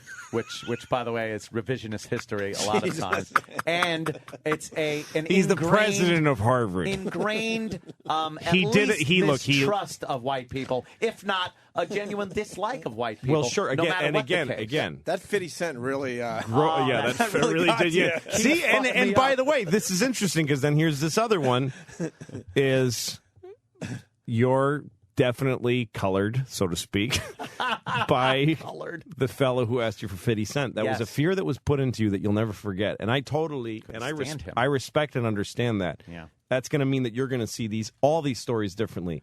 When you see Barack Obama saying they acted stupidly, it just is a beeline in a synopsis firing path in your brain that goes right to that guy asking you for 50 Cent anytime, and that's deeply ingrained in you, But and if that's 50 understandable. Cent was the last time I ever saw When Louis anything Gates bad. Jr. sees a cop with his hand on the gun, on the butt of the gun, saying, "Sir, I need you to step away from your own fucking house." He just remembers. He remembers whites only fucking signs and all that stuff, and it drives him crazy. And so that's just everybody brings their own thing to it. I personally think that America's working remarkably well considering all that. It's considering all the wreckage of the history. It actually works pretty well. There is the fact that people in fucking Iowa voted for Barack Obama. That means that, we're whether or not he ends up being a great president. I think we're coming out on top of this shit. But it's complicated. It's a messy family. I disagree. My father came and differently. stayed with me for a week. Well, 2 days. It felt like a week. It was 2 days. And My dad, I have such a fucked up history with my dad, but I got through it. I got through these 2 days. I was like, hey, you know what? We made it. We can do this. Like, he's 72 now. I don't know how long he's got left. I'm not sure, how he's making it. He's had a tough life. Yeah. And so I got through the 2 days, but there were moments during those 2 days where he just said little things that I almost fucking hit him in the face. I almost had to call 911 and go, hi, listen, I just killed my dad and I need someone to come over here. Take care of my kids for me, please. I like his take on that whole. No, but I like it. It's and I'm different. not It's saying that different. here's the thing. I say it's understandable that certain older black people have an edge on them because of history, and then you take it to that it's an excuse for violence and murder. Well, but it's not. But I'm not thinking of that, and I do. But and again, it's just really fascinating that that's your perspective because of what's going on with you in your life. It's not just my perspective on that. That's kind of simplistic because I gave you one example of something that happened, and then it's the only one that matters. But it isn't the because only one. It's your first moment with a black man. If that was the only knowledge I'd had of that. It would have been a forgotten memory. But it's reinforced constantly by just this unbelievably like when you outlandish unbalance in violent crime and although who's perpetrating it. All of it has been informed by the first experience you had. And I'm not saying this is a flaw. This is how everybody is. So I'm watching a black man pummeling an old white woman for her money on a video surveillance camera, and it's because of 50 Cent that I look at that. I should look at him like a gentleman? No, and of course, what the fuck of course not. What but does 50 Cent have to do with the way I interpret that? You started a collection that began with 50 Cent. But I can't. I'm not collecting. I'm being given this. Right. People are throwing this at me as I see from surveillance videos. You're being thrown a lot. You're being thrown. By the way, Louis Gates Jr. I think from what I know, and I was there. I'm just going to keep adding to the mess. You were there. I'm just going to keep adding to the fucking mess. I was there. I am Louis Gates Jr. I knew it. And when I saw that cop, no, he acted wrongly. No matter what. Look, I got pulled over by a cop recently, and I was with my kids. This cop was a dick. Okay. And he was a young man. That's the thing. That's the other thing that's like everything in your life adds to what's happening in your moment. The cop in this story was a young man. When you get older and you get pulled over by a 22-year-old who likes having a gun, it just bothers you. It just bothers you as a person. See, it shouldn't. No, it shouldn't. No, it shouldn't. Is absolutely right. It bothers all of us, though. When I got pulled over by this cop recently, I had my kids in the car, and he doesn't. I know he doesn't have kids, and I don't think there's certain people where they have a kid radar, like they just have a sense of there's kids here. Yeah. That changes how you act, and some people are like, no, they don't. And then later they'll have kids and look back and go, oh, geez, She have identification on her? Yeah, exactly. He comes up to my fucking car. Two cops.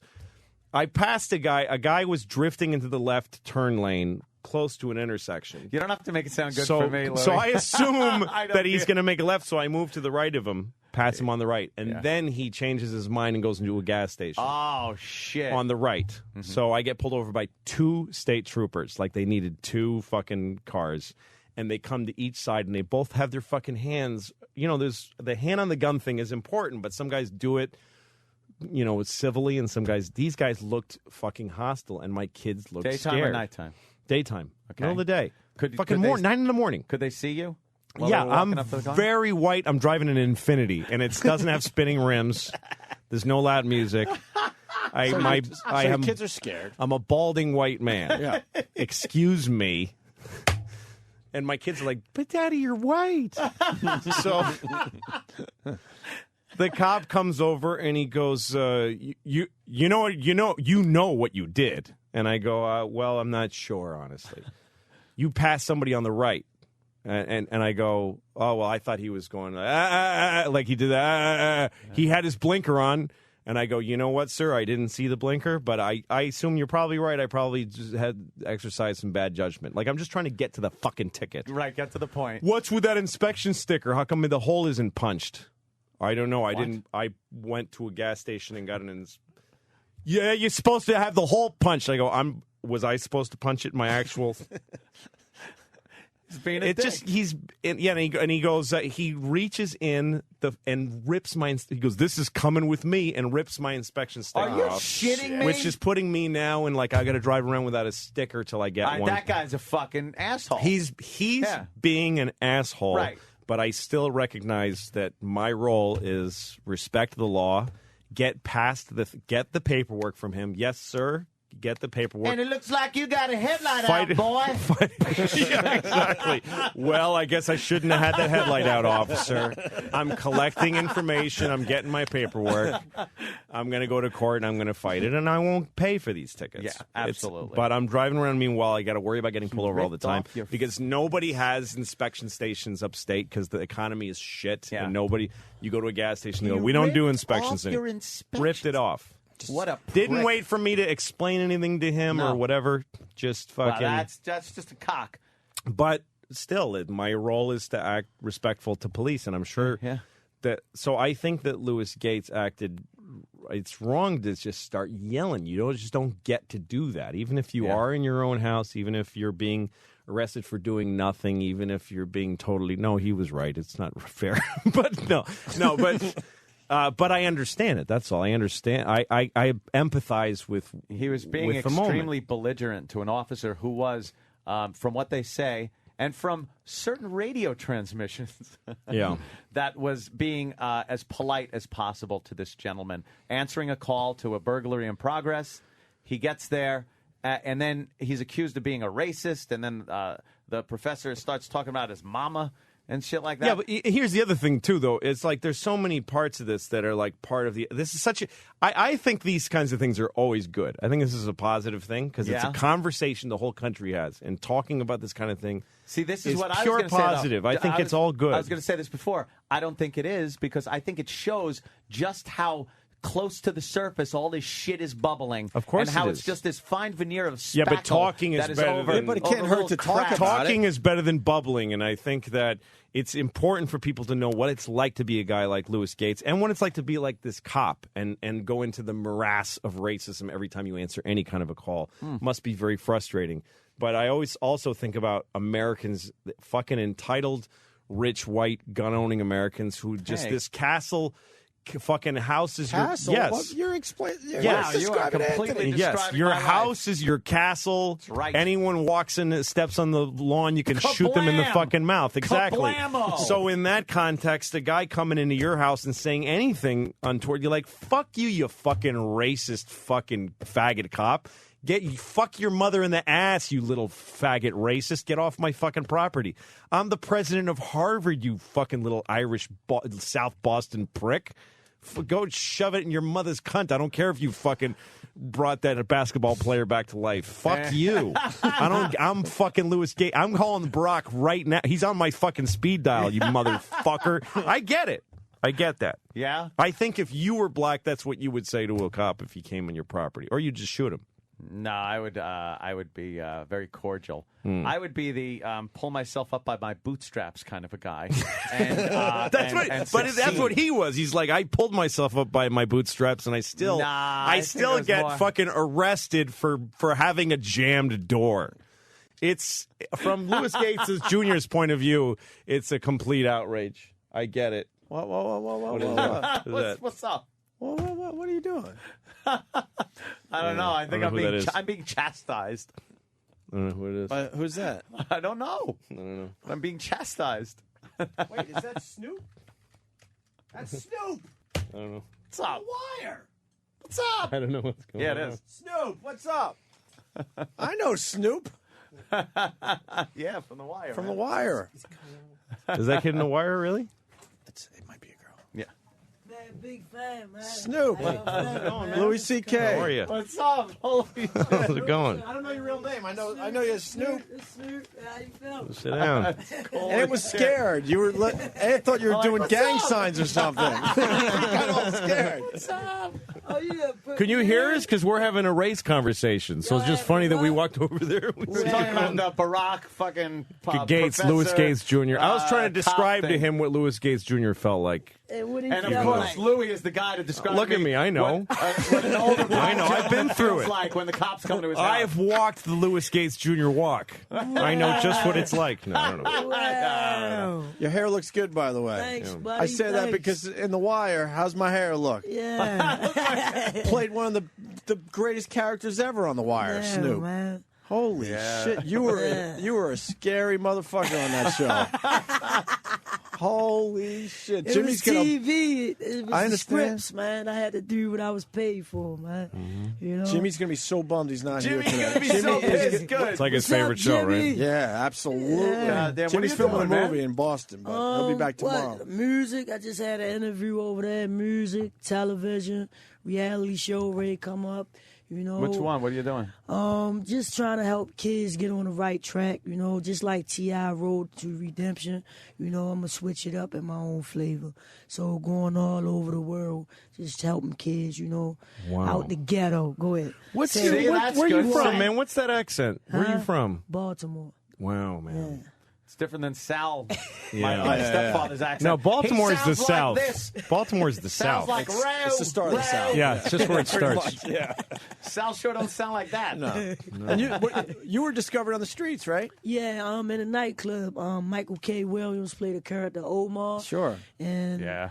he told me come on through. I came on through, and here I am. Making a long story short. Just you know? like that. His whole life changed because Yeah. Omar was in the same Yeah, place. that was God, though, man. Sure enough. Yeah? Yeah, I think so. I was on the road to. Woo! The road to Woo. Woo is just south of Baltimore, I The think. road to Woo. Yeah, you were in the game and shit. Oh yeah. Yeah, I mean, that was my past life, you know, selling drugs, trying to make a life for myself, you know, and just put money in my pocket. You know, I tried to do the right thing. You know, I was incarcerated. Tried to do the right thing when How I many came years? home. 6.5 years. So you went to jail and then you tried to change when you came home, you're saying? and they just downplayed me, man. You know what I mean? It was just crazy. They just fired me. All three They what did you? jobs. They fired me. Oh, fired you. Yeah. Okay. I had 3 jobs. They fired me. I said, man, fuck this, man. I'm going on the block. And I'm going to get it in, man. And you went back to crime? Hustling. Yeah. God, How old were you damn, then? man. How old were you then? What, when I came home? Yeah, when you came home, how old were you? 21. And then you had 3 jobs. Yeah. Went back, and that's how long I did was those 3 working for jobs? Ford and all that, making Ford bumpers, you know what I mean? Mhm. Making $16 an hour. Yeah, I was Yeah. just coming home. I was living a life What did they fire you for? because of my background, my criminal background, you know? Oh, they found out or some shit. Yeah, but I said it on my job, on my application. Like, I mean, you know how they got the Yeah, question, yeah, have you're you ever supposed- been incarcerated? I put yes, explain, and interview. You know what I mean? And they still hired me, but 2 weeks later they fired me. I say, damn, at least I got 1 paycheck. What were the other? You worked for Ford. What were the other 2 jobs? The book company and stacking boxes. Yeah. God damn, man. Yeah. Yeah. When'd you get the tats in prison? No, I waited till I they look came bad. home. I They wasn't look trying too to catch good. nothing. Yeah. in They the look too joint. good to be prison tats. Yeah. Yeah. Like, good thing you steered clear of those Rusty things. needle and Jesus Christ, ink, those things always look like shit. Who is that? Who's Arnold? That's my uncle, man. Your uncle? Yeah, he passed away while I was locked up. You know, that was like, you know, when you you don't know, y'all don't know. No. When you're incarcerated, you know, all your friends and like half of your family just, you know, disappear on you, and it's the man that He stayed with you? Yeah, exactly. You know, visits, phone calls, money orders, all that. You know, so he with me to my dying day. You know. Yeah, it must have meant a lot. Yeah, it did. Obviously, gonna get a tad. Yeah, of course. Yeah, he's a guy I kind of knew once. I got a tattoo of a guy he gave me. I talk about that in Grace After Midnight. I got a book out called Grace After Midnight. It's in Barnes & Nobles, Amazon.com. It's in reprint right now, you know what I mean? Right on. And I'm writing my second one. And some kid is stacking that book in a box somewhere in Baltimore. Where you used to work. God damn, we don't even have any time left right Yeah, now. just We have ran me out of back, time. man. I just ran We'd love in to have to you say back. hello, man. Snoop, I Jimmy, done sat down, man. you got to come back when Jimmy's here. Yeah, Jimmy will shit his pants. Oh my God, He will. loves the wire. I'm gonna Loves put on Snoop. all black and run down on him, man. All right, I'll see y'all later, man. Thanks for having me. All right, Snoop. Okay, man. Very cool. See you. It's Jimmy's. I got you. Oh, man. I signed this yesterday for Jim, man. Oh, you already signed one for Jimmy? Yeah. Now I'm signing it again for Sign it they had again. it out Yeah, there. you never know. Because I with did Jimmy. K. Slay last night. Jimmy be like, I'll take two. Ah, winking, blinking. What a psychopath he is. That's cool, man. I'm like, what the fuck? Well, you got scared because I'm like, God damn. she was giving you all sorts of signs outside the I was like, window. man, what's up, man? I'll be there. See y'all later. See you, All man. right, Nice Snoop. meeting you. Take it easy. It was a good show, you guys, today. Yeah. Louis, you fucking... I love listening shit to going Louis on. C.K. He's Oh. got a way of looking at Oh, things. yeah. Did I say he? Who said he? Who said All he? of us No, said I didn't he? say he. Was I That's the a only he. one? What? I know it's not a he. I said man and dude. But I didn't mean like man or dude. That's a man. No, I wasn't that's gonna a say she. miss. I knew that No, too, that but I was- think I that's- might have slipped too. That's a girl. Okay. She was nice. She was a nice girl. Yeah. I think She was a nice guy. officially, Girl. who Yeah. said he instead of she? I think I got one out. Huh? Louis did. Louis did too. What did I say? You said he. To him? Yeah. To that? God damn. No, I was just saying. That- dude. wait, but how did I You say said he? dude. Louis said he. What, But how did- and wait, I was what- right there too. Oh. You said he. Too. That's why at the end I said well, she was giving gang signs to Anthony. shit. Holy shit, we are assholes. Wait, so she got out of jail at 21? 21 had three Wait, jobs. but before that, she was in for 6.5 years, so she went in at 14, Young 14 kid, and a yeah. half? Young. Damn. What'd she do? Well, from what I was told, She was convicted of attempted murder. Holy shit. So What's you the called temp? her At 14. It's just attempted. I can't believe Anthony called her a him. I did not. I was just saying, yeah, man. All right, yeah, hey, dude. Wow. I call girls, dude. yeah, just like that intern when she was leaving, right? I'll see No, you later, dude. No, Later, okay, man. I didn't. You're right, Danny. Strange. Yeah, That was funny timing. That whole. it It's certainly just very was interesting. after the whole conversation. Let's we meet had. a black on black violent. Let's meet one now. Let's be one of questionable You know. sexuality. You ever ask anybody for 50 cents, 50 cents? in a not so nice way? Probably. Probably Probably did. Will. Attempted Perhaps murder. more than that. Interesting. Attempted murder, right No, there. this Louis. is why. This is Right why, there. Vietnam vets that were in prison meet their torturers, and everybody cries. And Yeah. That's why Forgives. I didn't know you had a. Oh, now I I get it. see. Your mom wasn't nice to you. Well, 3 it's fine jobs then. and you were fired. You tried to go straight, and that's why you're slinging a rock back on the street again. And then her All right. manager at Ford would be like, "That's not what fucking happened." Fuck her. Let me tell you. I gave her a shot. Why do you think I hired her? We never lost so many bumpers in a week in my life. Fucking bumpers over each shoulder. God knows. You want to buy a bumper? Yeah. I'll sell you a bumper. She'll come back. Yeah. You didn't see The Wire, really. No, I'm not I up never to that saw point. it. Oh, my God. Not up to that point. Fucking intimidating. Wow.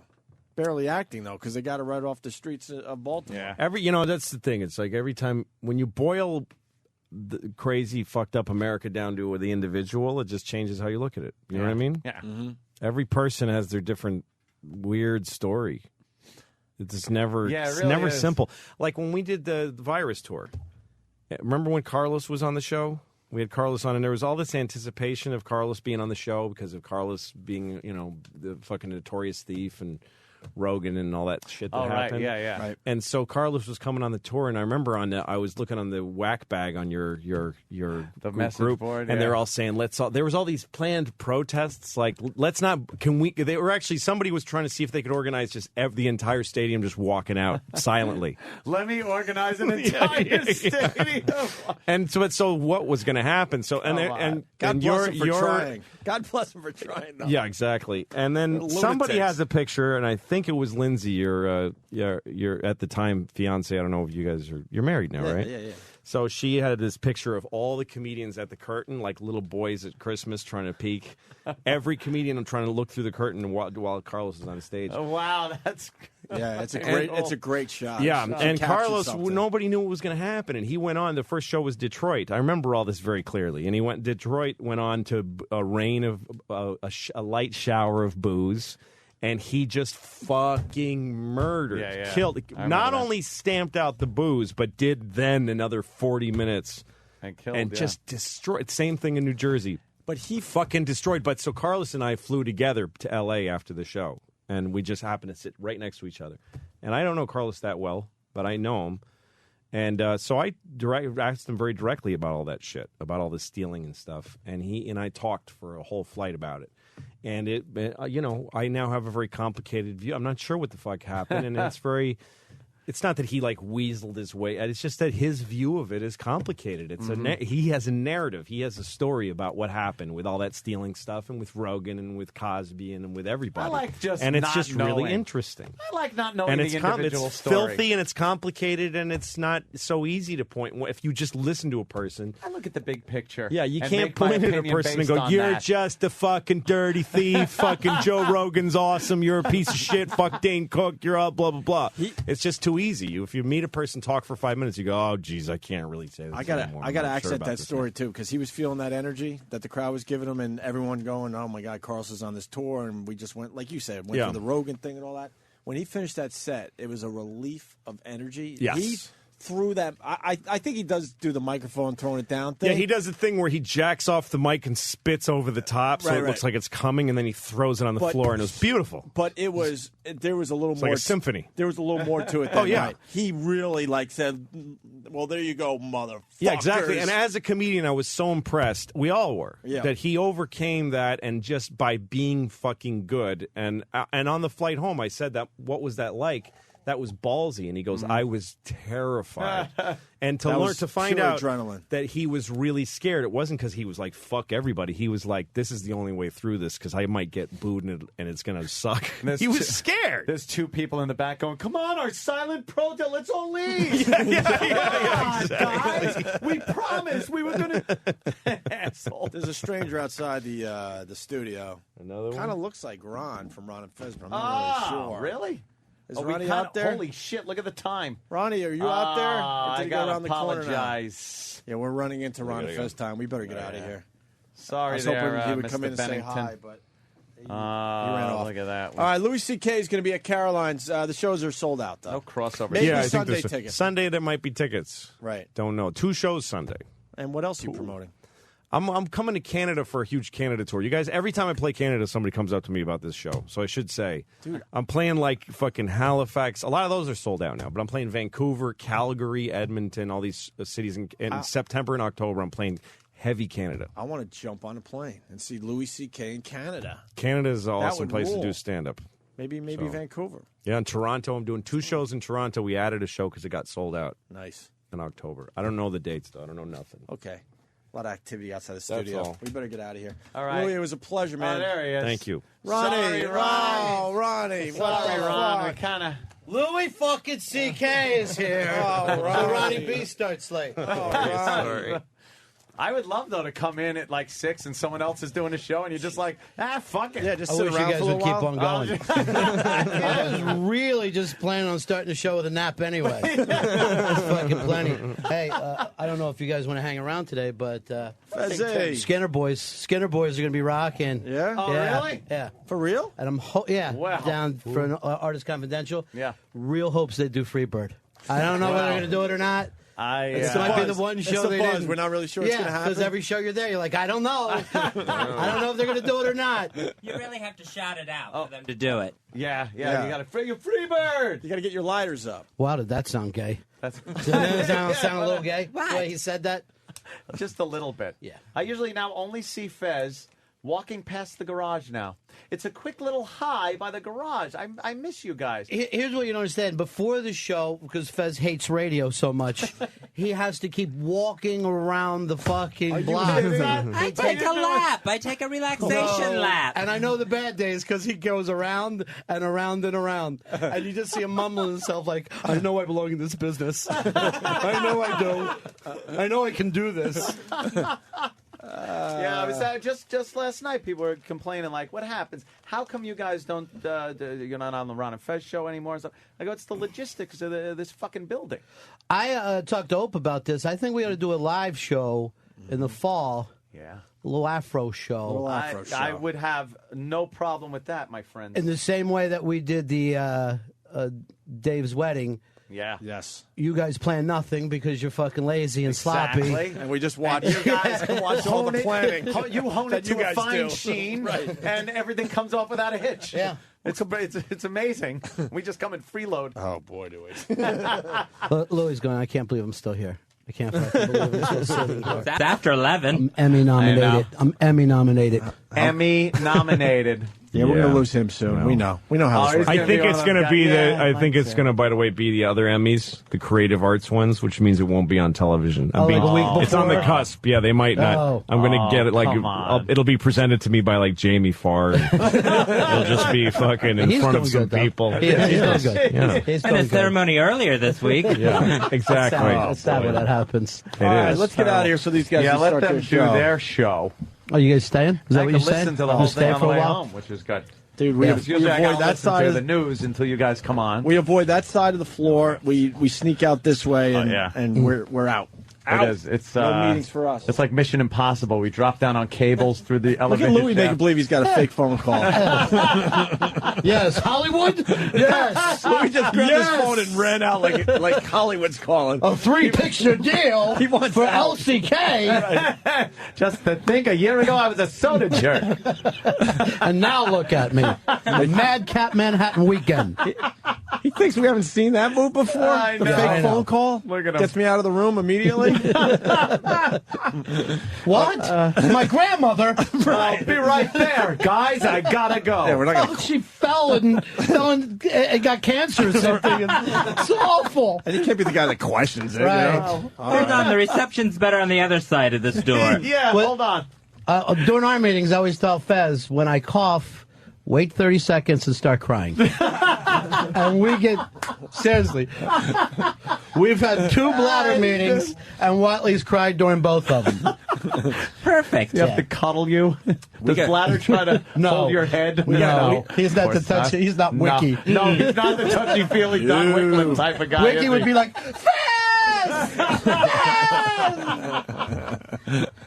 Yeah, that side of the building's a little more serious. Yeah, literally. I want to. Yeah, literally. Oh, yeah. It's just no XM. I don't even try to say Sirius XM anymore. I work for Sirius. You see one XM on the badges or anything that you got? No. Nothing. No. It's getting smaller. You can see it. It's getting smaller. They're finally purging. How's the fake phone call? Well, it was good. It was.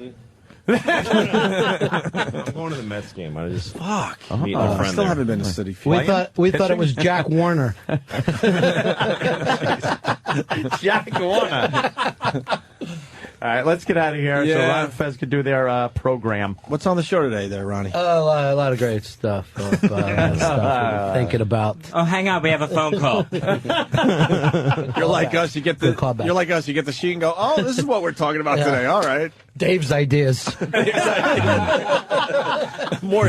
Dave's ideas. I got a bit. Don't you hate it when you're eating shit and you accidentally come? I think everyone does that, Dave. It doesn't work that way. Holy shit.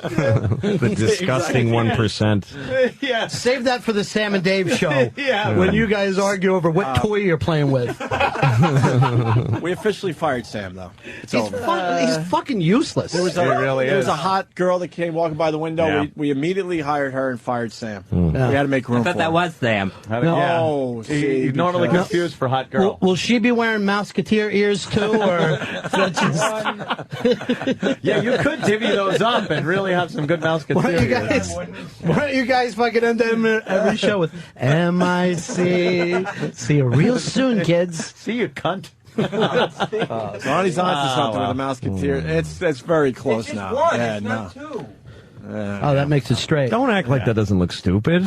Don't be outraged. I mean, go ahead and walk around like that, but don't be like, what? Crazy. That's the craziest. Maybe it would look good if you were on a Harley going 90 miles an hour. It makes no sense. What? It is really dumb. I mean, you know it. You have to know it, right? You're being ironic with that, right? Sam's going to defend himself. That's not how a person walks Sam, around. I'm just saying it's not a Mouseketeer necessarily. Oh, Jesus. And you should it matters what's stupid about it. You should see how cute. Like, it matters what specifically is shitty about that haircut. Punch up a picture of his girl. You see how cute I mean, his it looks girlfriend is. retarded, not Stupid head of assholeish. hair, and he's got a cute girlfriend and everything. It's a character look. No, it's like there's comedians that cut their hair a certain way, and then that's their opening line, and they keep cutting. They go, "Oh, look at me." Well, you cut it like that. Go fucking brush it out and get a fucking act, fucking hack. Oh, look at it! Look at her. That's his girlfriend. Seriously? God, that annoys me. Because you got stupid fucking bubble head. You That's guys your asked girlfriend? me to grow my hair Yeah, out. she's mine starting tomorrow. Soulful eyes. Some girls Full like to be with lips. guys that won't fuck them.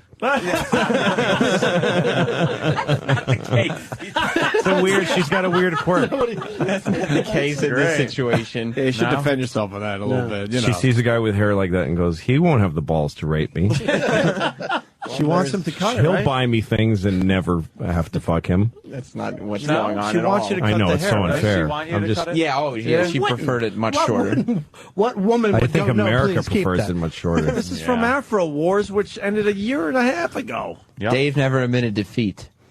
Dave's had 2 kids since that He's fucking insane. contest started. He's clinically insane. Yeah, Right. well, that's true too. Danny's got stupid hair too. What? Ronnie, No, Danny doesn't have why is it stupid so hair. hard to talk Danny inside looks like Dave? Danny has a hat. As everyone talks. What happened? Well, I try to have a little small talk with Dave, Yeah. you know, between the 2 shows, and he panics and runs Yeah. away. What's that about? He doesn't like you. At least I know that. He's got an Opie thing. He calls it. He puts candy in his asshole and then eats it. So when a guy puts candy in his asshole and then eats it, right. when you see him in the hallway, you don't go, "I wonder what."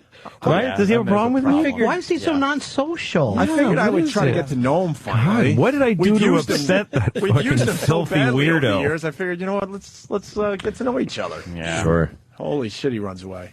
And Sam's going to kill himself for the show soon, which is awesome. I'm not. I've been asked to kill He myself. just hasn't figured out which way Let's yet. do it, Sam. I'm not going to. That's a big thing for Oh, the hi, show. Dave. God. There's Dave. Fuck, Hi, get Dave. out. Just because you heard your name. Dave. Oh, hi, Dave. What's the problem, man? I love you. That's why it's hard for me to talk to you. Uncomfortable guy Dave. stuff. Yeah, see. All right, I'm leaving now. Overacting. Now look what you Wait, did. come on, we're on good terms now. You don't want to be part of the overacting shit? That's going down. Mr. Top acting. Dude, Louis is turning bright red. I'm your biggest fan. I love East Side Dave. just leaving. I gotta go to the Mets game, guys. All right, have See you fun. later. He's not even faking a phone call. No, he's Way just to go. leaving. Way to go. Leaving. What are we doing And now sitting here? fucking Opie's Oh, leaving. great. Now Now Opie's gone. Where you going? Opie's going. Where you going, Opie? No. Come on. Oh, no, Ed. Oh, no. Is there any beer? Oh, no. Opie, don't go. Yeah, I gotta go. No. Oh, Jesus. Now Anthony does. He just unclipped his baby laptop. Oh, no. Anthony, come back here. Hey, forget Come it. back here. You know what? Fuck this. I'm not No, staying. Ronnie. Fuck this. Come on, Ron, You stay. ruined everything. Stay. It was Afro. It's great. It's the best. Fuck. Fuck this. All right. No, I don't hate go, this Mr. all Fez. now. I can't stay here. I hate all this now. no, it's not all you, turned Fez. awful. Horrible. I'm leaving too, Dave. Looks like it's finally special delivery. Afternoons. You've said everyone, Dave. I'm leaving. Actually, I got to do the replay too. All right, guys. I guess I'll be here by myself. Well, I've never had such a large audience before. All right, well, I guess everyone's gone, so I don't know if we're going to hit buttons or I'm going to keep talking, but all right, well, I think, stretch it out? Oh, boy. All right, well, 202 audience and Sirius and 197, we have lots of stuff coming up on the Ron Fez show.